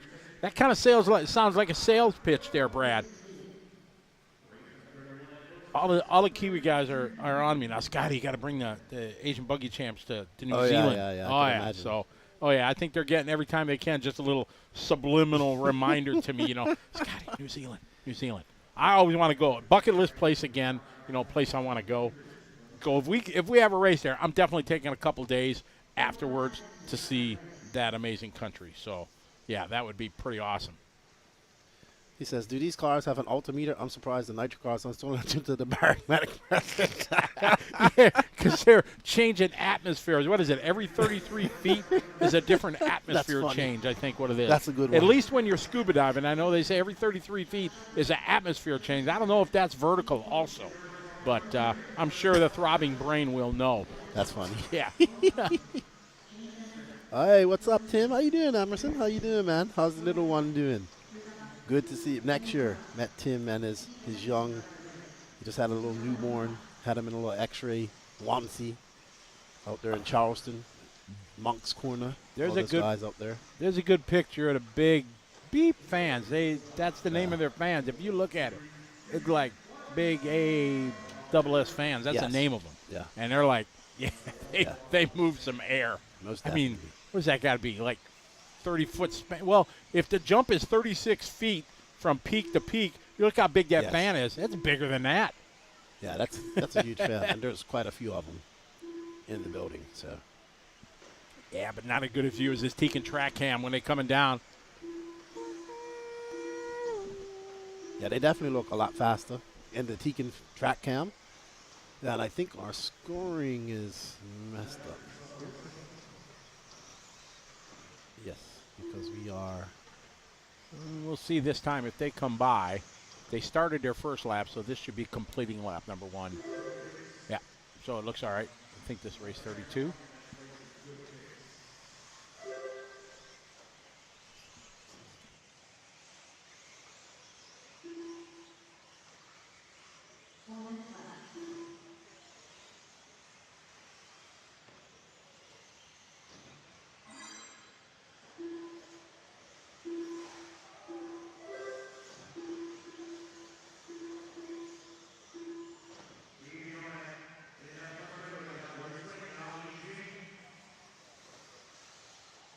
Copy that, Brent. We just called up to race control, and they are looking into that right now. So Keenan and I will bring you the 411 here.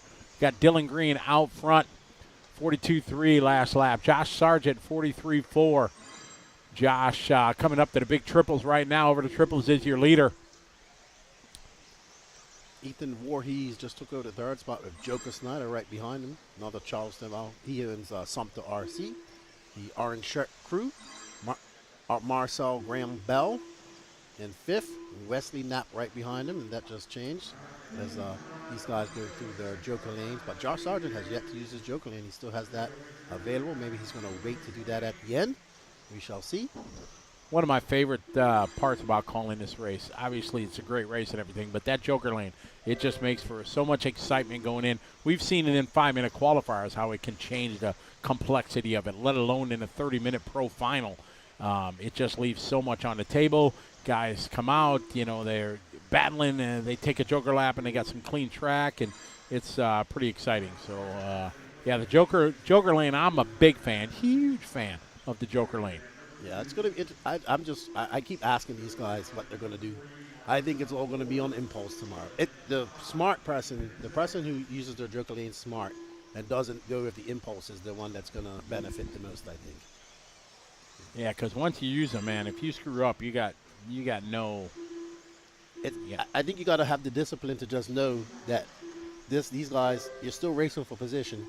You're just a few, you're just a few seconds behind, and you got to wait and get ready to use that.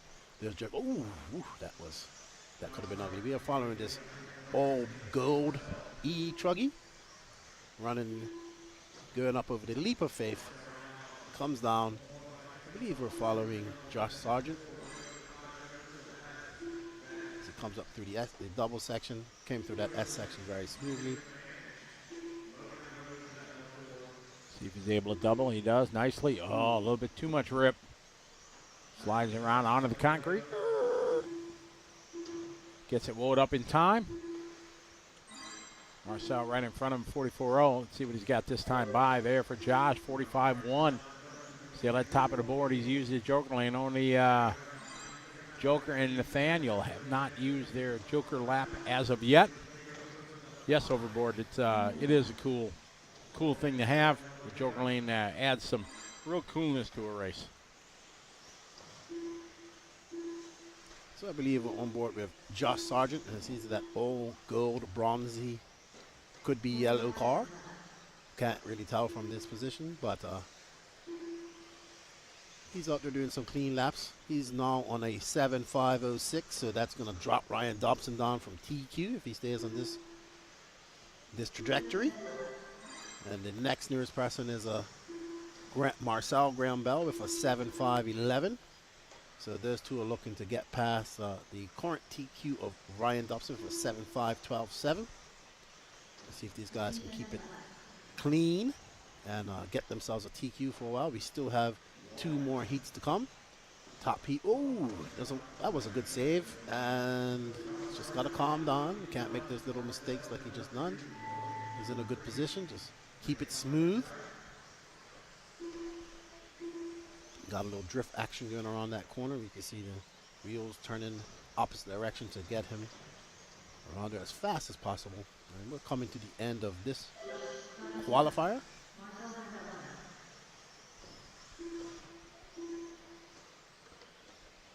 So, let's see what the final countdown is. Looks like Josh Sargent is going to take over that TQ spot. And Logan Persmantis is going to take that second spot. And, nope, but not enough to topple Ryan Dobson. Oh, sorry, Marcel Graham Bell, Joker Snyder third. Did we lose the... Yeah, somebody went a little bit wide there and adjusted for us our TLR pit lane cam. So we'll have to adjust that here in a minute. Josh Sargent takes it. 5:07, 7 laps, moves him in front of Dobson's time. So Josh now at the top as we get ready for our B group here of Electric Truggy. Overboard are most of the major car brands. Yes, most of them are here.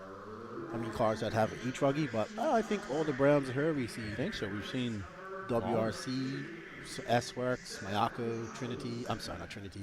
TLR, Mugen is here with Drake, Associated. Associated's got a smallish team. It looks like they just sent Rivkin and Lee Setzer here. No Aiden Horns here as well. But yeah, WRC camp looking good. I was in there talking to those guys earlier today. See that brand starting to grow here in America. It's good to see. Nemo Agama's here with Tyler Jones. It's actually, let me see where Tyler Jones finished there in Pro Nitro Buggy. That's one of the guys I wanted to watch all weekend. Not a very good qualifying for him, unfortunately. So he is going to have to get on the bump game, bump up. So we got Nick Rappin, Rob Ward, Colin Krivitz, Alec Udsman, Katie Roxbury, Matthew Shogren, Larry Wright, Cam Hamill, Gabby Gibson, Chad Cupp, Adam Corey, Cody Dudley, Ethan Corey, Frank Kivitz. So there we got 2 family members in there. Yep, exactly. Corey McLeaven, Don Hovide. That's how I met the Tyler, and he told me that's how he says his name. And Clayton Stevenson. This is your penultimate E-Truggy qualifier. Next up is the top heat, A heat. Will we see Ryan Lutz do a backflip every lap like he did in his first one? He had to abort one where he couldn't do it. Yeah. Well, late abort. Yeah. Yep. But I would agree, Basher. I think because the Joker Lane has very little risk, so it's making it more exciting. I agree with you there. So people are able to stay in touch a little bit more and just get that edge when they need it. Brett Jackson rooting on Katie Roxbury. Go Katie.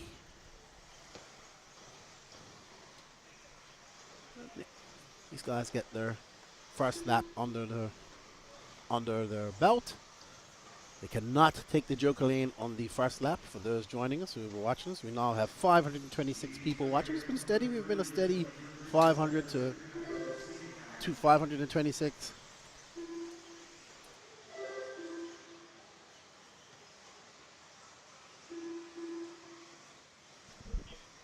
On the track right now, race number 33. We got Katie, we got Rob, Matthew now. Faster first lap, 43.3. These guys trying to beat that time that Josh Sargent laid down. 7 lap, 5:07.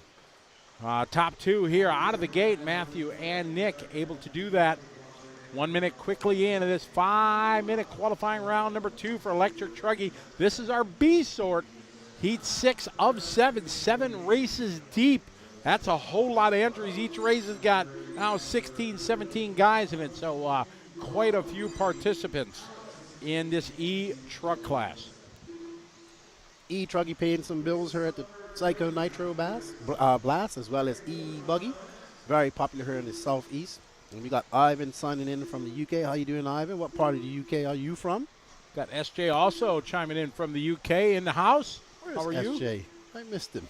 He's in the Facebook chat? Yep, Facebook chat. Let me get the Facebook chat up there.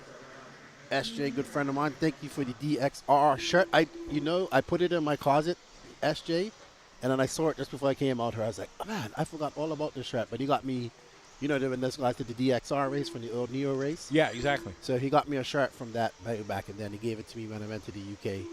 So thank you. Met his son, very nice gentleman. Races at Hearts there in just outside of London.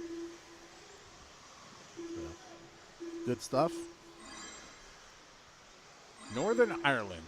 Oh, okay, up Welcome. there with the BAD MCC crew. Up there with Blakely Abernethy, I believe that's his name. Shout out to Model Tune and Andrew Rennick out there in Ireland. Adam Curry is out front. Larry Wright. Little Larry Wright, one of the youngsters. Grew up racing that trackside for years and years and years. Started when he was like 3 years old. Got himself a Slash and, has run it.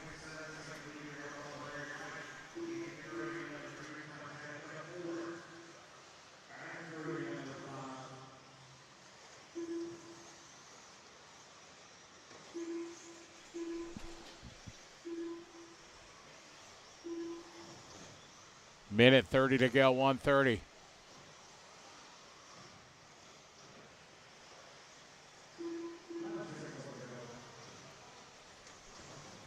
On it, Rob.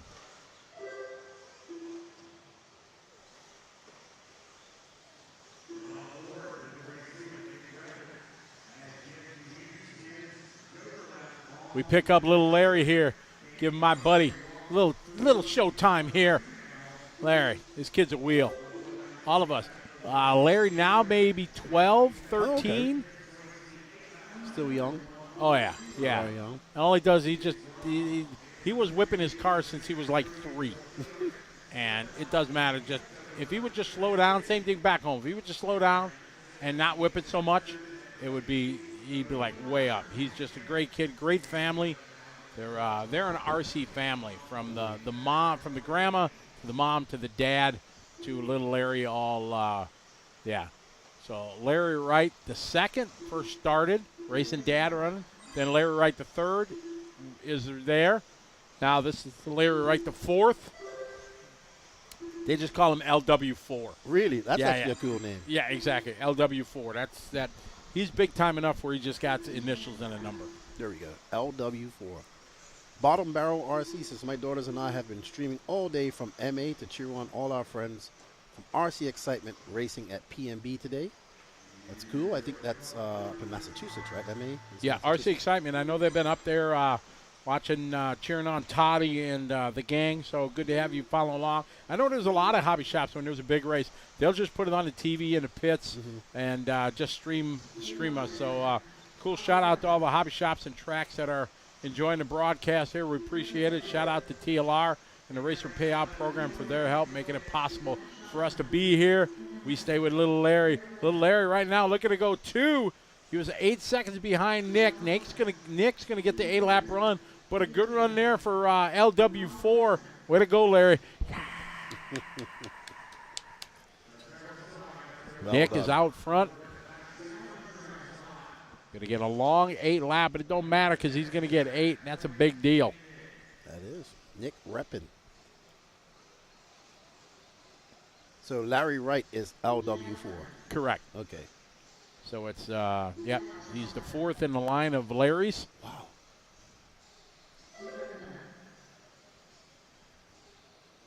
Everybody's done. So Nick wins it. Larry goes 3rd overall out of the B sort. Oh, that'd be awesome. I wonder what Larry got in the first round. I don't remember. We'll have to take a look. What's up, Dacry, man? How you doing? Kyle Kelly, what's up? He's saying, what's up, Scotty? Meet you at the trophy portion. Met you at the trophy portion at NCTS at RC1. All right, Kyle, how are you? Glad to have him along. It was great to meet you guys, and I had a great time racing last week. It was, or 2 weeks ago, whenever. Yeah, recently. Jacob Hardison, hit the nail right on the head, Scotty. We have the race streaming in the shop right now from Adrenaline Raceway up there in Virginia. Awesome.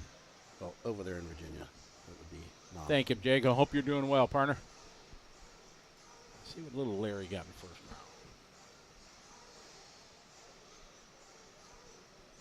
round. Qual points here. Electric truck. Electric Truggy.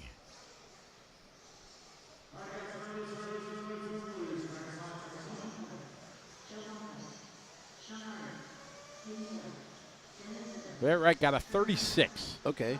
Right now, he's, what has he got, a 3? And this is the A sort, so he might get a top 20 out of this. He might. He Oh, might. that would be awesome if little Larry gets a top 20. Let's see. We got Caden Fuller, Mason Fuller, Ryan Lutz, Joe Warner, Spencer Klein, Toddy Hansen, Don Elliott. Toddy had a good run. He got a Yes. 4 in the first round. Yeah, he did. So the gang at RC Excitement looking for good things from him. So Toddy's pretty much locked in. He got Danimal in this one. Daniel Sedler had a very good run, a 5th overall. Bella, she got a 6.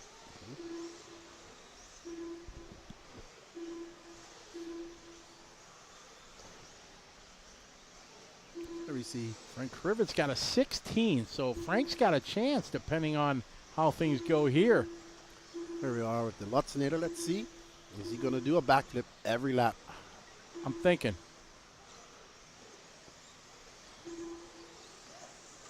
Good to see Lutz. Didn't get to talk to him too much at DNC. We went down and talked to him yesterday. Always a good chat with Lutz. Let's see. He is. Good guy. for sure. Backflip number 1. Yep. Kyle, that would be great if you can come to the Cleveland Off-Road Champ. It's going to be a great time, and hope you can make it. Thanks, Jacob. Appreciate we're doing well. Glad you guys are well as we got the pretty in pink here. Blue, rocking. Ryan Lutz. Caden and Mason running into Caden, showing his brother a little hot lap there out of the gate. Caden out there trying to show that the Iceman is not the only fast fuller out there. So, get it, Caden. Let's see. Truggy. Where's Joey Bordeaux? Is he not? Oh, backflip continues. Showtime. Love it. Oh, is Joey Bordeaux not running E-Truck this week? I am shocked. So Lutz coming up on some traffic here, and he patiently works his way around him. And he's going to take the Joker lane this time. Fortunately, one guy pulls out with him, trying to get out of some traffic. Hopefully this guy will get out the way. He does, lets him go nicely. All right, so Lutz now, some clean track. He's out front at 37.6, taking that joker lap. You know he's going to backflip it here. Up, Rob. Oh, front flip. Oh, he landed it. Oh, that was awesome. Oh, my was goodness. awesome. Front flip from Ryan Lutz. How you doing? Keep it moving. Boom. That was awesome. Oh, wow. Front flip. Front we flip. weren't expecting that. Front flip. Oh. Yeah, he did it perfectly, too. Yeah, exactly. Wow. Oh, man. I don't care if it's qualifying one of the top races in the country. It doesn't matter. It's all about the showtime. And he's still in first. It doesn't matter. That was awesome. Oh, wow. Let's see what he decides to do this time. 360? Yeah. Oh, no, backflip. Backflip? Going to keep it simple this time. Nothing flashy at all. No, just a backflip. Everybody's freaking out. Front flip. Exactly. I mean, it was nuts. Good. Entertaining. Yeah, absolutely. Very entertaining. Oh, my. That was epic. And he's still leading the race. Yes. Caden Fuller right behind him. Oh, how about little Larry Wright? Might get a 14 for the round. Yeah. There's a chance he can make the A. There you go. How awesome would that be? I think all Larrys would celebrate. Oh, absolutely. Oh, that would be that'd be awesome. Calculi says, imagine being the fastest guy in the heat to just do flips of the other race. Exactly. You're out there driving your tail off trying to keep up with these guys, and this guy passes you doing a front flip or a back flip. Well, Caden just got up in front of him by a second, so should be interesting. 1 minute and 20 seconds left to go. What will Lutz do next lap? Right. Will it be a back flip? Will it be a front flip? There we go, but we're going to see that front flip. We got the instant replay right here as Lutz cues it up here. Squares up. We were expecting a back flip, but oh no. Prop. Ooh. Oh, no, he had to abort. bring it back and save it. He had to Otherwise, it would abort. have pancaked it. Wow. Oh, that was awesome, though. There we go. Again. Just in time. He's my hero right now. That was awesome. But we couldn't see when he had to revert it back from the backside from the first time. So That's nice, that guy letting him go. Lutz, one of the nicest guys in RC. Nicest human beings I've met, to be honest. Very nice gentleman. Ryan Lutz, this is why we need to have some RC freestyle competition. I've been watching a lot of that on YouTube with these bashers. They're doing some amazing stuff at skate parks and doing these flips and grinds and all this type of transitions. It's really cool. Really cool. BJ, you've talked about it for years. I'm a believer. Freestyle RC, it can be done. Caden full out front. Oh, just made a mistake right there. Oh, no, that's going from bad to worse for Caden. Oh, man, he had 3 seconds on Joe Ryan. But Mason, keeping with his M.O., still hasn't used his joker lap. There we go. And he's on lap number 7. So he's going to use it this last lap. So Mason Fuller right now, 3.7 seconds back. That may be enough. 4 seconds now over Caden and Joe. Maybe enough to put Mason to the point. We'll see. Mason's right behind him and see if he comes out in front. Mason across the line, 35.555. Joe moves to the top of the board. Joe was 1.8. If Joe has a good last lap here, what about it, Joe? How you doing? Keep it moving across the line. Joey going to hang on and take this one, except we're just waiting for Lutz to finish up. So Lutz continuing.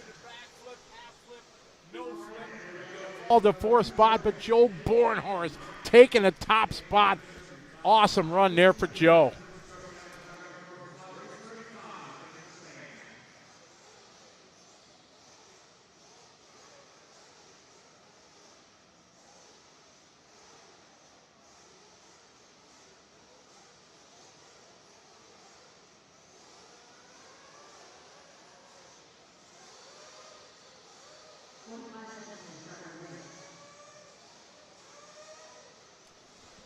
I thought we were in trouble there. Boss man Dave from Race Time Entertainment says, yeah, just keep up the good work. I thought we were kind of in trouble there, like we did something wrong, but yeah, he punked us a little bit. Look at the track. Grooves coming up. Tracks coming around. There's Toddy walking by with his TLR. All right, so we're going to go to the top. Let's get the... Yeah, let's get Q2 Yeah, let's see here. Electric truck. Let's see if it populated yet. Round 2 it did. What? Look at this. Caden Fuller Really? at the top of the board. All right.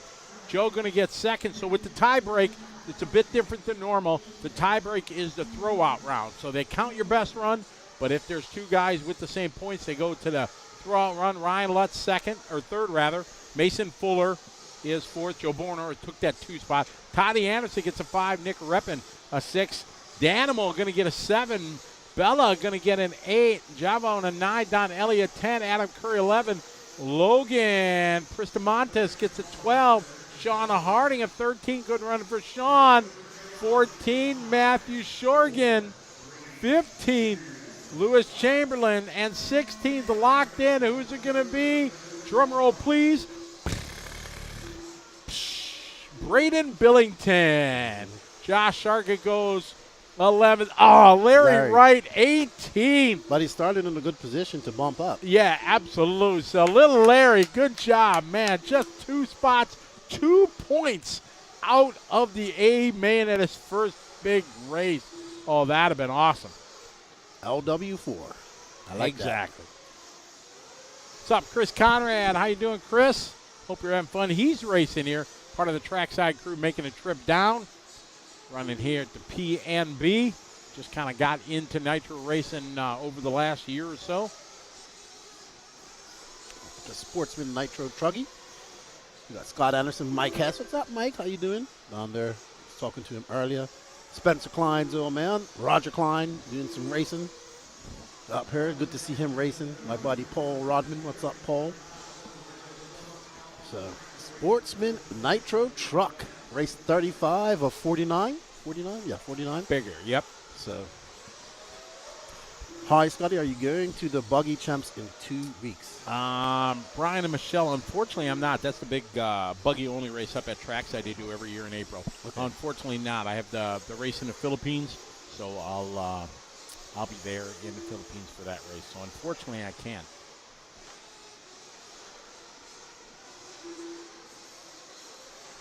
So just heard, Scott, I think it was the SREC Challenge, A-Main Challenge you could use to do a freestyle competition between the quals and mains. It was pretty awesome to watch. Yeah, we're going to have some sort of a freestyle competition here coming up soon after race 49 while they get the A-Mains ready. It's going to be the Leap of Faith whip contest. Exactly. Stipulation is you got to stick the landing. Yes. So it can be the coolest triple, flip, Lutz, whatever, but if you don't stick the landing, no bueno. I think I saw a race one time where they had a high jump competition. I'm trying to think where I saw it. Well, Masters of Dirt has that, they have that, like a ramp that you got to put it through the hoop. Oh, yeah. They did it. Dakota won that last year. Oh, really? Yeah. And then, was it last year or the year before? I don't remember. But, yeah, Masters of Dirt, they do that. But, yeah, have a height thing. There used to be a race up in Minnesota at a fair park, and they had this massive wooden, I mean, it was a 10-foot hollow. Yes. It was like a big pyramid. I remember that. Yeah, and then they run through. They had a mashed potato race where they spread out mashed potato. You had to run through the mashed potato. That same event. It was a lot of fun things and everything. But yeah, you remember that? It was like it went like that. Yeah, exactly. Yes. So our throbbing brain. You guys know what I'm talking about. There was a race up in Minnesota. I can't remember. 10, 15 years ago. But RCX. There you go, Rick. Yes. Thank you. Throbbing brain knows all. Wow. And it was pretty awesome. I was like so close to going there with a bunch of guys from Wisconsin to race, and then we just didn't going. But yeah, I remember that. I just remember looking at that and saying that is the biggest jump I've ever seen. Yeah, it was massive. It was a structure. Yes. It wasn't just a jump they built. It was a structure. You could have lived underneath it. I mean, it could have been like an A-frame house. I mean, it was like. Yeah, it looked like something from Excite Bike. Yeah, exactly. Game. It was. Exactly. Although some of you guys don't know what Excite Bike is. Mm-hmm. For that, I'm disappointed. Yeah, one of the greatest video games ever. RCX. I remember seeing that in the magazine. Yep, exactly. It was back in the magazines, right. Wow. And some big pros used to go to it and things like that. Yeah. It's been some cool RC races over the years. Different attempts and whatnot. Absolutely have been. Yeah. He said they think they got in trouble from using the X Games name, though. Oh, maybe. Really? All right, so Brandon Peters out front here in the first heat of Sportsman Nitro Truggy. He's on a 7.523 pace. setting that early TQ. Just behind him, well, not just behind him, but just fine in second. Brian Lloyd, Tim McPherson, and Christopher Rick. Two more races in Sportsman Nitro Truggy. Then we go on to race 49. Then we take a break, do the freestyle whip competition over the Leap of Faith. And Matthew, what's up, Matthew Castle? How you doing? Excite Bike was my favorite game growing up. I still play it on emulators. Remember that sound effect from Excite Bike? You had that turbo button, you used to overheat your bike at times. Yeah. So I said that the DNC track reminded me of the RC Pro Am game. Do you remember that from Nintendo? The what? RC Pro Am. Yeah, of course. So that's what I call the DNC track. Really? So, because you did get some puddles at some time. Yeah. So I was like, this is like RC Pro Am. All we need is an oil slick or something like that. Oh, yeah. So, and it was tiny and small like the RC Pro Am tracks. BJ, seriously though, invite 20 top pro racers for racing, then 20 drivers for dirt freestyle. 20 for the park. I've had that rattle around in my brain since I first suggested it. Yeah, maybe we have to look into some freestyle showing off. Maybe, I remember that, what was RCX exhibition, that hobby show. They used to do like a freestyle track and have like Mayfield and those guys there doing backflips and doing races and stuff like that. Yeah, Brent, I agree. RC Pro-Am from DNC. All right, so Brandon Peters is going to take your early TQ here in Sportsman Nitro Truggy, followed by Josh Fine and Brian White, but we have 2 more heats to go. As we see Ryan Lutz walking off from his turn marshalling position. A lot of these pros get to go work on their cars, have a good meal, and get ready for tomorrow. I was just reading something here online. I didn't realize you know what today is. No, what is today? April Fool's Day. Is it? April 1st. Nobody's played any jokes on me today. It's still early. Yeah, it is. I'm too excited about RC to know about anything else that's going on. Race 36 coming up. Sportsman Nitro Truggy, heat 2 of 3.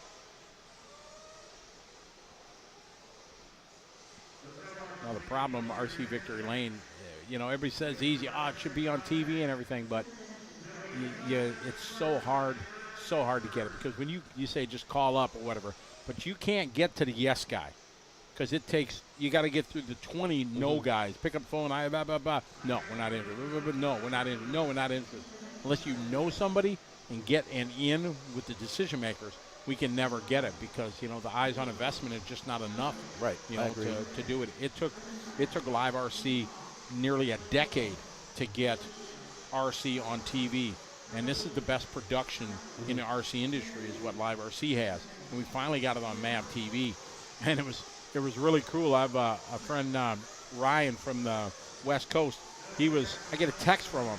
He was sitting in a bar in, it was just outside Vegas, like Pahrump, or I can't think of the other like touristy town outside. My dad always used to go there. Anyways, but he was sitting in a bar, in a sports bar, and all of a sudden, TV's playing. He's like, I'm just watching TV, and Scotty Ernst shows up on the TV. You know, when they had the MAV TV show, and it was awesome. So everybody in the bar was sitting there watching RC race, and that's what we need. And it was really cool. Yeah, that was a great event. I enjoyed it when they did doing the live stream. So it'd be good to see it this year. I'm sure you got Brandon and those guys have some great ideas going in for divisions race later on. So it should be good. Yeah, it was great to work with the legend Ken Stout. He was epic. He's, you know, legendary. Been a 30-year career working at ESPN, NBC, CBS. He's done it all. Called every form of racing. And I had a couple phone calls with him leading up to it. He'd call me to learn what he can about it. And it was just, it was great to be able to talk to somebody with so much knowledge and have a true interest in a hobby. And it was awesome. Yeah, I enjoyed his commentary. And he kind of, I don't want to say dumbed it down, but put it in layman's terms for the average person to understand, I think. Yeah, to be able to watch it so first time people could watch it. Exactly. It was great. So, good stuff. So we have this Heat 2 of Sportsman Nitro Truggy. Alex Lloyd's out front, but he's not on pace to take over the TQ set in the first round by Brandon Peters. He's on a 7.533, but has yet to do his Joker lane, so it's still early on in this penultimate heat of Sportsman Nitro Truggy. Tony First just sent me a picture. He says, thanks for mullets are the rage now. Oh, I know. Got a hat with a mullet on it back. That's all. Yeah, that's like my buddy Aaron Dexter, the thylacine down in Australia, has an epic mullet as well. I'm sure I'm going to see this hat when I go to Australia in July for our 8-scale buggy race. Yeah, I'll be rocking a mullet down there. Yes. What's up, WRCE? Danny, where you two? Chilling out, Danny? Danny's like, I just got to take pictures this week. I got to chill. What's up, Danny? How are you? Yeah, he's got it easy peasy. Just taking pictures. Got no live stream to worry about. Daniel Evans, what's up? Hanging out, watching us from the UK. Glad to have you enjoying the party. We got Sportsman Nitro Truck, Heat 2 of 3 on the track. What's up, Jason Cezilli? Hello, Mr. Showers. I didn't see you. I'm looking at the Facebook feed now. How's everything going? JQ says hello. Says you're number one. Joey Showers and JQ had some epic interactors when we went through his race. Really had fun there at the down there in El Paso when the SCRC race was an SCRC facility was open. The Showers family treated us very nice down there, and all the racing community of New Mexico. We went for a Border Wars race down there back in 2018. Had a blast. Minute 45 to go, and Alex out front. About 3 seconds right now off of Brandon's time from previous. Alex Lloyd second, Alex Cummings. John Bayer's looking to go 7th overall. Steve on a top 10 run. Chris Graham looking to go 12. They got a minute 30 to go here in their second round of qualifying. 2 rounds here at the PNB. Your best one of the 2 will count.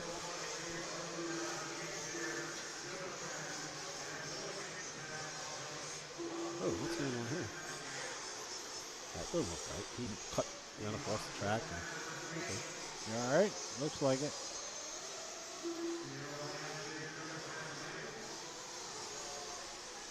Right now, Alex Lloyd's on a 7.525 pace.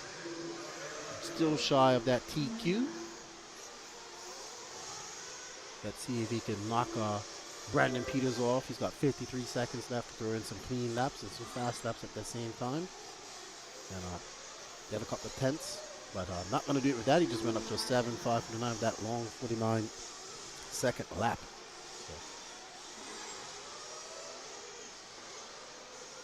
Looking to drop that down a little bit, Alex, and get up in that TQ position.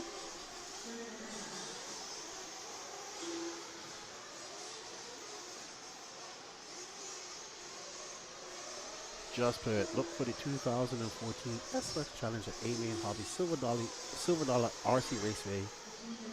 One of the freestyle jumps is at 2 hours and 22 minutes. We're winding down to Alex out front, leading the way that time by 47.8. He's going to get that 7-lap run. Looking to go second overall, 5 seconds off that time from Brandon.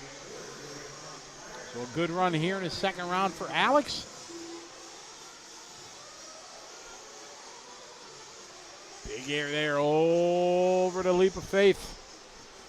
Into the toughest part here, kind of like a speed bump, kind of like a jump, kind of like a chicane in that back section. But from the pros to the Joes are all saying that is one of the hardest parts, and being the farthest section away from the driver's stand also makes it extremely challenging. Yeah. We've seen all types of mistakes. Oh, no. Oh. On the last lap. Oh. I hate when that happens. Oh, and he's just maximum upset. Oh, yeah. Oh, yeah. He's like, I'm going to he's get gonna you. hit I'm him. going to get you. Yeah. He rolled you. We knew that was coming there. Yeah. We both saw that queued up. You could see it in his driving. He's like, oh, yeah. I'm going to get you. Oh, yeah. And now, I feel better now because I just drove through him. Oh, wow. So that's it. That's the last heat of Sportsman Truggy coming up here. Race 37. We're going to race 49. Then were we taking an hour break, I think it was? Yeah, hour break, they said, yep. And then freestyle, and then back to, we do, during the 1 hour break, we do the freestyle competition, and then running to Pro B mains. Or no, the Pro B mains will happen this weekend. Or is it? The Pro B sometime tonight, not right at the start, but sometime tonight the Bs are going to run. I'm guessing 8 o'clock. Okay, that's a good guess. That's kind of my guess. Well, because it's, what time is it? It's 6 now. 6 o'clock. We got 37. We got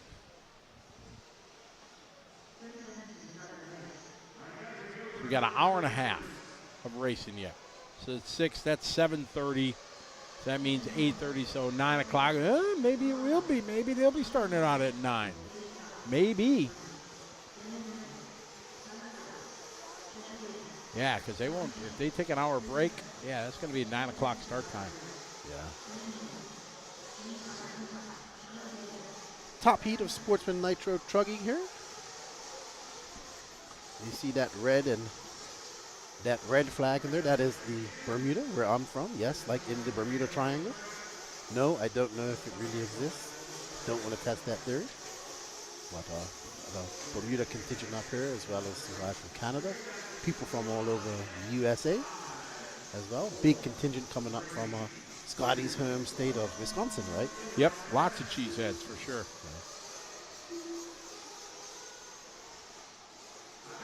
Good to see people from all over the USA and international drivers coming there for the Psycho Nitro Blast 2023, the 16th iteration of this race. I believe this is the race that Dave started out with, if I'm correct. He started running this race and then moved on to some of the other races, and he has his 4 races that he does every year. So next up will be in July will be the Wicked Weekend. Yeah. And then the AMS, I'm not sure. I have to ask him what is the date for that. I have no idea. I think it was in November. Racetimeentertainment.com. Yes, there we go. Racetimeentertainment.com. You'll see the schedule. Follow them on Facebook. Follow their YouTube as well. I saw Jacob and Danny out there taking a lot of pictures. So got a lot of pictures up there. I was talking to Hannah. She's like, this place is so hard to take pictures. Oh, yeah. It's not the best for photography. That's the thing.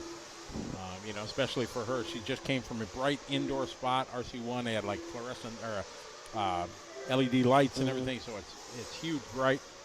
And coming here to a big, massive dirt arena, not conclusive to taking good photos. Yeah. It's a challenge. For sure. So here we have this driver taking the Joker lane. Let's see, is that... that's not Jonathan. He's already done it. So that was Justin Norman. I think we're following. At the bright yellow. Oh, good save. They say, yeah. I would say that the pipe helped him bounce off his shell. Looks like a decent looking car there. Lots of colors, lots of yellow, blues. So I have a question for you, Scotty. I didn't do it. It wasn't me. Do you so you've called many races. Do you use numbers to figure out cars a lot, or are you just used to using paint schemes? Usually paint schemes. I guess it really depends on what kind of race it is. If it's a electric race and I'm doing a start, go Jim, go Bob, go Sally, I kind of learn the paint jobs from that process. If it's an 8 scale, it makes it a bit more challenging to be able to do it. I just have to, say the name on the screen and kind of find the vehicle. That's why when in touring racing, when they come out with these paper-thin bodies and they're one-run bodies, everybody started just, we get a race at the ETS with 5 white cars in it. I say to the guys, if you guys get in a wreck, sorry about your luck. I can't. It's hard to call a penalty if you got 3 white cars that all mashed together. So it's made it a bit more challenge. But I try to just use the name and get used to the paint job that they use. Okay. Interesting. Troy Cope out there with he's on a 7-lap 5:21. Looking to best Brandon Peters. He's done his Joker lane. Justin Norman just behind him. Well, with a 5:25, just outside of that TQ spot now. But Troy Cope be looking to go home with a TQ round on Nitro Truggy here. Sportsman Nitro Truggy. Mike Mitchell, Tyler Phelps, David Scott, Jonathan Davis, Brad Piffett, Mike Bermudez. Drew Singer up racing. So he was busy. I went down. He was busy down there in the Nitro Pro trailer. He had a nice picture of him and a bunch of his customers and team guys, and really heartfelt message that he posted on his Bookface page. It was really cool and neat to see. He's a good guy, and he's supported, our live broadcast for years. And it's been the Nitro Pro Broadcast Center for as long as I can remember here, going back to the pandemic. So big shout out to Drew and for his love of the hobby and support that he gives us. It's fantastic. Oh yeah, but I used to have a call-in show for the podcast, and I used to do lives. And he would call me, and he'd be like, I want to call and be the last person on there. And he would have the wildest stories. Yeah. It was so funny. But really cool guy, nice dude. Yes, RC Victor, and I'll be going live on Facebook tonight to talk about qualifying today in Scotty and Lefty. Good job, DJ. Do that. RC Alex Yates, Fame Wolf Racing. Let's go, boys. Shout out to Rob Isaacs and all the famed Wolf crew out here on the southeast. Justin out front, 7-lap 5:25. Going to move into the 2 spot. Overall, Troy goes 3. Mike Mitchell going to be 4th overall if they continue on the last couple laps and have a good couple runs. They will continue there, as this is our top heat. So Brandon Peters looking to maintain, but only by a couple of hundredths. So Justin's got a chance. Got to have a good last lap. Last lap was 46.7. So if he can go just even a half a sec faster than that, he should take that TQ.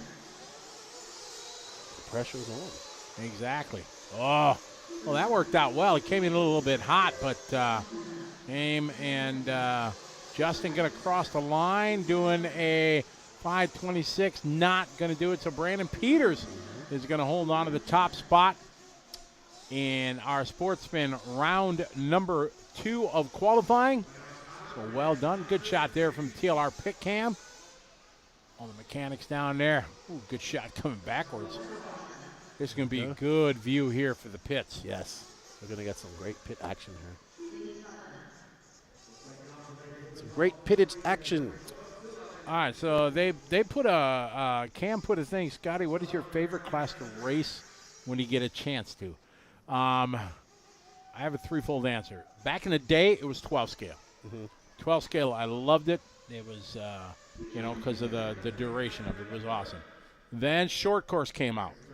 And I love short course because not only the fun of it, but what it did to our industry, what it did to our hobby shop and racing, the amount of new customers brought into the industry to our shop for racing.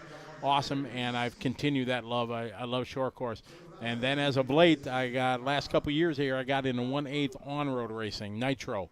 And, man, forget about it. That is just, to run at that speed, 2-speed, shifting down the straightaway, that is it's a next level of cool and awesome. So those are my 3. I can't nail it down to 1, but now it's 8 scale, but 12 scale, and I love me some short course racing for sure. You get 10 guys out there that know how to drive short courses right, not a bunch of hacks or anything like that, but just really enjoying it, can throw the door. No, give it up. Okay, you got me there. Bam, you passed me on the inside. No problem. I'm going to get you on the next corner. But have a good, fun race with short course.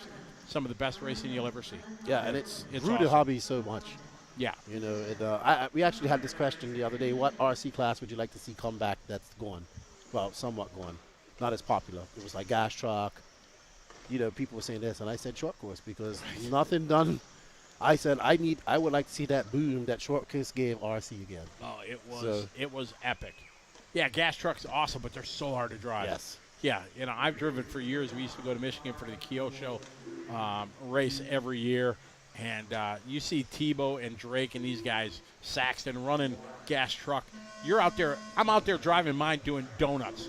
You know, these guys are laying laps down. They're like, how are they doing it? You know, it's just amazing what they would do with gas truck. But it wouldn't be as popular. But here we go. Got a little instant replay here.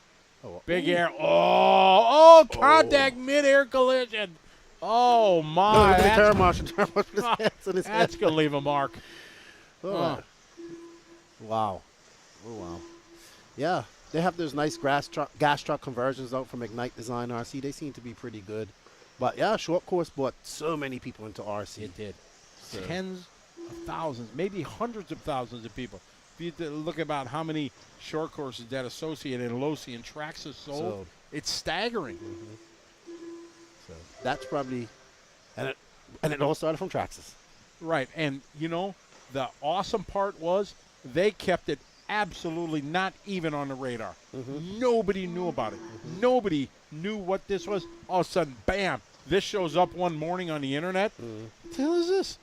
Yeah, it was the greatest, you know, and it got, I would love to know the number of slashes they sold. I mean, they're still selling them. Oh, yeah, absolutely. I mean, it's crazy, but, you know, and you can, it doesn't matter what brand you like, you know what I mean? If you're a Ford or Chevy guy, it doesn't matter. You have to love and respect what they did and they brought to the hobby to get new people in. And, you know, we watch it. You know, the amount of people that got into short course racing, I'll say a third of them advanced into a two-wheel buggy. So after they're done, they were buying a Losi or Associated vehicle, you know, after they grew because they see all us running them like, oh, wow, I want to go to the next level. So it's, yeah, it was pretty awesome. We had the Spectrum race at Trackside for many years. Now it's called the Associated race. And one of the greatest races we had back in the day was four-wheel drive short course with Mike Truggy and Zach Rose. They had a race that for the ages. And at Trackside, we got a wooden wall that kind of, you know, it's kind of chest high so you can lean on it, you know, and people were pounding on it and it kind of echoes. And, you know, I'm going, you know, crazy on the microphone, and it was awesome. And Zach and Mike had this race, and if you talk to them, they'll still say that was like one of the greatest. Yeah, it was awesome. And then Dakota would come sometime, you know, at some of the other races when four-wheel drive short course, and Dakota would do stuff with that four-wheel drive short course. His Losi truck, you wonder how he did it. It was crazy. Yeah, it definitely boosted our hobby. I'd love to see it come back. It got so many people into it. And that's what we need. We need something like that, a boost to help get us back into the. Absolutely. What is the surface that the shiny Chris Howard? That is just a concrete floor. So they dug down all the way to the concrete, pulled all the dirt out, and they're just sliding on the concrete. And it's worked out really well. It's an easy obstacle, I like to call it. So you can drive on it, but if you drive on it too fast, you're going to spin the tires, spin out, or go too fast on the exit. You're going to donkey flip it and go over. So it's really cool. A good part of the racetrack here that Bobby and his crew built. Yeah, I really like the track this year. Lots of big jumps, lots of difficult sections. I do like the Joker Lane this year because it is making it for some tight racing, and then you know these guys are able to just pull it out. I mean, they're not pulling out by far, so it's still tight. It's going to be interesting in the mains tomorrow. Even just walking around, everybody seems to be having a good time. The weather's great, so even though it's an indoor race, and that was exactly what we was talking about. Donkey flip, and that will ruin your day. Coming in hot. Ruin your day. The Walter Vinning says the new Techno truck is great. That's the light version, right? So, Connor Rowland and Caden Adams, your top here in Heat 1 of 7. I mentioned that truck was the biggest. This is the largest class here of by a few. Sportsman Electric Buggy. Well, that one is just waiting for some love back there. Oh, he got it. Well, he got turned marshal by another car. But 123 entries for Sportsman E-Buggy, 117 entries for the E-Truggy, and that's not the way to do it, everybody. You definitely don't want to take that corner like that. As you watch, I guess we're with Connor Herrick, and he's on the first TQ run with a 5:21 pace. What's up, Kirkman? How you doing? Kirkman's a avid E-Truggy driver out there on the West Coast, techno driver, and fifth scale racer. You racing fifth scale this weekend, Kirkman?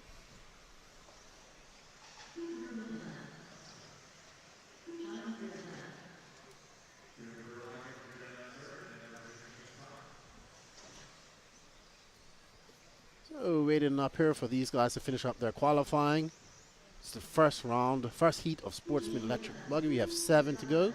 Remember, this is heat race 38 of 49.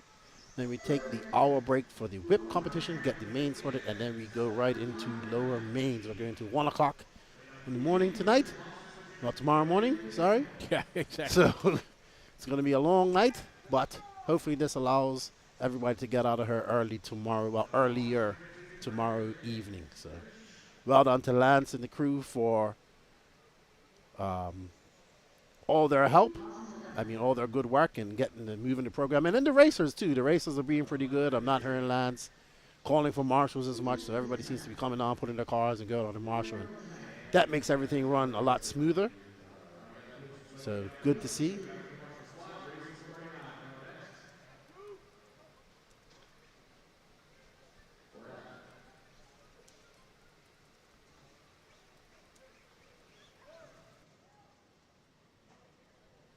Okay, 39 coming up.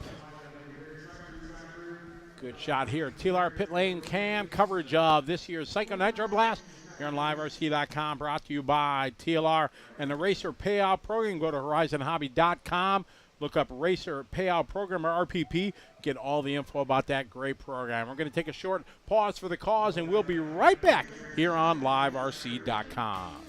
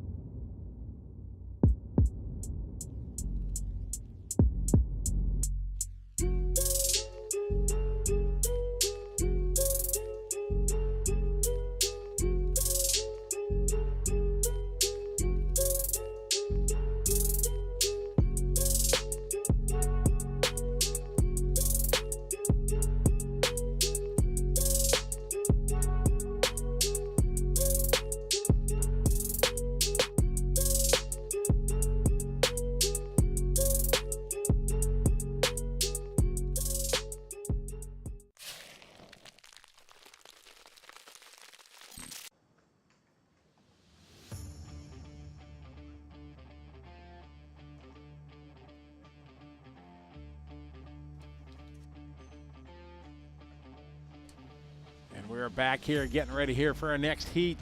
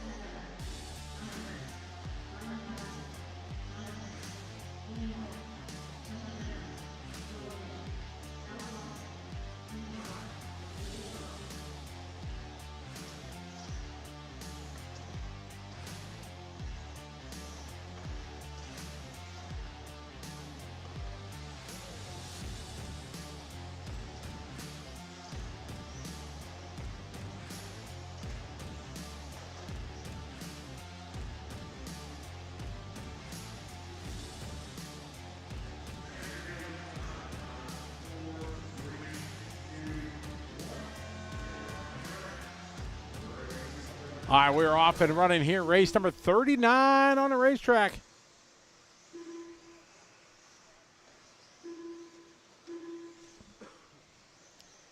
Got John, LJ, Ian, Quincy, Nathaniel, Tony, Paul, Evan, Lilani, Will, Allie, and Al. All getting ready to roll here in race number 39, heat 2 of 7, Sportsman Electric Buggy. I might be there, Kirkman. We'll see if I go to Vegas. Jeremy Bracken, give a shout out to Dean Sospar. He's currently fighting lung cancer but was able to make it to PNB 2023. He's up next in race 39. Light blue car with right ribbon representing cancer awareness. So, yeah, maybe we find that car and give him some love. Absolutely. He said Dean. Trying to see what car number Dean is. Sospar. Ah, there he is. He's see if we can pick him up this time by. Light blue with a white ribbon. So I see a light blue. I'm looking for a white ribbon. Oh, it must be on the body. There it is. I think that's him right there. Yep. I wish him all the luck in his battle with lung cancer. Absolutely. Best wishes to him. And out here doing the PNB. I'm sure it's not very comfortable for him, but, you know, RC is great therapy as well. It is. Being around your friends, doing something you love. So wish you all the best there, Dean. Keep up a good fight. Oh, yeah. Larry, I didn't see Larry put in the chat. Scotty coming over, and that's who was knocking on the door. Oh, okay. LW4 came over to say hey, and, yeah, I was just giving him a little accolades and introduced him to Lefty, and yeah, very nice young man. He is, yeah, great kid.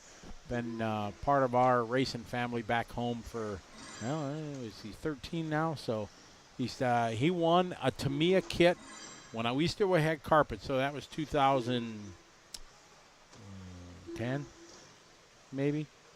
Yeah, if he's 13, so what is that? We're 13. That 13. Yeah, it was. Yeah, he was like 1 or 2. Really? Yeah, put his name in a raffle ticket, and yeah, it was awesome. What's up, Josh? Yeah, so the jump competition is coming up after race 49. They're going to take a break and sort the heat, so it's coming up in that hour long that they're going to take off. So we're on race 39, so in about 10 more heats. Probably another hour or so by the time we get that done. So stay tuned. It's going to be interesting. Scotty's going on there to do the emceeing for it. I'll go on there and take some video from my Instagram. But right now we got Ian Moray out there in first. He's on a 5:26 run, but still way off Connor Herrick's time. But Ian hasn't taken his Joker, but that's a lot of time to make up with the Joker lane. So we'll see if he can do it. Well, just about. He don't make any mistakes. Heat 2 of 7. My Quincy Aberdeen getting up to that 3rd position, making the trip from Bermuda. I guess we're following Ian Murray right now, up there in that blue, dark blue, looks like a blue and black type of paint scheme with some fluorescent stickers on there, decals. Jump contest probably in an hour and a half from now. Carlos Rios, I want to know what all these races are. So this race is Sportsman Electric Buggy. So if you're new to RC, it's an electric 8-scale, 4-wheel drive, independent suspension race vehicle, fully adjustable. Romel Galado, how are you, Romel? Good morning to you. Where are you from, Romel Galado? I think Romel's in the Philippines. Okay. You got Cheers beers for? Yeah, that's what I was wondering. So yeah, it's never too early, right? No. For that. That's 5 o'clock. Oh, Brennan, no. Scotty does not need to run an E-Buggy at Silver State. No, thank you. You talk about making a fool out of myself.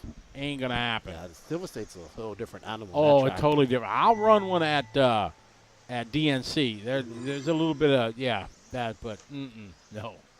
DNC gets gnarly, super rough, but it makes for some good racing. Ooh, oh, that was close. That's a Monaco car.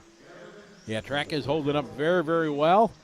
Not too much bumps and ruts or character at all. Ian out front, Quincy and LJ. NJ finishing. Oh, big crash going to the backside double. There's a Tekin track cam down the straightaway. These guys still finishing up. Jared, nothing wrong with Silver State, but for a guy who doesn't race 8-scale buggy, that is not the race you want to go to and make your debut. No. No, if there's like 50 guys in the class, I'll finish 51st. So it's no. I'll choose another race to make my 8-scale return. No, Silver State's awesome. It's in Vegas. You can have a bad day at racing, you're still in Vegas. Oh, that sure was fun. I enjoyed it. I enjoyed those 5th scales too. Super loud. Don't sell you that. No, I ain't. No way. I'm not gonna beat Ronda in them. No way. It'd be awesome to run, but. Is that no. the Brendan Bartlett from One Army? Oh, little guy's got a little crawler there. Oh yeah. RC is awesome. Oh, it's right. Crawling, you can't even touch it, right? When that's a penalty. I had my little daughter out the other day. She was following it. She was driving and following it. You got to stand still and you got to just watch it. She finally got it done. She drove a crawler for about an hour the other day. So start taking her out and go have some adventures with her. Get stuck. He's like, go. Rob. Wide open. I think that's the Traxxas TXR4, the mini one, the Bronco body. I think they're all down in the MSN pits. I saw that earlier. Is that Mark? Not sure. Ooh, that was a great shot. Darren, I think the entry is $100. I think the entry $100 to enter a class here at the Silver State. Pretty much the going rate of any major 8-scale buggy race in the country. Because most of the big races are at temporary venues. I mean, there's a few that have permanent tracks. There's Thornhill. There's the Mugen Challenge at LCRC in Pennsylvania, which is probably, I wouldn't say probably one of the biggest 8-scale races in the country at a permanent track on the East Coast. Yeah. Yeah. Yeah, well, LCRC has a great following, you know. They do. So. And they put a lot of time and effort. Make it a good family atmosphere, pretty awesome place. In the middle of nowhere. Yeah, but still a nice place to be. Exactly. I mean, it's what, 20 minutes from hotel?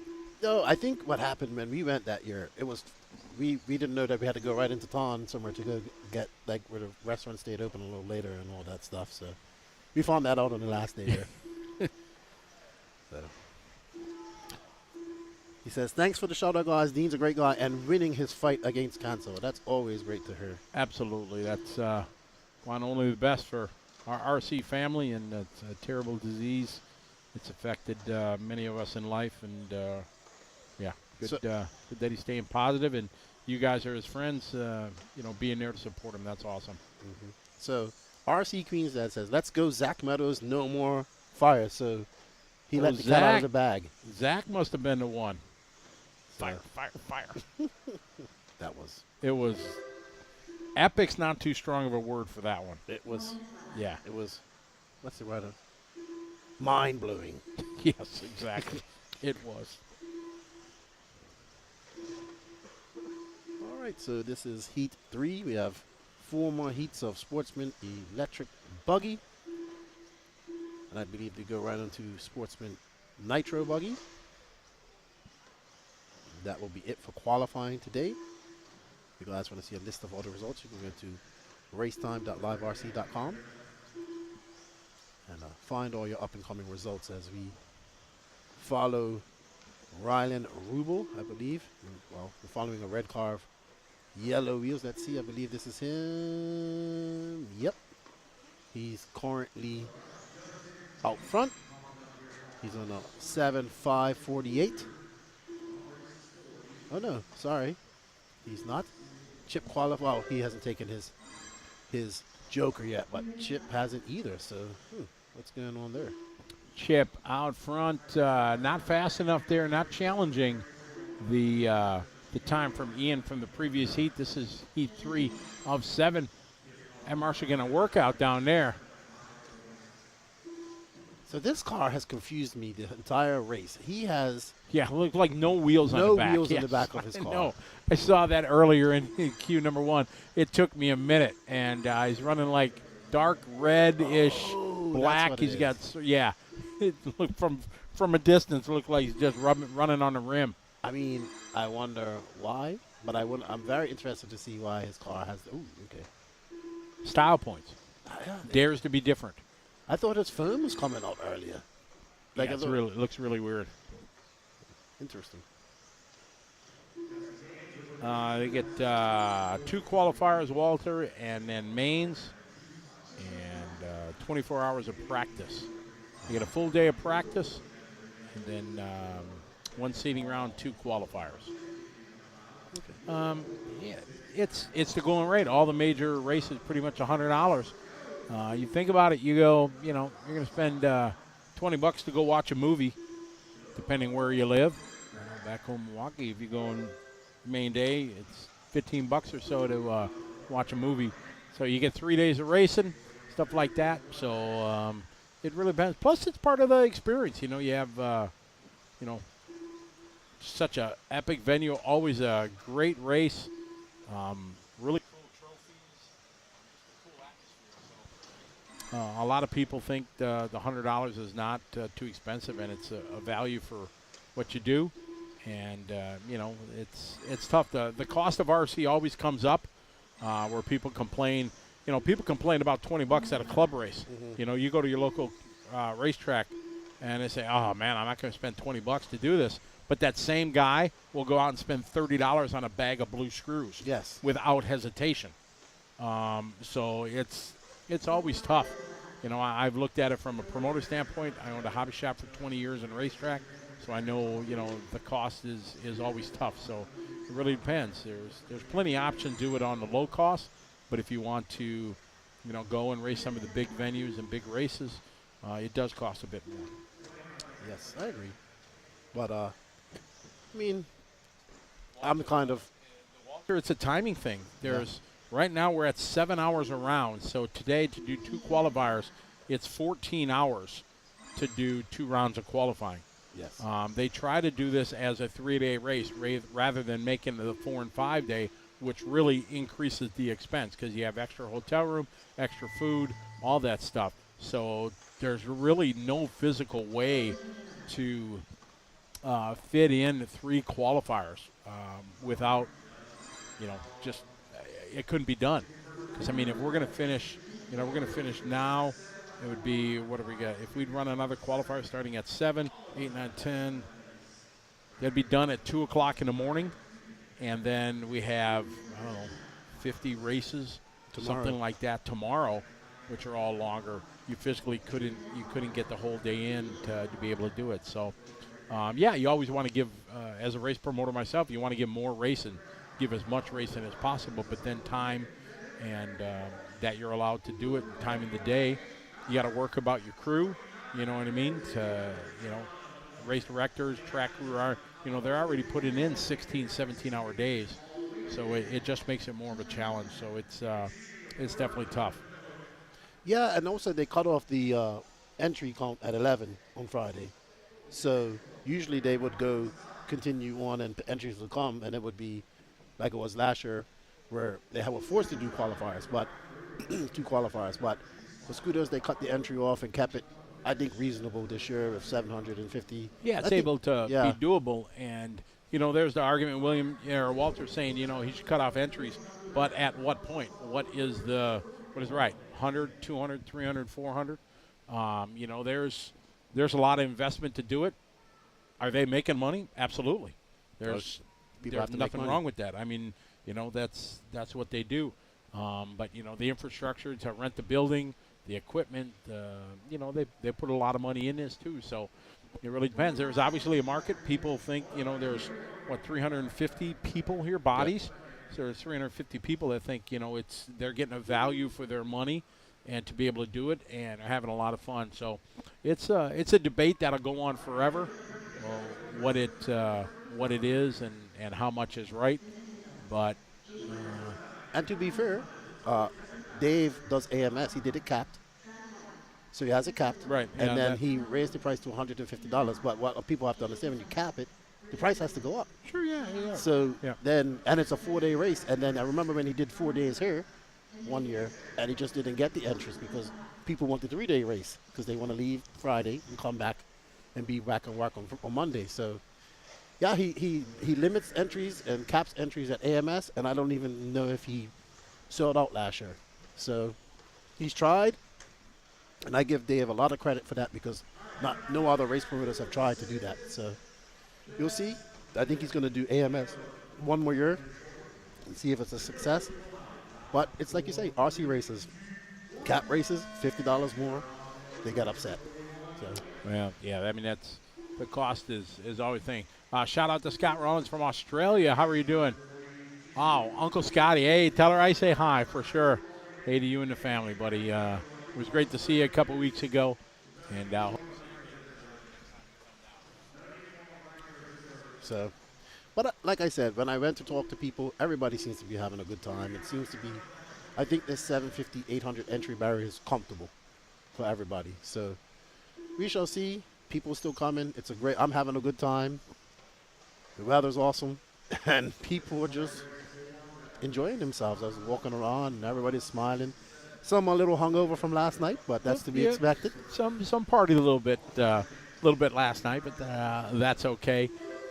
Dave, they had their kind of, what do they call it? Monster tour. The monster tour, yeah, where they got everybody dressed up in their Halloween kind of haunts and stuff like that, and drove around and surprised everybody. I was in here working, prepping for the show, and all of a sudden they jump in and a bunch of zombies came in here. It's it got my attention for sure. Sure. Peter Margot's out there in front. He's on a 7. These guys have either Ian Murray. Okay, so hold on. Has he taken his Joker? No.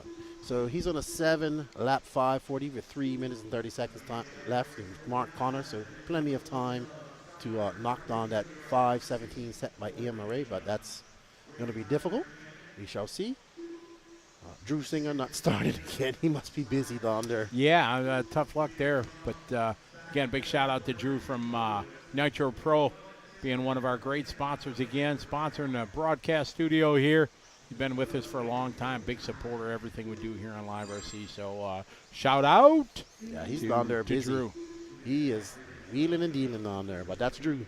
He likes to talk and invite you in. The first thing he saw me yesterday, you want some food? I got some food. I get some food. I'm like, oh, I'm fine. And good person. It's like, you got to do a After Dark podcast. I was like, I don't know if you have some great stories that are great to talk about, but I don't know.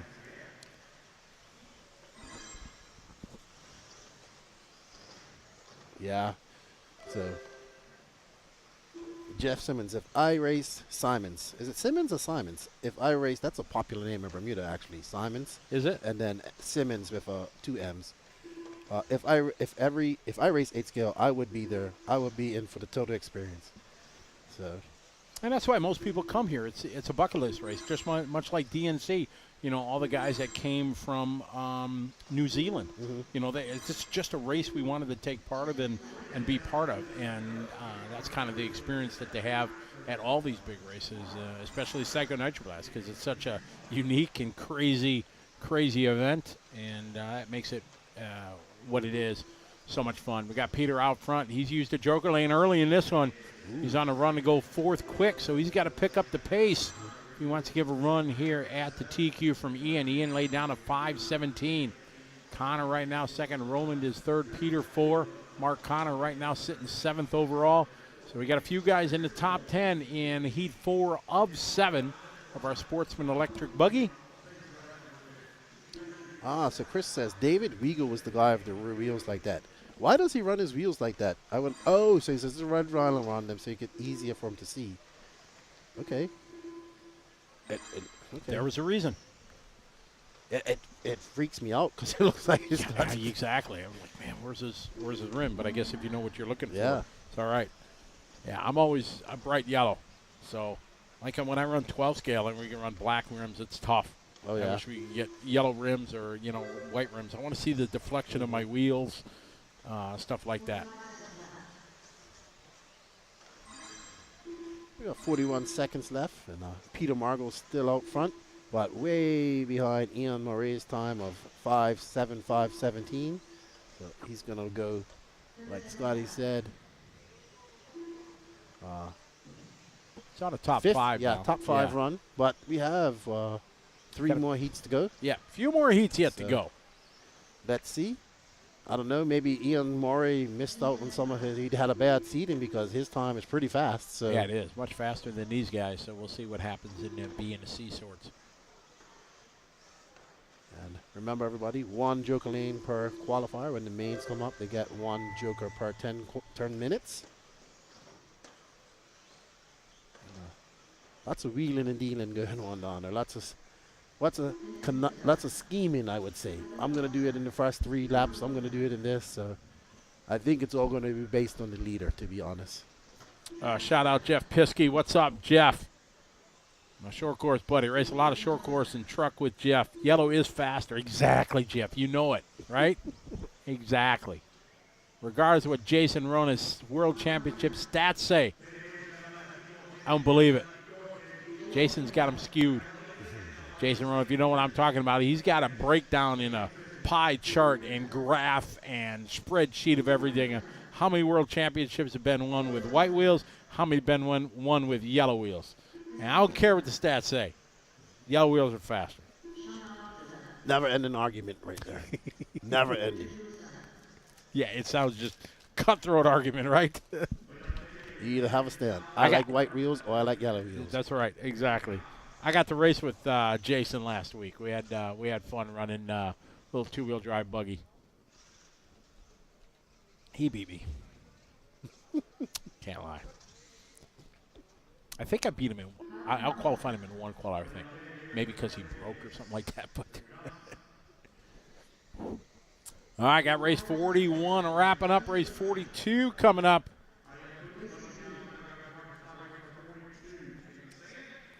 .42 of 49. And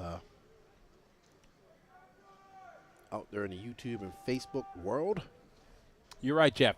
Jason is biased because he runs white wheels. Okay, so Timothy wants to know, talking about rim colors, what's your favorite wing color? Yellow. Really? Matches my paint scheme, red and yellow. So, man, I got to have coordinated. Got to be coordinated. Got to be coordinated. I like black wings, but not for distance. I do like these new teal wings that guys are running, that teal color. I think TZO makes some. But, yeah, I'm a big wing guy. I like my wing to be visible, so it's either white or yellow or some other crazy color. Is Maria in this race? If he is, what place is he? I'm not sure. You would have to go look through the scoring for him. I don't see him. Nope. Not in this one. Not in this one.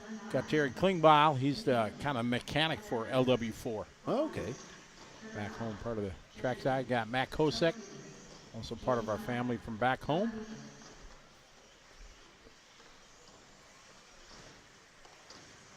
Wraith FPV, black wheels are faster and yellow wing are better. I don't know about that. I'm going to say this. You don't see any top pros running black wheels. Not that I can think of. That's true. Scott, tell her I'm waving back. Hello, if you can see us here in the Nitro Pro Broadcast Studio. I'm waving. I got the wave going. So tell everybody I say hey. All right, race 42. Tristan and Jerry, the first 2 to cross the line, going to start their clocks.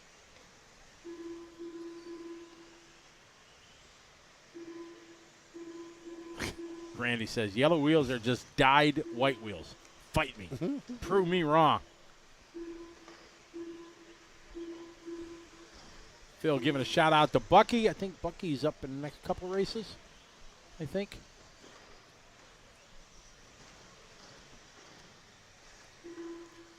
Camden Swisher. I guess he's related to Brandon Swisher, or they are related to Brandon Swisher, I would think. Tyler Hastings. Patrick Simpkins. This is the Heat 5 of 7 of Sportsman E-Buggy. Then we go into Sportsman Nitro Buggy. And the white wheel, yellow wheel debate commences in the YouTubes. Well, you're right. Stephen Barrow just kind of flips that around, Randy.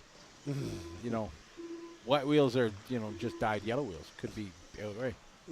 Orange wheels are just different. Yes, exactly.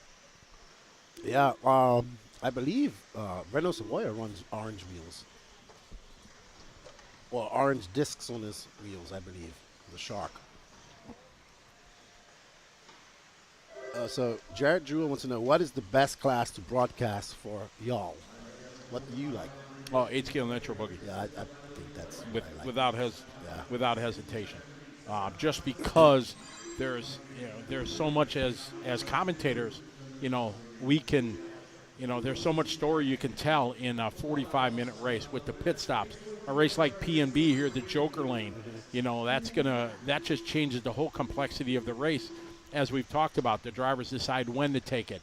If they're jammed up in traffic, do they do it? Do they take a couple of them early to get, that 6-7 seconds clear time? So it's so much. Any Nitro race is just the favorite, because there's a whole story. There's the teamwork side when you got to talk to your mechanic, and a good mechanic knows how much fuel you got.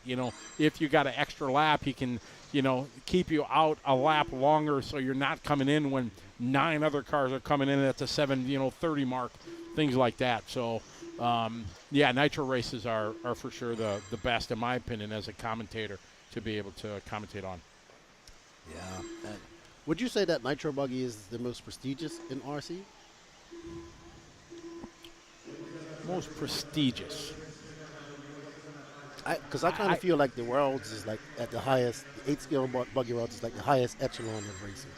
I would say in 99% of people's eyes, yes, because it's the most popular form of competitive racing. Difficulty-wise, 8-scale on-road, to drive that fast for an hour, that man, machine, mechanic all have to work together. That's another level.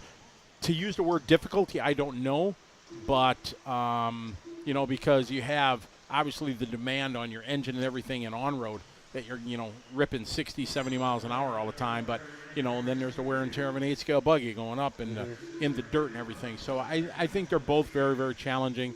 But for sure, being the most popular form of competitive racing in the world, I think it is looked upon like that. Well, I think we've only seen it won twice now. 2 times. Yeah. We had our first concurrent, but then Muncie won it twice back in the 80s and 90s.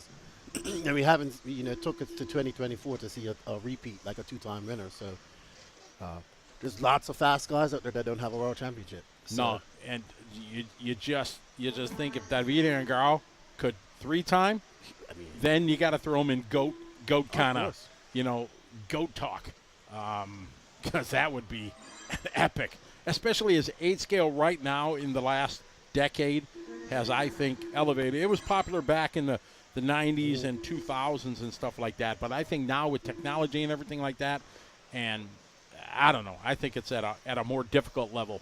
Oh yeah, I would say so. And driving, the evolution is just, it's a driving evolution that's constantly changing, and it's changing more rapid with these young drivers now. So definitely a difficult race to win. Definitely held in high prestige. I sure hope I can go to Brazil. That'd be awesome. Brazil is nice. Yeah, good. You got to go to a nice Brazilian restaurant. They meat and just. Oh, you said like the places they got here. You get the meat sweats. Oh yeah, they just don't stop. Do you have to put like and even in the pizza restaurants, everything's the same. They have a little dial here, Yeah. and it says yes or no, or see or no. And Oh. you have to put it like, oh, I don't want no more. Because if you don't, they'll just keep coming. Oh, you want some of this? You want some of this? You know, you got excited the first time around. You're like, yeah, give me that. The next thing you're just like, I can't even walk. So, Well, yeah. I hope we get a chance to go down there and be part. That'd be pretty awesome. yeah. So we need to wait for the official announcement too. So, Well, yeah. That's like I said when I asked you earlier. I had heard rumors that it was going to be Brazil, but there's been no official statement, no official, even official rumors from, from IFMAR. from our Nothing. IFMAR, nothing. So, Yeah. So, but that's a rumor we hear, and Lefty, he knows he's got the ear to the grindstone for the 8-scale world, so that's a pretty safe bet. So, Is there any rumors on time of the year? Usually it's in the third quarter. I think they said September. September. Yeah. So they seem to be pretty confident. So they're not letting me know too much information. I heard maybe they're going to build a purpose-built facility for it. Now I heard it's going to be somewhere else. So not sure. I think they're just kind of waiting for confirmation as well. That's always scary when somebody says they're going to build a facility for it. You're wondering because that's money that's just going to burn. So because I've never seen a purpose-built facility that stands the test of time. No. Because they're big to do that. Then they don't have the manpower, the finances to keep it going. Nobody wants to rebuild the track, and then it just dies. We shall see. That's a beautiful shot right there with the sun coming in. Man. There you go. So that's pretty awesome. Look at that. This is heat number 6, the penultimate heat of Sportsman Electric Buggy. Coming up on our last few races here of qualifying here at the 2023 Psycho Nitro Blast. The sun is beaming through. Beautiful weather outside. People are smiling. People are having fun. Always good to see. Always to be around the RC family. And you know how it is. You go outside to go get some food and it ends up taking you 30 minutes. Yeah, exactly. Hey, exactly talking. Yeah, it's just awesome, man. I really appreciate all the love people show. And thank you all for the support. And thank you to Live RC for helping me get out here and working along Scotty. It's been truly an honor so far. And you'll be tired. You'll be tired of me by the end of the weekend. Oh no. One thing about you, you're a little bit older than me. Or you're older than me, but I understand your sayings and these things you're talking about. I'm like, I remember all that stuff. So, and then the RC, I can talk RC history with anybody not anybody, but I enjoy it. Talking with people. Never get tired of it. Yeah. So. All right, Marshall working hard right there. Shout out Scott Rawlings says, I love commentating when you're racing vintage Trans Am. Only Scott Rawlings races vintage Trans Am. He's got a car from 2016 that he built with HPI CUDA body on it that he still has never rebuilt the shocks on, hasn't rebuilt anything on a car, and still shows up and wins with it. So, yeah, so that I do like Scott. So, yeah, like that. All the guys that, I tell them that you never rebuilt the shocks. They're all like, ugh, thanks. I got beat by like 8 years shock oil. 8 years shock oil. Look at that.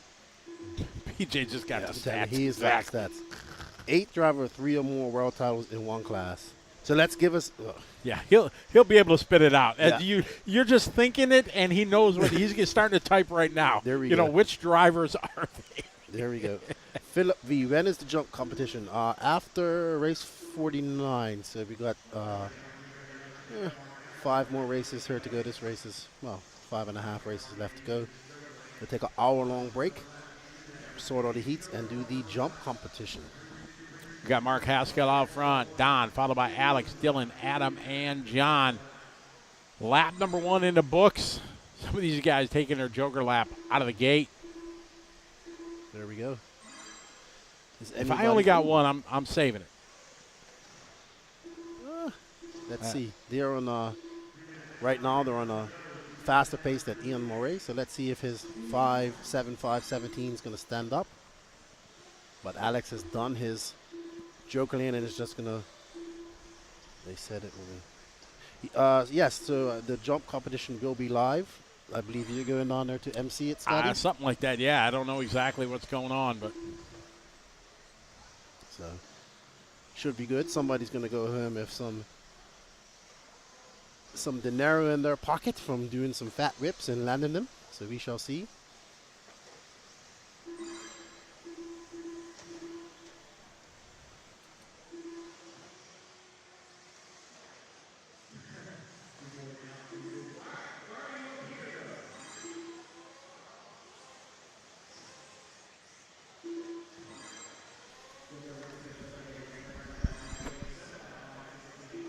We got 3 down, 2 to go in this one. Raiden Murphy out front, leading the way. TQ time. Ian's time is held here for a bunch of races, but it's being challenged right now. Just about a second below is Alex.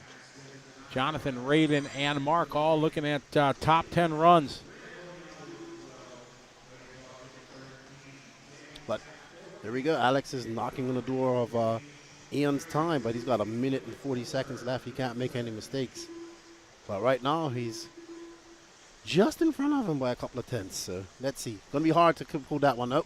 Whoa, big whip. Oh, I missed it. Oh, yeah, he had it whipped. He had that thing sideways. Didn't stick the landing very well, but that was, yeah, he whipped it. That kind of looked like a whip that whipped it, but he didn't mean to do it, you know, because anytime I whip my car, yeah, it looks cool, but I surely didn't mean to do it. I tell people I need to do it. I try to roll with it, but anybody knows me, I can't whip it. I don't know how these kids do it. I don't know. I'm just amazed if I land it. And I'm just like, exactly. Just take a deep breath. Jonathan, Raiden, Don. Only a couple guys haven't done their Joker. John Shaw sitting back in the 7th spot has not done it. Now he has. Doesn't really move up. Moved him up there once across the finish line. He was able to move it up, so taking advantage of that when he crossed the actual start line. Puts him 0.2 in front of Bell. Okay. So we have some drivers: Masami, Kolari, Matasukura, Spashit, Reinhardt, Cavallari, and Neisinger. There you go.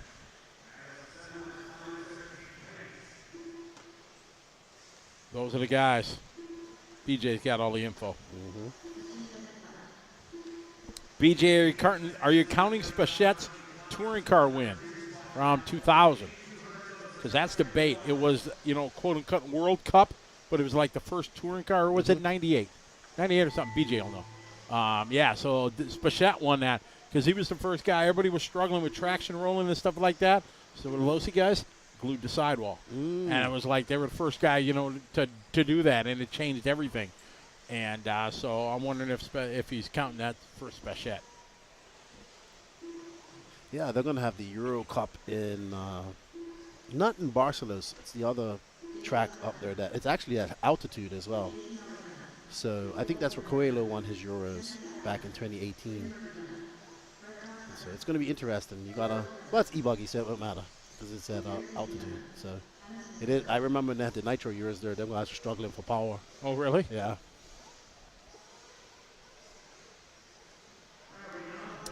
It's tough. They scheduled the week after the Electric Worlds.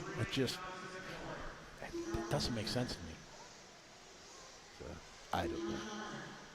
It's going to be. I don't think we're going to get much people. Well, I couldn't imagine most of the guys at the top electric. They're going to be in. They're going to be in Arizona for a whole week or right, longer. Exactly. So yeah, we'll see, but it will be interesting. So that brings 43 to a close. Don going to take that one. Going to go to the 3 spot overall. Missing out on the TQ. So Ian's time still standing strong. He's still standing up. Can he do it through Heat 7? Let's see. So you're saying there's a chance. That would be awesome. Jeff Piskey says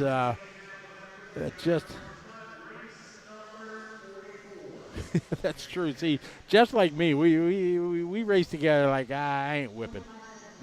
Nope. I remember back in the day, I was just happy if I could turn my wheels in the air. I was like, oh, I wiggled my wheels, and I didn't crash. Yeah, right. Man. All right, here's our next group here. These are the top in our Sportsman E-Buggy. Heat 7 of 7. There's Paul Rodman. These guys have got their game faces on. They're like, we're not going to let Ian take TQ all the way from Heat 2. Sportsman Electric Buggy. We have a Jason Moray here. So I'm assuming if you have two people with the last names, they're probably related here at this race. So. Probably, yeah. Jason Moray. Maybe that's where Ian's supposed to be up there with his brother, father, cousin, yeah, right. uncle, Family nephew. tree. And we got somebody in the cheering on Bo. Let's go, Bo. Young Bo. He says, no, he's not counting the TC World Cup. He has 3 world titles in 12 scale. How big is that lander? It's actually pretty big. It's higher than the jump, and it goes out wide, so it gives guys some space when they make some errors and probably jump off to the side.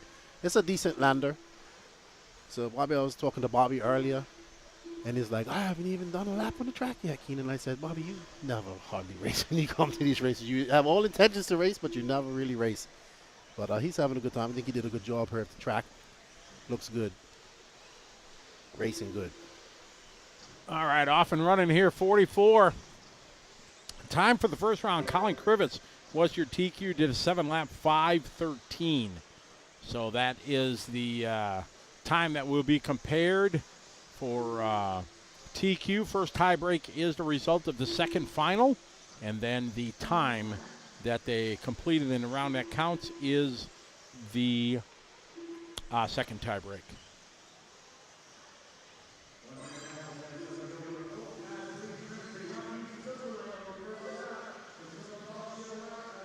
All right. We got Justin with a 42-1, Colin 44-2. Big airs, they're airing it out.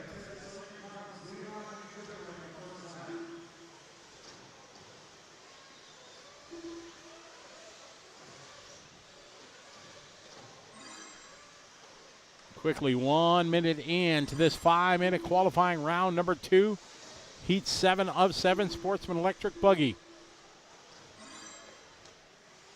Justin Pale, 42-1. Rob, 44-3. Colin, 44-2. Justin doing his Joker lap like out of the gate. So he did a 42 with that one. Backs it up with a 44. Colin a 44-2. Oh, Colin having a tough lap here in this one. Oh, Colin all the way down to 16th. That's your TQ from round number 1. Losing 6 to 7 seconds on that one. Tough luck for Colin Krivitz.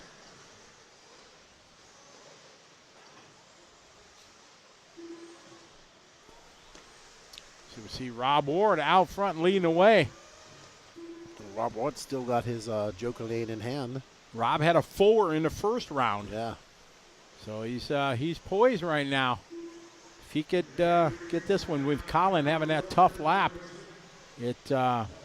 Rob's putting himself in a good spot. Start on pole for tomorrow. Going to the instant replay here.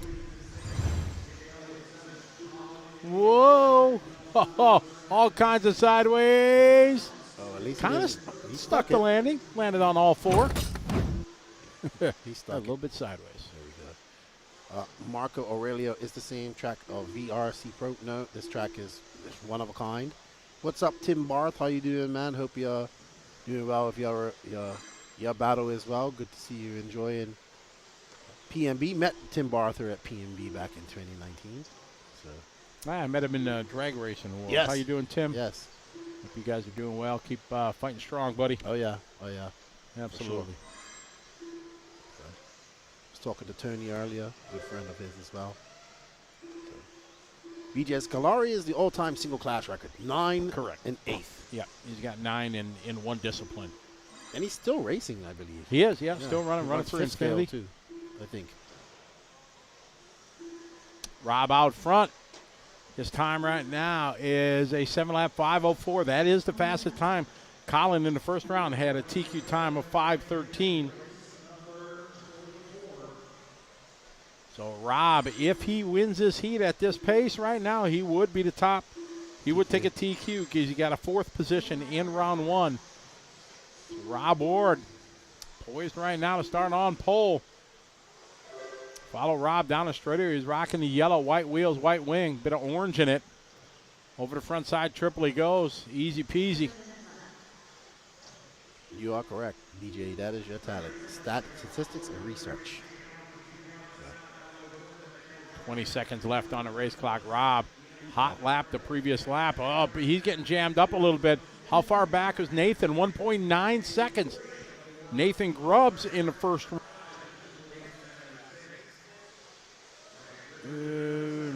Nathan didn't have. Nathan had a 2 in the first round. Did he? Yeah. Yeah, Nathan had a 2. So he's really the 1.2 seconds. Rob is done. Nathan's still on the track. So a good fight here. Nathan going to be coming up the start-finish line any moment. See who's going to be. Nathan late to the line. There he is. So not going to do it. So Rob Ward takes round 2. The tiebreak is the finishing of the second. Colin Krivitz having trouble here. Way deep break finishing 5 laps. He didn't have a good one. So Colin will start second. So Rob Ward is going to be your TQ here in our Sportsman electric buggy. Yeah, and Ian Moray still drops down to third, but, held that position and from the, I think, second heat. And let's see the overall. Yeah, absolutely. Solid run there for Ian. And Ian in the first round. Doesn't look so good. I don't see him. No, I'm scrolling down here. I'm down in the 30s. I don't see Ian yet. 40, you see him? Nope. 50s. Ian, 53rd. Oh, well. So a 53 and a 3. Yeah, that's okay. Yeah, yeah. When you're only counting 1? Yeah. Yeah. That's all right. There's Colin Krivitz right there. Oh, that's Colin. That's it, Colin. Okay, what's so up, buddy? Yeah, so he was with the kid. Colin, look at him. He just looked at, oh, my God, what happened? I TQ'd and then I got left 50. Well, we're cheering for you, Colin. So when you watch this, yeah, we got golf claps here for you, buddy. Little Bo. Bo has never met Colin before in his life. Bo will walk up to anybody and just start a conversation like they've been mates for a year. They don't care. Colin's like, who's this kid talking to me? And Bo's like, oh, man, I just had a great run, man. It was awesome. I whipped it here and whipped it there. Oh, but he did get whipped the it everywhere. He did get the TQ, Colin. He what? According to this, he did. No, get it didn't. Oh, no, it didn't refresh yet. Yeah. Got me. Bo, yeah, he did that to me at Masters. Yeah, just walk up, have a conversation.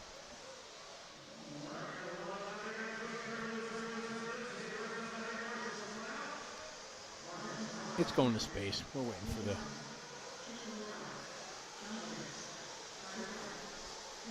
Sportsman Nitro Truggy, 5 heats of Sportsman Nitro Truggy starting up here. That's a Rob Ward is your TQ. Colin Krivitz second. Nathan Grubb's going to get 3. Weston Wilson goes 4. Ian Morey goes 5 with a third and a 53. Got to love it.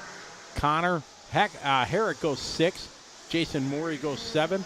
Ryan Nolan goes 8. There you go. 9th spot is going to be Don. What did we say? Hovide. Hovide is what he rolls with. Ken Brisbane goes 10. Alex Cummings 11. Bo Zarian goes 12. Roland Compton goes 13. Matthew Jones 14. Ethan Voorhees is 15. And Dylan Green is going to take your 16th spot. As we get ready here for a little Sportsman Nitro Buggy. So they go electric right to Nitro. There you go. This will be the last heats of qualifying today. 4 of these, well, 5. But take our break and get onto some whippage action. Hope you guys are all enjoying the production today. We look forward to the mains. Well, we're going to do some mains tonight. Look forward to the A mains tomorrow. I don't know, man. It seems. I think there's some change in the wind out there. We shall see. I think we might see somebody different from Fenn and Mayfield. Yeah, we talked about it. We talked about it. So there we go. Here's our friend with the different color wheels. That's it. Oh yeah. That helps him And somehow it helps him, so I guess so. Maybe it's the white wheels in the front, and he knows that's his Maybe. car, yeah. It just slides around like it's on rims. It freaks me out every time I look at this guy's so car. weird. But he likes it, so He does. there Look you out, go. Bo. Oh, wow. Bo's a very enthusiastic marshal when he's out yes. marshaling. He will run across the track to go marshal a car, even though it's not in his zone. Yes. He'll be there. Because before he realizes that, I shouldn't leave my zone because there might be another car crash there. I saw you have to hold him up a few times, that mask. No. Yeah, exactly. He's awesome, full of energy. Good kid.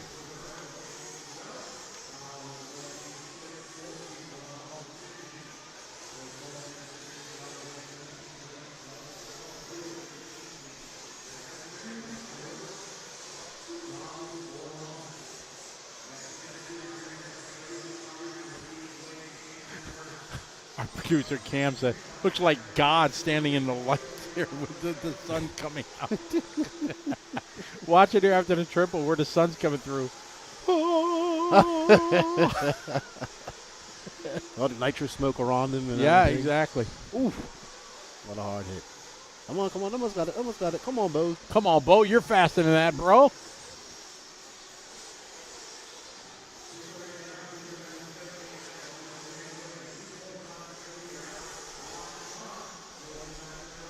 Chris Perham says he runs his 10 scale like that.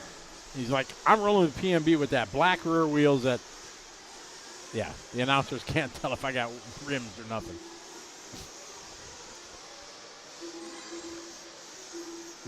There's a joker lane happening. Ooh. And then that's a good action game with that other guy coming out of the non-joker lane. And, ooh, we have a guy. Ooh, head on. Beat it. Oh, this is going to hurt. He made it. There's Bo again. Turn marshal another car. Leap of faith. Did he make it? Yep. Oh, just made it. Oh, he didn't make it. No. About 15 feet short. Yeah. He's 45 on the track, working our way to 49.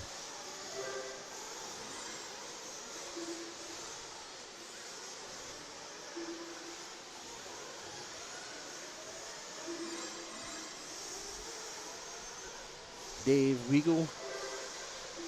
Caden Adams just went up and took the, looks like he did his joker. He just threw down a 44.8 in the joker lane with 1 minute left to go. He's on a 6-lap 5:01 with Dave Weigel right behind him with 6:5:09, 8 seconds back. He's done his joker as well. And Adams is out to first heat TQ.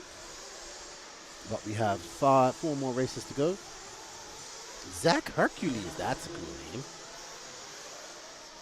Wouldn't mind a last name like Hercules. Brett Kraus. This is heat 1 of Sportsman Nitro Buggy. 4 more races left, and then we get to the jump competition. A little break as they sort out mains, and we will be doing lower mains till 1 o'clock in the morning tonight. And starting back up at 6 tomorrow. For all you avid RC enthusiasts out there following and enjoying the coverage, we greatly appreciate your support. We want to say thank you to TLR, the Racer Payout Program. This is a Tier 1 race. So anybody running Spectrum Pro Line, aka TLR products, is eligible for the Racer Payout program. You can find out more about that on their Facebook page at Racer Payout Program on Facebook. Been paying out in 2023, they have all over the place. So great initiative set up by TLR and Horizon, and seems to be gaining some traction. Caden looking setting the pace here in heat 1 of 5. Sportsman Nitro Buggy throws down a run of 6-lap 5:07. We'll definitely have some guys going faster than that, but pretty solid run for Dave here in qualifying round number 2. Hot lap on his last lap. That's all you can ask for here, trying to throw your heater down. Oh, Marshall was moving. Colin was on it. A for effort, Colin.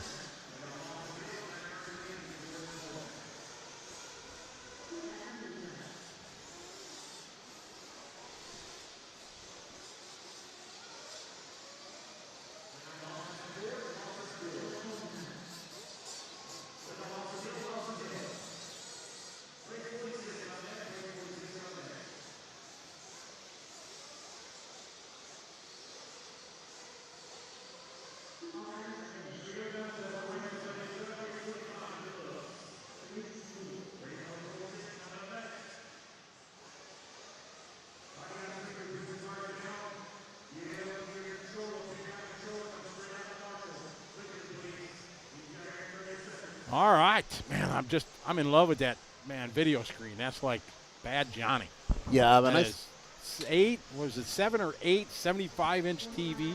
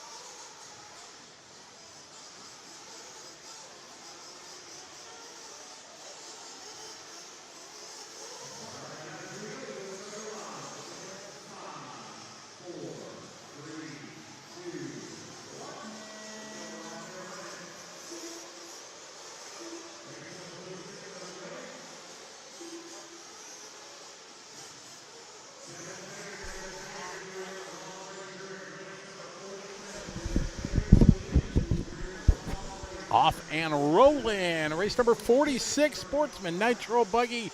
Having a great time here at the Psycho Nitro Blast PNB, as it's well known, 2023 style here on liverc.com. Brought to you by Team Losi Racing and the Racer Payout Program, RPP. This is Heat 2 of 5, Sportsman Nitro Buggy. Got the cool jump contest coming up after this. All right, Pisky cheering on Bucky. You got this, Bucky. Part of our gang from back home.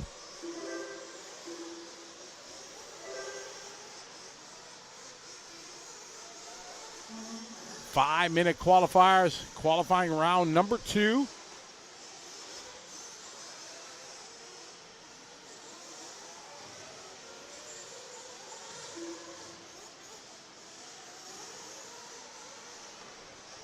All right, Bucky. There you go, Bucky. Leading the way. Well, for a half a lap. Chris going a bit faster, 48.2. Sportsman Nitro Buggy, race number 2 of 5. Got a lot of racing to go yet tonight.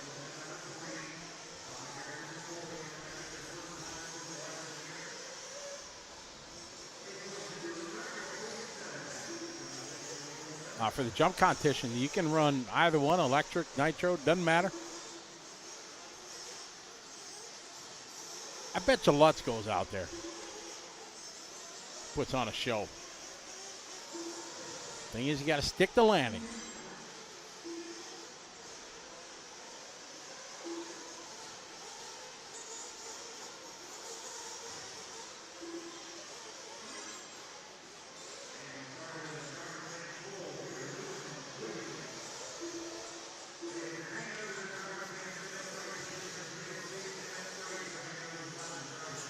All right, got 2.5 down, 2.5 to go. We got Bucky out front. Yeah, Bucky. Chris, Ken, Mike. Q doing his Joker lap already. Everybody else saving it here in the first couple laps. So Chris now to the point. 49.9, Bucky at 52.8.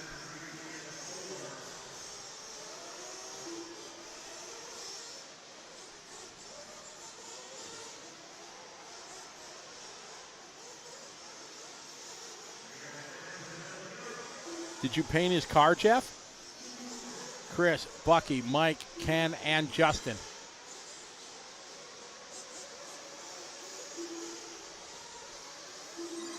We're coming out in a bit of traffic here.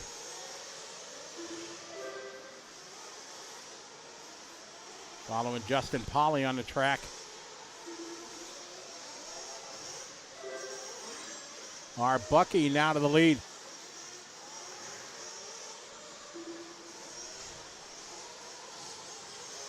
Following Bucky here in the green, white, pink, yellow wheels, yellow wing. Bucky just doing hot lap, and that wasn't his joker lap. Big air. Drop.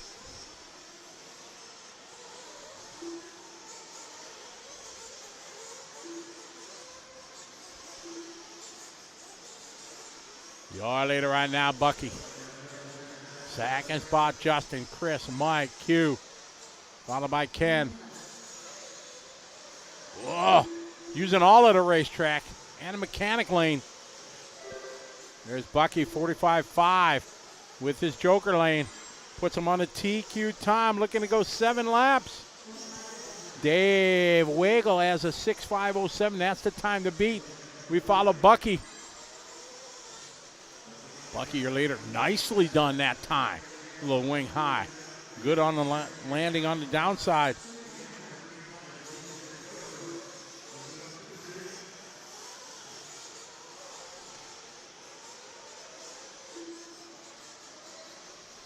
Single, single. In and out of the shadows. Whoa, coming in a little hot. See him slide, trying to get it woed up in time. Bucky taking a wide line that time. Come on, Bucky, tighten it up. Bucky's got another lap to go, but Chris now moving into the lead. Bucky only a bit too wide on a couple corners. Chris used his joker lap, goes 42.0 that lap, and it moves him to the lead by 0.9. So Chris crosses the line 45.2 that time. So Chris moves to the lead with the use of that joker line. Bucky in second. Whoa, Bucky coming in hot. Gets it all kinds of crossed up.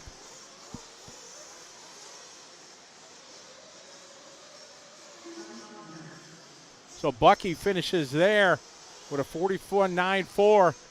We follow here as our leader, Chris. Chris is going to be coming around here onto the front straight. Down the line they go. Oh, a little trouble there. Where is your leader? Our leader, not square, is it? We still got no finish from our leader. Ruh-roh. Chris took the lead with a 4-second lead.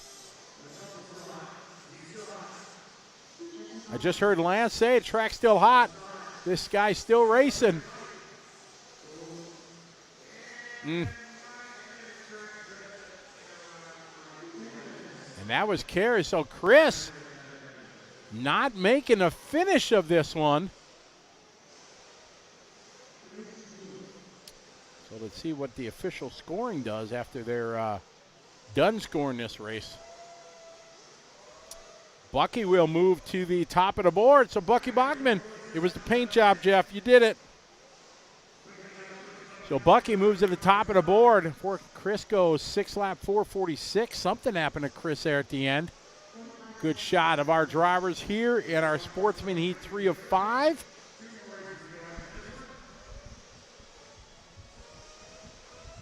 You guys ready to rock and roll?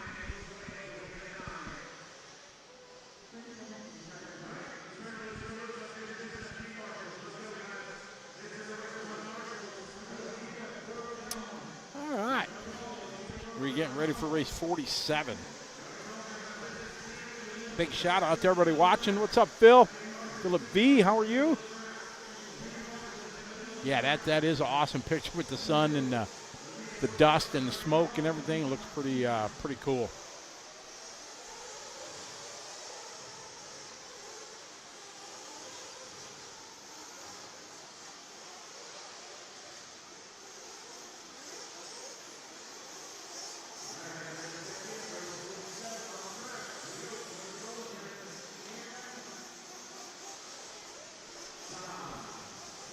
All right, got a couple laps yet to go, or a couple races yet to go. And then we get into our junk contest. And then we get into our lower mains for tonight.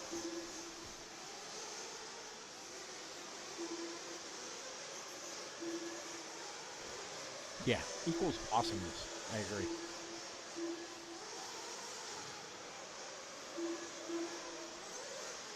All right, everybody starting their race clock here in their final qualifier, Sportsman Nitro Buggy. Daniel Kearney, how are you? Good to have you follow along. Barry Rowe, thank you very much. So I don't care what Mark Santa Maria says. I think you're doing great. Thanks. Is he ripping on me? Mark's awesome. Big fan. All right. Whoa, reaching for that triple. Look at that. Oh, that's a picture right there. That's pretty cool.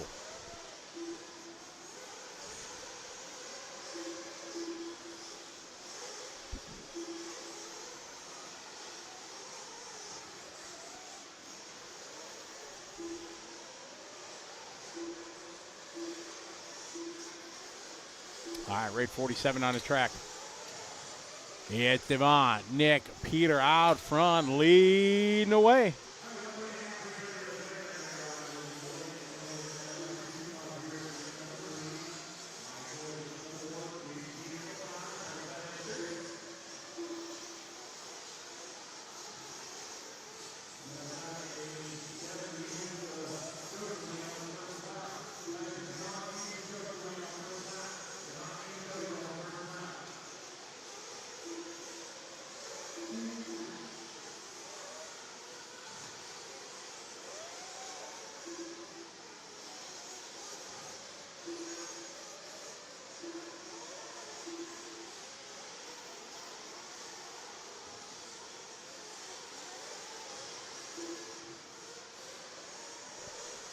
Race 47 on the track right now. Nick, your leader, followed by Michael, Travis, Jacob, Peter, Ryan, Benji, followed by Mark, James, Mark, your top 10. Time to beat right now. Bucky laid down a 7-lap, 5:39. Nick looking to be about 10 seconds under that right now. Looking stout here in race number 47, qualifying round number 2. Jeff, we are in the trailer there in the LiveRC.com hauler trailer. That's where the Nitro Pro broadcast studio. We got plush setting here. It's pretty dial. You got to see. We're going to be coming in studio at the end of the round, so you can see our digs. Check it out. Big shout out to Drew at Nitro Pro for being our broadcast sponsor. And you guys be pretty impressed with our studio that we got. It's looking pretty new and shiny. So I think you'll enjoy it. The guys put a lot of time in, kind of dressing it up, making it look really special. So yeah, I look forward to seeing that when we come in studio here at the end of this round. Definitely worth hanging out and waiting, I would think. It's Nick, Michael, Travis.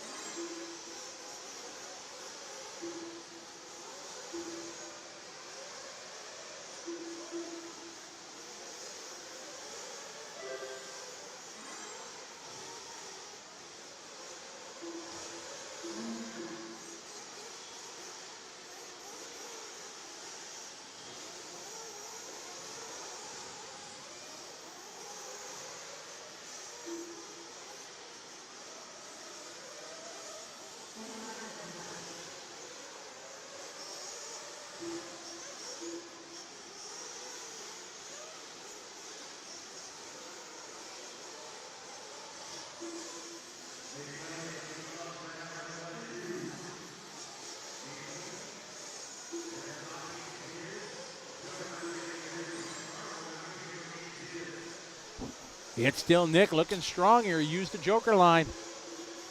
Joker lane, rather. 49.2 last lap. He's on a TQ time right now, about 5 seconds under Bucky's time. Oh! Just a slow roll. Marshall. 4, 5, 6, 7. Oh! Tough luck there. Bucky, you're saying there's a chance. Rick Maroney, how are you? Welcome to the party. Philip, the Jokerland, I'll tell you about that here as soon as this race is over, because it's pretty awesome. It makes this race even more awesome than it is. So it makes it more awesomer. Is that a correct word? Got some guys using the Jokerland, some not. Here, everybody gets to use it one time. And as this one comes to a close,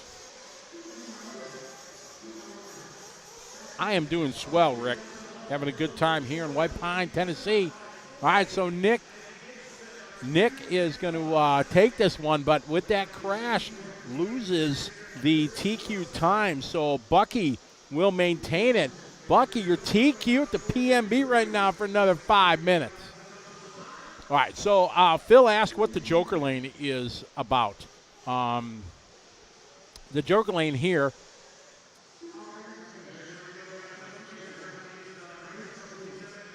so with the Joker Lane, it's like a shortcut.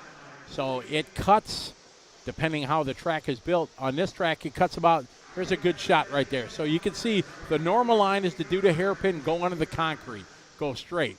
But once a race right now in these 5-minute qualifiers, they get to cut the track, go under the bridge, and that's the Joker Lane. It cuts right now 3 to 4 seconds off.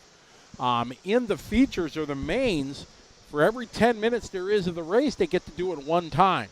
So in a 10-minute race, they get to use it once. 20-minute race twice. In the 30-minute finals, they get to use it 3 times. And it really changes the complexity and the strategy of the race. And it makes it more exciting for us, as commentators.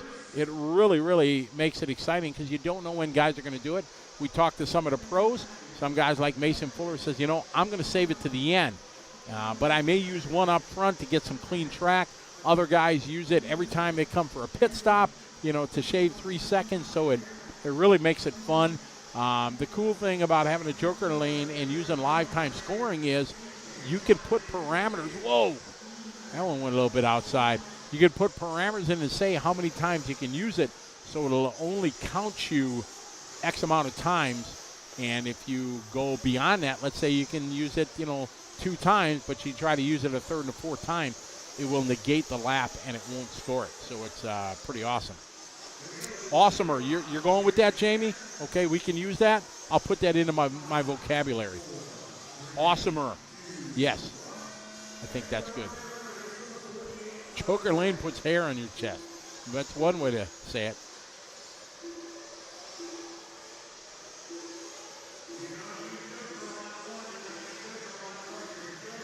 Mile High RC, how are you? I'm thinking you're from Denver. I'm helping the evolution of race terminology. There you go. Boom. Something positive I am giving to the hobby. All right, race 48, 2 races to go.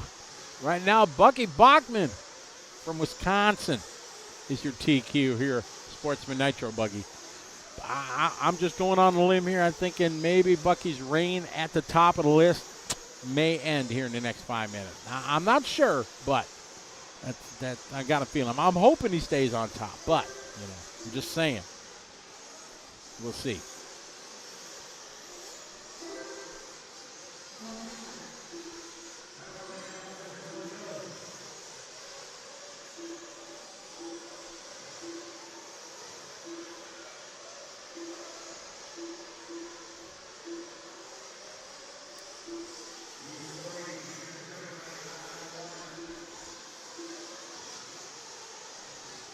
All right, we got Tyler doing hot lap here on the opening lap.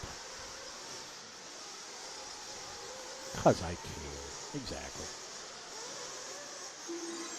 All right, you got some Joker Lanes. You come out of that hairpin there, you might get clobbered there. We're watching. That is the one and only Larry Wright, ladies and gentlemen. LW4. Oh, big one. Big air there. Man, his car looking good coming out of the corner. Make it. All right.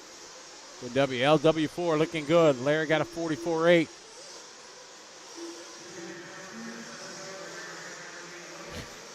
I used to be able to beat this kid when he was like 6. All right. There you go, Larry. Easy. Nice. Oh, almost donkey flipped it.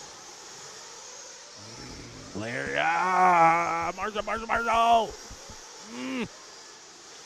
Sorry, do I sound biased? Sorry. I feel like when my daughter, when I'm announcing back home here, and Sarah was growing up and she was raising, I had to get out of the announcer's booth because that wasn't fair to her. It was, I kind of wasn't watching race. I'm watching her, and then if she would bump somebody, I would be way too harsh on her and say, got to get that spot up. So I stepped out of the booth. I let somebody else on it.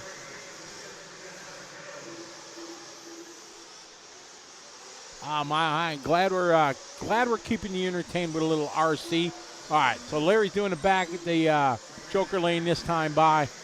Not going to be a good lap, but that time 38.9. After that 49, Larry's still out front. Oh, would that be a kick in the chops for Bucky if Larry LW4 would take the TQ from him? So the Wisconsin guys battling for the T. Oh, watch it at the top. Oh, they all made it.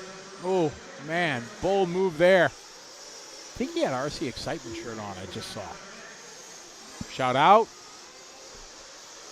I got Larry out front leading the way. Last time by 38.9. That is a very good lap with the Joker lap. Can't lie. Because the pros were, 35 and 36?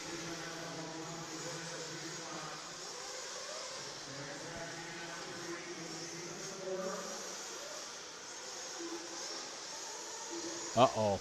Larry. Where Larry? Oh, it might not counted his lap. Was that him that crashed? I don't know if we've switched over. Is this Larry? Might have a missed lap.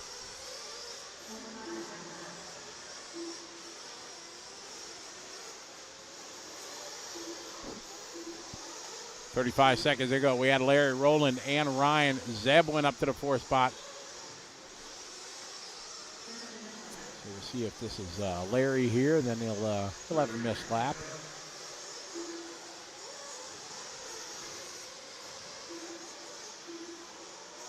Yeah, Larry Wright got a missed lap.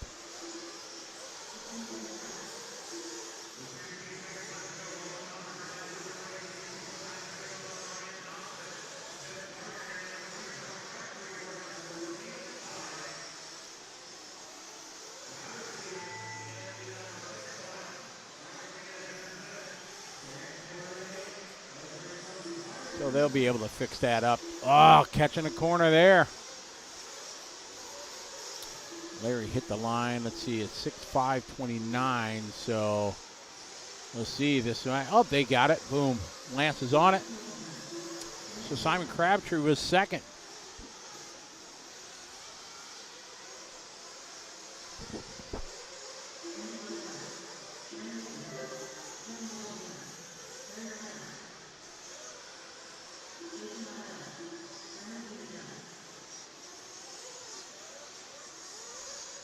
All right, so I just got a message. Larry Wright broke the minimum lap time, meaning the parameter is set to expect X amount of the fastest lap you can do here, and Larry Wright beat that minimum lap time, which means it's pretty fast. So Larry Wright going to take TQ, LW4. Where's little Larry up there? Larry, hometown boy. I mean, yeah, exactly. So this is his first big major traveling race. Well, I'm trying to find little Larry. I don't see him down in the pit lane anywhere. Nope, probably on his way out to Marshall already.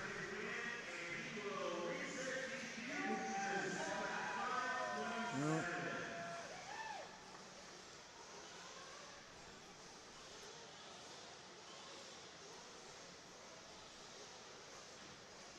So good run there from LW4.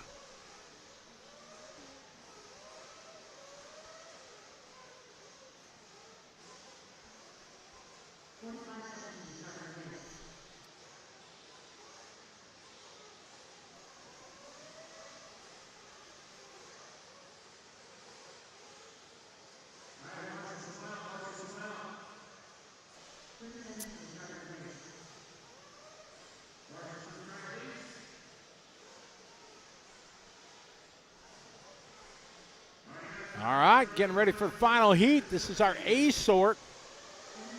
So the Gladiators ready to do it. There's a little bow.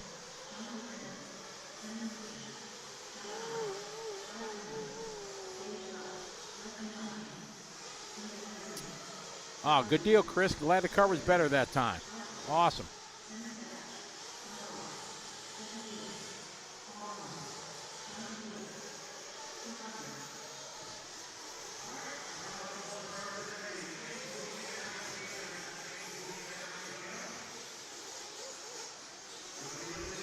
An epic announcer battle again. The mod announcer guy has shish shish za. I've never heard that.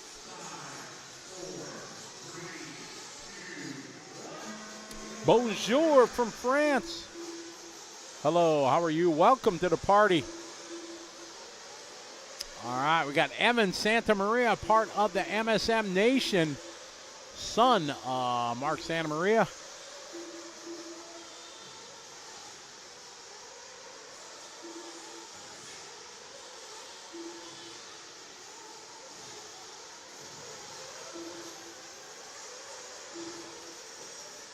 All right, here we go. Final heat, race 49.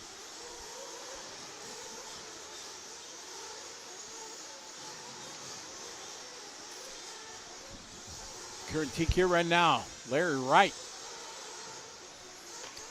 Let's see what Larry had in the first round. Got Sportsman Nitro Buggy.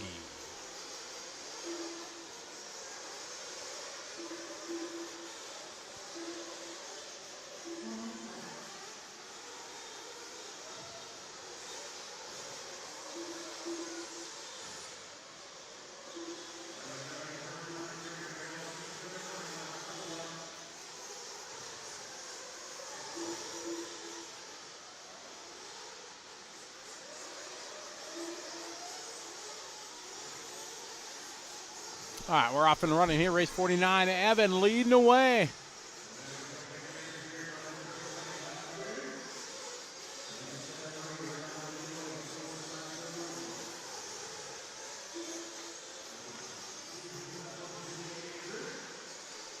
Evan looking good at the start of this one.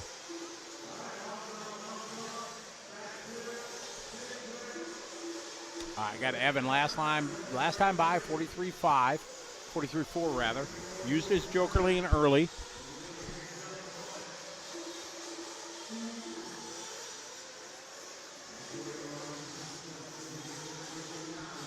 Everybody cheering on Evan. Stuck there at the 180.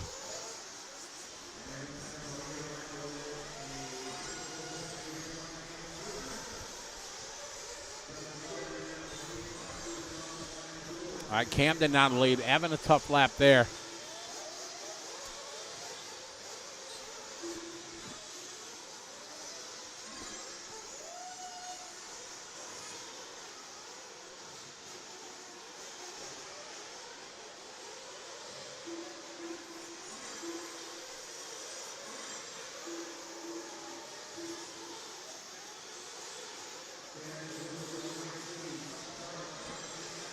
I got 2 minutes to go. We got Camden, followed by Evan, then Justin.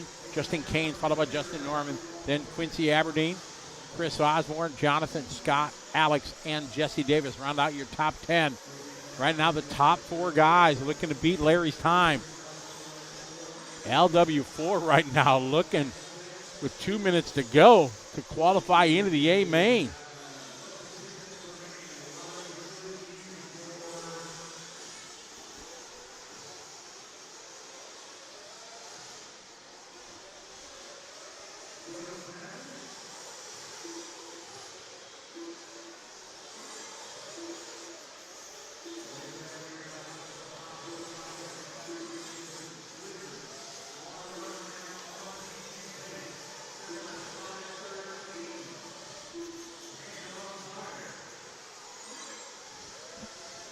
Minute 10 to go. Camden, Evan, Justin. Oh, good lap there from Camden, 44.6.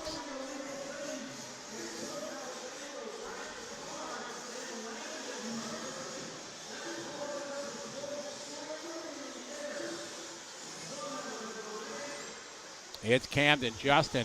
Right now, they're in front. Quincy Aberdeen now doing a good lap there. Moving up to the 3 spot overall.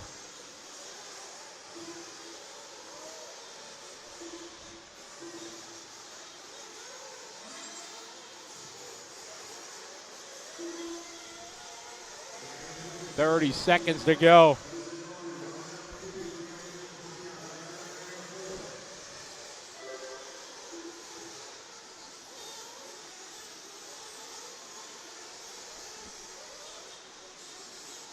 $15 seconds to go in this one. Camden out front looking to take TQ.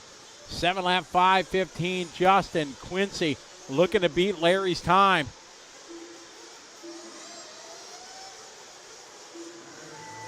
Oh, the drone is out there. Oh, trouble there. Marshall trying to get there.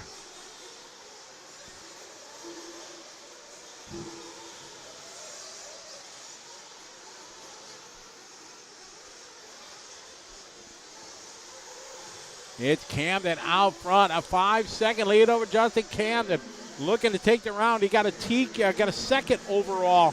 Where's Don in this one? Oh, Don having a tough lap.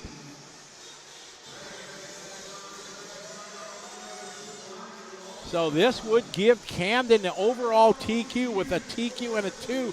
Don has a TQ and a 38 right now.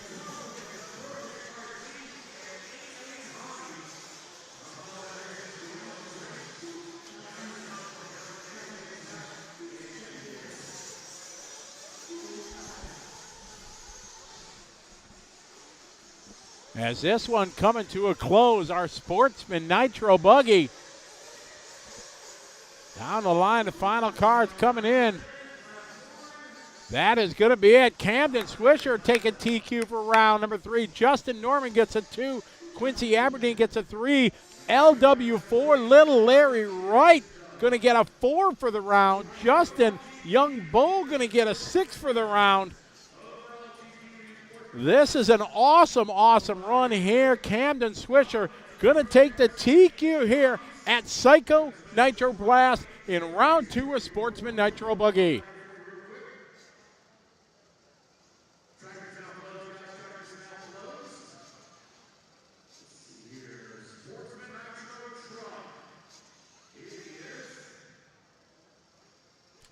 So what a run there. Camden Tate, TQ, Justin, Quincy, Larry. So we are waiting for this to populate to as soon as they save this results, we'll get our top 16 in EA.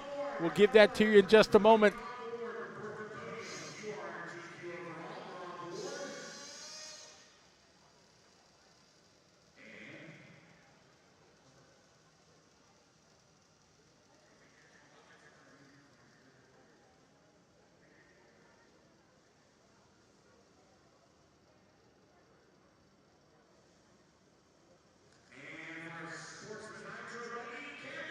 So we're just kind of waiting for Lance to get this saved here, and then we'll be able to announce our top 16.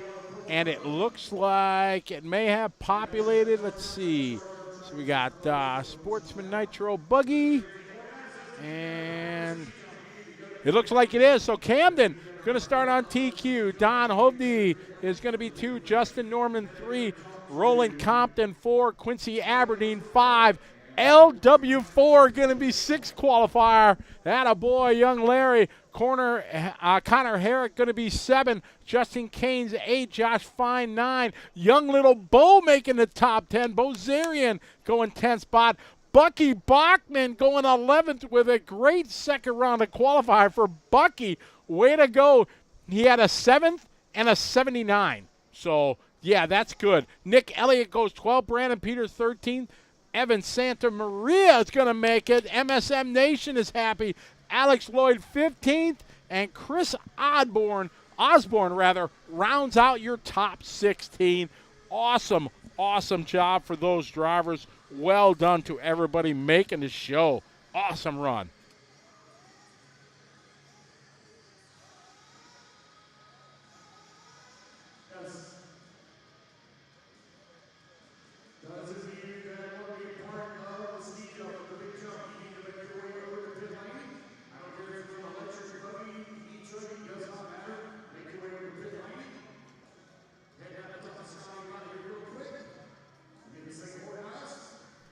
Keenan is just outside the door. Do you want him in?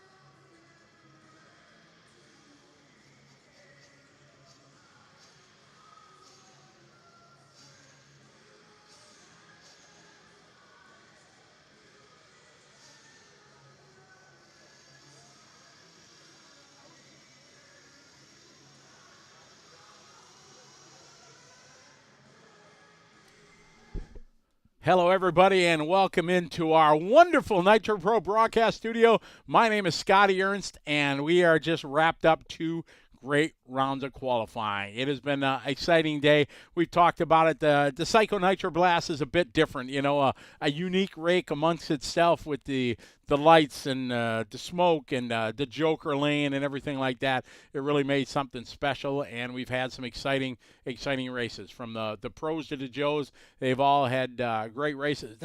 The last race here with the Sportsman, a couple of young kids making it, Larry and Bo, that I know they're young kids. There might be some other guys that I don't know, but cool to see the kids doing well and running so strong here. And then we look at the pros, you know, all the guys that you expect to see running well are, and a couple surprises, maybe the Fuller boys, both running well so far, and just going to make for exciting finals. Plan so far is they're going to do the jump contest here in just a little bit. Then we'll go into a bunch of lower mains. B-main pros are going to race tonight. And then tomorrow, they're starting at 6 a.m. with some of the lower mains tomorrow. And then the pros are scheduled. A really cool thing that Dave and Lance are doing. There's a scheduled time this year. So at 2 o'clock tomorrow afternoon, East Coast time here in the US of A, we're going to run the Pro Nitro Truck. And then at 5 o'clock tomorrow afternoon is going to be the Pro Nitro Buggy. So if you're outside the U.S., kind of look and see where you are compared to the East Coast time. Here, basically just look up New York or Charlotte or anything like that. And you'll see what time we are at.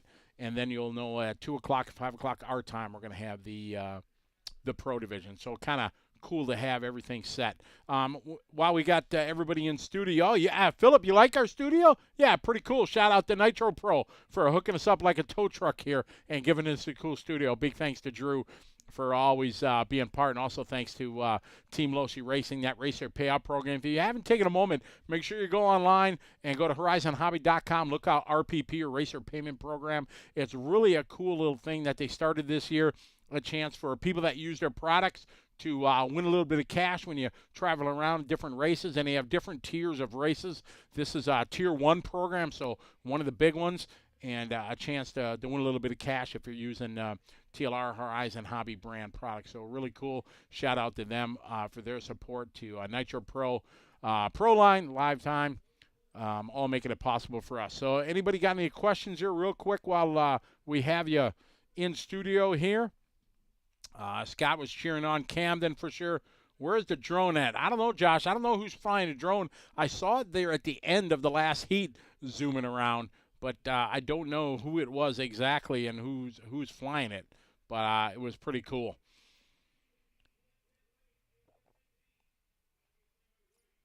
Crickets, I got no questions?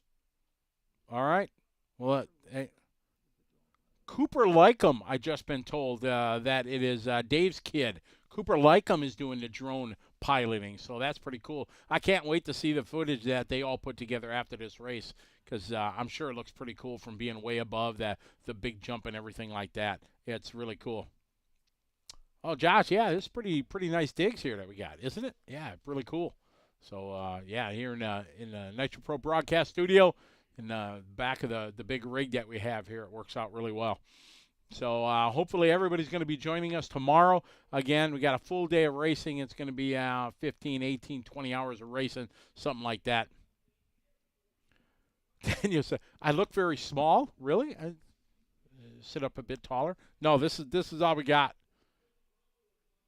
Yes, it is very, very cold. Where is Keenan? Keenan is out right now getting ready. He's going to do the emceeing of the big jump contest. So Keenan's going to be down there with Dave and Lance kind of doing that. So pretty cool that he's going to be down there. It's going to be cool. We're going to bring you that coverage here in a little bit. So, again, they're going to start that here in just a few minutes. So what we're going to do, as soon as we sign off here from the Nitro Pro broadcast studio, we are going to stop the stream. Then we're going to start a new stream for the jump contest. And when that's done, we're going to start a new stream for the mains tonight. So we'll have some different streams going on. It just makes it easier for us to archive when we put them up on YouTube and the book face and stuff like that. It makes it way easier for us. So, again, once we're done, we'll sign off, start a new stream, and you can check out that jump contest. I'm pretty excited to go see that. How many racers? Salt water, he said. I think 7 350-ish was the final total. I don't have it right in front of me. Yeah, Steve Art. Yeah, it would be nice to have this for ETS. Yeah, it would. It'd be pretty cool. All right, Rick Morney, thank you very much. Have a good night. We will see you tomorrow. We'll be here. It's still late tonight. We got a lot of racing to do. Again, the B mains for the pros are going to be up in a little bit, a couple hours from now. I don't know exactly. Lance is over there setting up the heats. That takes a little bit of a time, especially with a race of this magnitude and this size. You got to move stuff around so guys aren't back-to-back and they have time to prepare. For the electric guys and nitro guys, you don't want back-to-back things like that. So pretty awesome. Thanks, William. I appreciate it. No, not pretty good. I think we're at just under 760 or 770 entries. So a bit down from last year, but bigger is not always better, for sure. Last year, they ran the mains till 1 in the morning, Monday morning. So it was a long day for the crew and the racers, everything. So, yeah, I'll be the first to say bigger is not always better. Now they're running. Lance ran a great program today, kept it going.